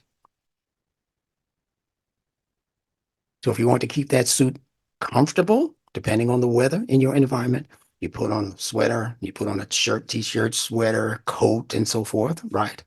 All of that is under the heading of labasa, or clothing, which is like a secondary skin, but it's not your fitrah skin. So they're covering over your fitrah skin with something false. You see how it all goes back to false? Labasa is interchangeable with balasa, which gives us the word iblis. So iblis is a falsehood. He's a covering that's taking place in the language. As I said, iblis also represents how language is used. So iblis is a covering that they use to cover over fitrah-based concepts in order to present to you their falsely based concepts that I spoke to you at one point as being the fake, fictitious meanings given to us by the ancient Phoenicians who gave us the word phony and phone, because there's nobody in there. It's false. You think you're listening to somebody. You got to be really little to believe that somebody's in the. I used to believe that when I was 5 and 6 years old, and I'd hear my auntie talking to my mother on the phone. And I heard her voice, like Betty Rubble talking to Wilma Flintstones. I said, "Oh man, my aunt is in the phone. How that? What a miracle that is!" But she wasn't in there. That was a false notion on my part. So false, iblis, balasat, clothing, all of that is false when you compare it to what's happening in the real world. Not that you can't use it. Yeah, you better daggone be sure I'm going to use that clothing in the inclement weather. And I'm not going to leave my house naked. Allah told us why he gave us clothing. It's necessary. to cover what he calls our shame. I get that. But the fitra-based idea is that it's still false in terms of what you naturally have come into this world with. So now we'll look at the people of the Amazon that we were talking about earlier with Mahir, and we'll say that they're uncivilized, but that's not true. Why? Because they're just wearing a grass skirt and the women have their breasts out. That makes them uncivilized. They're more civilized than most of us in the Western world. They don't have the same attachment to the idea of nasty that Western people have. They know the proper fitra-based purpose for women's breasts. And because we have been indoctrinated by the world, we have been given false ideas and false connections for these same things. So we can't identify on the level of the primal people and their societies and how they identified, even with the human body, not to mention the animals and the other life forms that are sharing our environment that we just want to kill and eat. All of these things become less than us. We become gods in this world that we think are intended to just rule over all of this lower life stuff. And we abuse it. We take a bite out of the chicken leg and we throw it away. The waste that takes place in the poorest communities on this planet is unfathomable. Just the waste that takes place in the Muslim community around the world during so-called Ramadan, when we're supposed to be disciplining ourselves. Do you know how much garbage we throw away every night of the last 10 nights, especially, that we're supposed to be making tarawih, and then we go to eat and fill our bellies so full, and the garbage cans every night become so full. What a shame. That's a crime, actually, for all of the poor people in this world who are starving to death, who can't get a chicken leg, who would celebrate you if you gave them a chicken leg. So we're cuckoo for Cocoa Puffs in this world, in this modern world. They have taught us incorrectly. Do you think Margaret Mead went around the world examining these primal societies, thinking that these were nasty people? Because she saw the woman bare-breasted, or she saw the man with just a little loincloth, do you think she thought of them? She was an anthropologist, if you don't know. Margaret Mead, M-E-A-D. Do you think that she was looking at them? No, because she was looking at them through the lens of an intelligent researcher. She had other issues and problems, but I'm talking about her anthropologic eye. So the rock and roll was established. Not long behind it, the idea of rap was established. And as I said, it was for purposes of actually dumbing down the 5 basic senses of mostly our young people, to give them concepts of people, places, and things in the world that were false concepts. And they eventually called that language, also based on the first major record that was produced to support rap, they started calling it hip hop. Hip hop. So what concept are we approaching now? The same one that Mahir was addressing when he told us about the matrix that first introduced the white rabbit. And rabbits are the ones who hop. They're telling you things all the way along the trail of their false language, and we're not picking it up because we're not sensitive to the codes. So the rabbit is the one that hops along the way. But why, even more importantly than that, are they calling that music by our young people hip hop? And I think the group Tower of Power introduced a question earlier through a song called What is Hip? What is hip? Tell me if you think you know. What is hip if you're really hip? Huh? The passing of the years will show that you're on a hip trip. Maybe hipper than hip. But where is the hip in the fitra on the human being? You know where the hip is. And you mothers especially know where the hip is, because if you were true to your fitra nature, when that baby was born, you didn't necessarily go out and buy a bassinet, or maybe a bassinet, but not a carriage and all of these expensive things that we couldn't afford back in the day. We would tie that baby to the hip. Listen to it now. We tie that baby to either where they were in the back of us, but usually European and European American mothers tie the baby to where they can't see the baby. Our mothers don't like that. African mothers and third world mother. We don't like to tie our babies in the public to an area where we can't see what somebody's doing behind us. So we tie them so that the baby was actually situated on the actual woman's hip, the mother's hip. And the hip, as you know, is a protrusion in the female, not in the male. Allah gave the female that curve that we're calling the hip. And that baby would sit straddled on the hip, feed from the hip, go to sleep on the hip. And what happens as the mother will continue to do her daily stuff with the baby tied to her hip, every time she'd make a step, the baby would hop while tied to the hip. And I just gave you the true meaning for why they called our music hip hop, because it was intended to reduce you teenager, back to your infantile life. They showed it to you in the movies, what was that movie? Boys in the Hood. They didn't even call us men. And most of those people were beyond 13 years old. They called them boys in the hood. And one of them they had, I believe he was in a wheelchair, sucking on a pacifier. One of the gangbangers in a wheelchair, gangbanging, and sucking on an actual baby's pacifier. They're trying to tell you something, young man. So hip hop represents the introduction of frequencies, vibrations, and energies that were purposely intended to retrogress the intellects of our young people called teenagers so that they could be shaped and molded all over again. And if you wanted to see them something other than what the society and the manipulators have shaped them into, you can't reshape them. They're too hardened. You have to break them. And that's what prison is designed to do. Breaking bricks is the primary preoccupation that they give to people who enter prison, not for short sentences, for hard time. You get it? For the hardened criminal, the one who has done this over and over again, murdered somebody, robbed somebody, raped somebody. They're doing hard time. All of these concepts are related.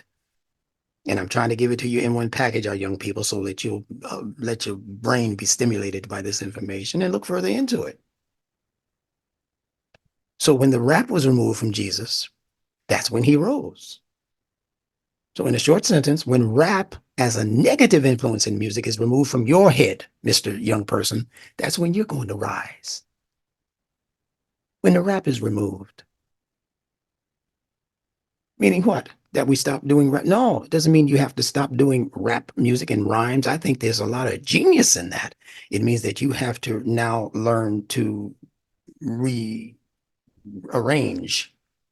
the direction of the music and the words. And now you have to begin. Can you imagine a whole genre being put out by our young people of so-called rappers that are using NuNetics as their basis for introducing new words into the lexicon? Oh, man, what a new genre that would be, huh? It's going to happen. And there are people right now in the so-called rap industry who are figuring this out, not with the NuNetics that hasn't been introduced to them yet, but with positive messages, which actually hip hop started out with many positive messages, but they were messages that gave us the problem with no solution. It's like a jungle sometimes. It makes me wonder how I keep from going under. Remember that one? And there were several songs that reached the top 100 list that were enunciating issues and concerns that we have, even in the genre of rhythm and blues. They gave us messages in the music. The Temptations gave us Ball of Confusion.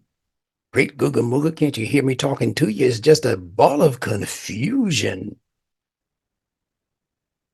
But they didn't give us any solution to the confusion. See, you Muslim thinkers, you Christian thinkers, you Jewish thinkers who are into that level of music, you're supposed to now be writing lyrics that reflect the not only the problem, but the solution. That's when you're going to become a mega hit, or as we said in the beginning, a mega star that people can look at and follow the trajectory of and lead them out of this dark world into some enlightenment. All right. So we went from rolling the rock back from the mouth of the cave, rock and roll. And the next major shift was over to rap music. And the rap then was removed from the head of the Christ. And the word rap is also related to the word rabbit. And rabbit is a code word for rabbi, which speaks to the Jewish scholarship that is guilty in this whole wordplay and word manipulation, frequency manipulation game that's been played on this world. Same ones who called you black people. The manipulation of frequencies, the manipulations of meanings of words, the Phoenician, phony, fictitious meanings that were given to fitrah-based words. And believe it or not, the major confusion that we're experiencing in the world of Muslims right now are because of renegade rabbis who existed in ancient Iran, who were dictating meanings for Quranic words, as they did for meanings in the words of previous scriptures. That's why Mahir has to stay on his job. They want you to continue to just look at the Quran and reject everything else that came before it because they don't want you making these kinds of cogent connections in the logic. They wouldn't dare have that happen to them. They just want you to continue following their hip hop logic that doesn't walk a straight line. When you're hopping, you're generally on one leg. Remember those games we used to play? You hop on one leg, or you have to hop with both of your legs tied together. You don't hop walking evenly on two, as Allah says in the Quran. Or can you compare the two? Allah said, who is better? The one walking along on two legs evenly, or the one who's hopping along the road? Allah has said, which one is better? What makes more sense to you? So Allah told you about hip hop right there in that ayah. The one hopping along. That's your hip hop. Oh my goodness. And they have our young people talking about going home to the crib. You tell me that they haven't reduced our young people to infants and infantile behavior, meaning instinctive behavior. Infant got to poop. You think it's going to wait to get home to the bathroom and he's 3 years old? No, he's going to poop right there in his diaper or in his pants if it's strong enough in him as an issue. He got a pee-pee. That baby's going to pee-pee in his diaper. He don't know nothing about waiting until he gets home. And our young people, they get these urges, these instinctive urges to kill somebody, to yell at somebody, to curse at somebody, to condemn somebody, to fight somebody. Those are instinctive urges. And they seem to be not able to control them, just like infants can't control their bowel movements. I'm bringing it to you real. I know you can feel it. So we have to take control of what Allah has given us control over. Don't play the hip hop game with your logic. Don't hop around. When we come at you and we ask you a serious question, like Mahir was asking serious questions today in answer to other serious concerns, but he didn't hop. We talk about don't hop around the issue. We have that in our language. Don't be skipping around the issue. Walk a straight line with me. Show me how this leads to that and how that leads to the third thing. Don't jump from here. Don't play hopscotch with me. Hopscotch. Don't play hopscotch with me. Yeah? Give me the truth. You can't handle the truth. That's what they believe about us. We can't handle the truth. And they had a group called Crisscross. I don't know if you remember that. If you're as old as I am, or even a little younger, you remember a group, two young guys called Chris. Oh, their lives turned out to be terribly tragic. Drugs and alcohol. One of them, I think both of them might be dead now, but I know at least one of them is. Alcohol abuse, drug abuse, smoking too much reefer and all of that, somebody lacing it with some, well, our young people have gone through some tragedies because they're not paying attention to their own fitrah. But this group was called the crisscross, both of those words spelled with K and not C. Crisscross. And their most famous song had lyrics in them that said, crisscross make you wanna jump. What is jumping? Hopping around, isn't it? You think I'm able to make these cogent connections back to back like this and this not be real logic? Don't think it ain't real because you didn't think about it or you didn't think of it. This instructor here, along with the instructor you heard from earlier, we do thorough research when we research. We research in our dreams. When everybody else is asleep at 3 in the morning, I'm sure I know for sure myself, 4 in the morning, I got to get up and write some of this stuff down because it comes to me in my dreams. I get very little what you would call real sleep every night. So that's your rabbit hopping around. That's the logic of your renegade rabbis. Imam Muhammad called them Jacobites.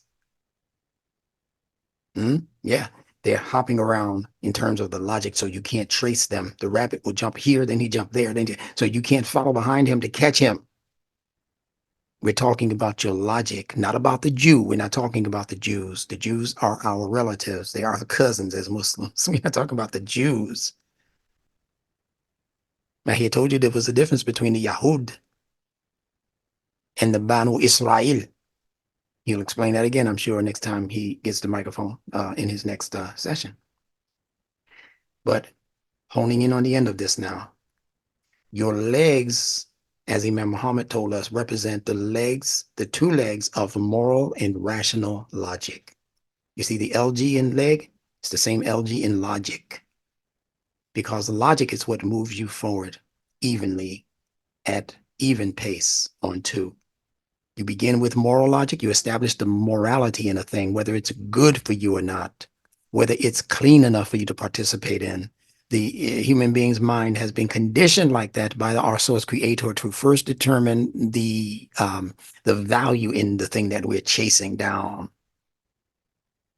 Is it a real job you're offering me, or is it the selling of some narcotics or something that my soul doesn't feel comfortable participating in? If it's a real job that you're inviting me to, let's do it. Where do I sign? On the dotted line so I can get that check at the end of the week to help take care of my family, because I know that's the right thing to do. That's the moral thing to do. So you put the moral thing first, and then when they say, no, everything is cool, man, this is a legitimate job. It's on a construction site. You're going to need this equipment, these boots, and that. Oh, yeah, I'm good now. So I got all of those things, and now I'm ready to apply the rational logic. Where do you want me to show up? How much is this job going to be paying me every week or every 2 weeks or every day if I'm getting paid by the day?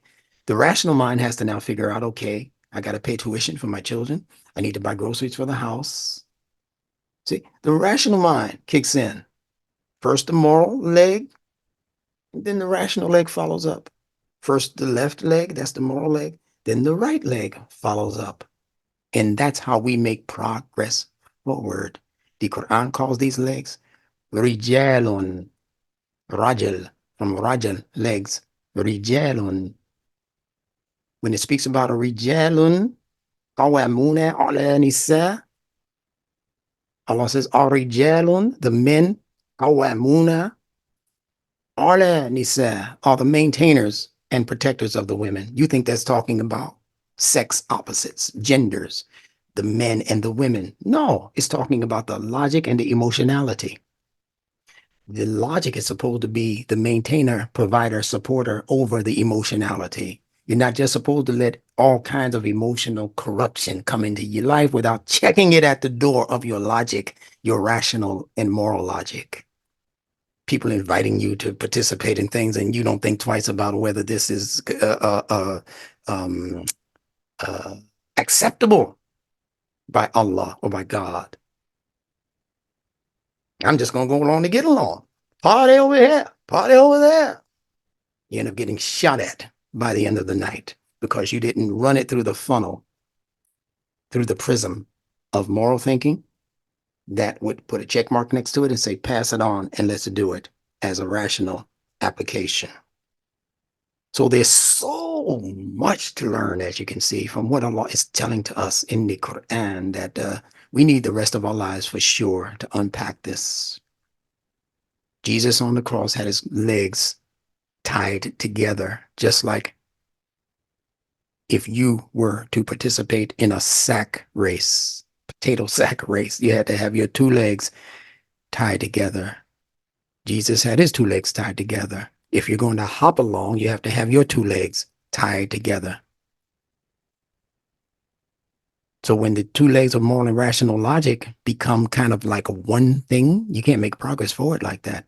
You have to do it at a pace, a sequential pace. You can't just be all over the place trying to move both of those levels of logic simultaneously. It doesn't work like that.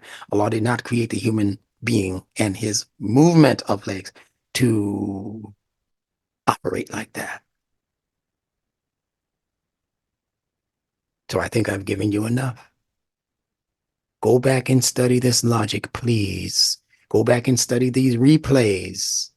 I might put them out separately, his presentation and my presentations, just so you don't become overwhelmed. You look at it and you see 6 hours and you got that kind of patience.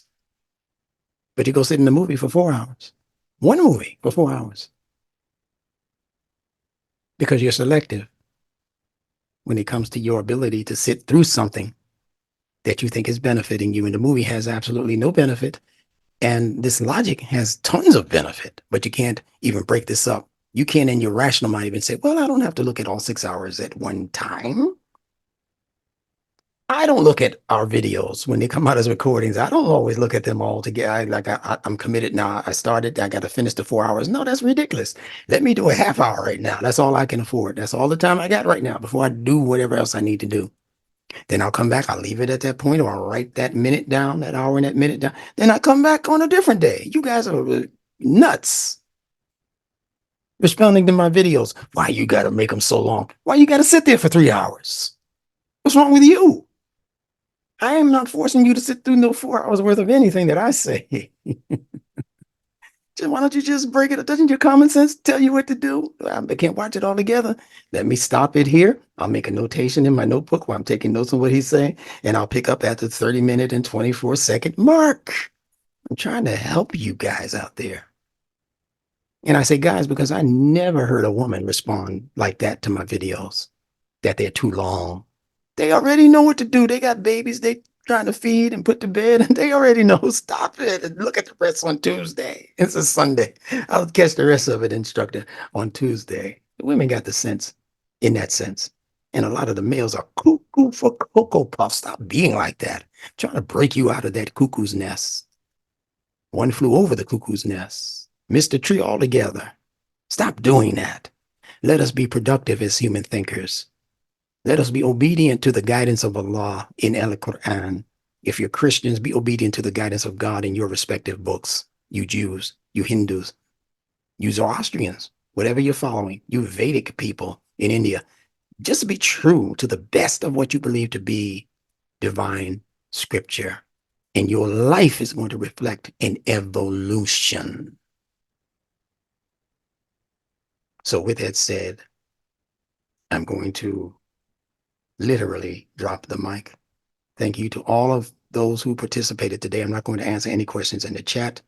You can send them to my email, and if they're worth me looking into, I'll send you back an answer, or you can just save them until the next episode or the next session on next week. Okay. There are many things happening, all of which I can't tell you about in public. There are certain things happening even with certain learners among us that you need to know about, but I will text you or email you separately. I won't do it to where the public is privy to the information. Just understand, as we always say, that goodness is certainly on the rise and that we cannot stop now. Thank you for listening as I greet you in the greetings of peace that obligate each and every one of us to keep the peace. Salamun alaikum. Walaikum assalam. Alaikum salam. Alaikum assalam. Great having you all here. Walaikum assalam. And thank you very much to our guest, you see how tired I'm getting, our special guest speaker, Mahir Al-Razak El. And the L is for the L represents you the so much. power. It's my pleasure. Thank you Wa all. alaikum assalam. All Salaam right. alaikum. Alaikum salam. Thank you all. Assalamu alaikum, brother ma'am. Awesome. Thank you. Absolutely. Alhamdulillah. May Allah Thank continue you, to Rahima. I haven't heard from you in a while. How's Philly holding Alhamdulillah, up? alhamdulillah. I'm on, but you know what's so powerful? Every time I check in, I'm like, we're like such the same energy. So I'm like, oh my God, I talked about that this morning. So, you know, I've definitely got to talk to Shahida. So I need to be on point Work on it these out. classes. I really do. I will. Work it out. So Thank you, you'll my see dear. me more. Assalamu alaikum. Alaikum salam. Gary Wayne wants to thank Mahir for his fire and historical information. Yes, yes, yes. Abdullah calls it the ultimate reality. You will soon see it with our creator. I ask those who doubt these simple questions. Did you know when you got here, or do you know when you're leaving? No, that means that you're not the supreme source of everything in creation. And Nawa says, hey class, anyone interested in a study group, listen, where we can meet at least twice a month. I need you guys to close your phones because there's a lot of noise coming through for some of you or one of you. She says, anyone interested in a study group where we can meet at least twice a month, email Brother Benjamin, that would be me, and let me know that you're interested in what I call a study buddy that you can meet with during the week outside of the class time so that you can better understand NuNetics and its method. All right. So once again, thank you all. Salamun alaikum.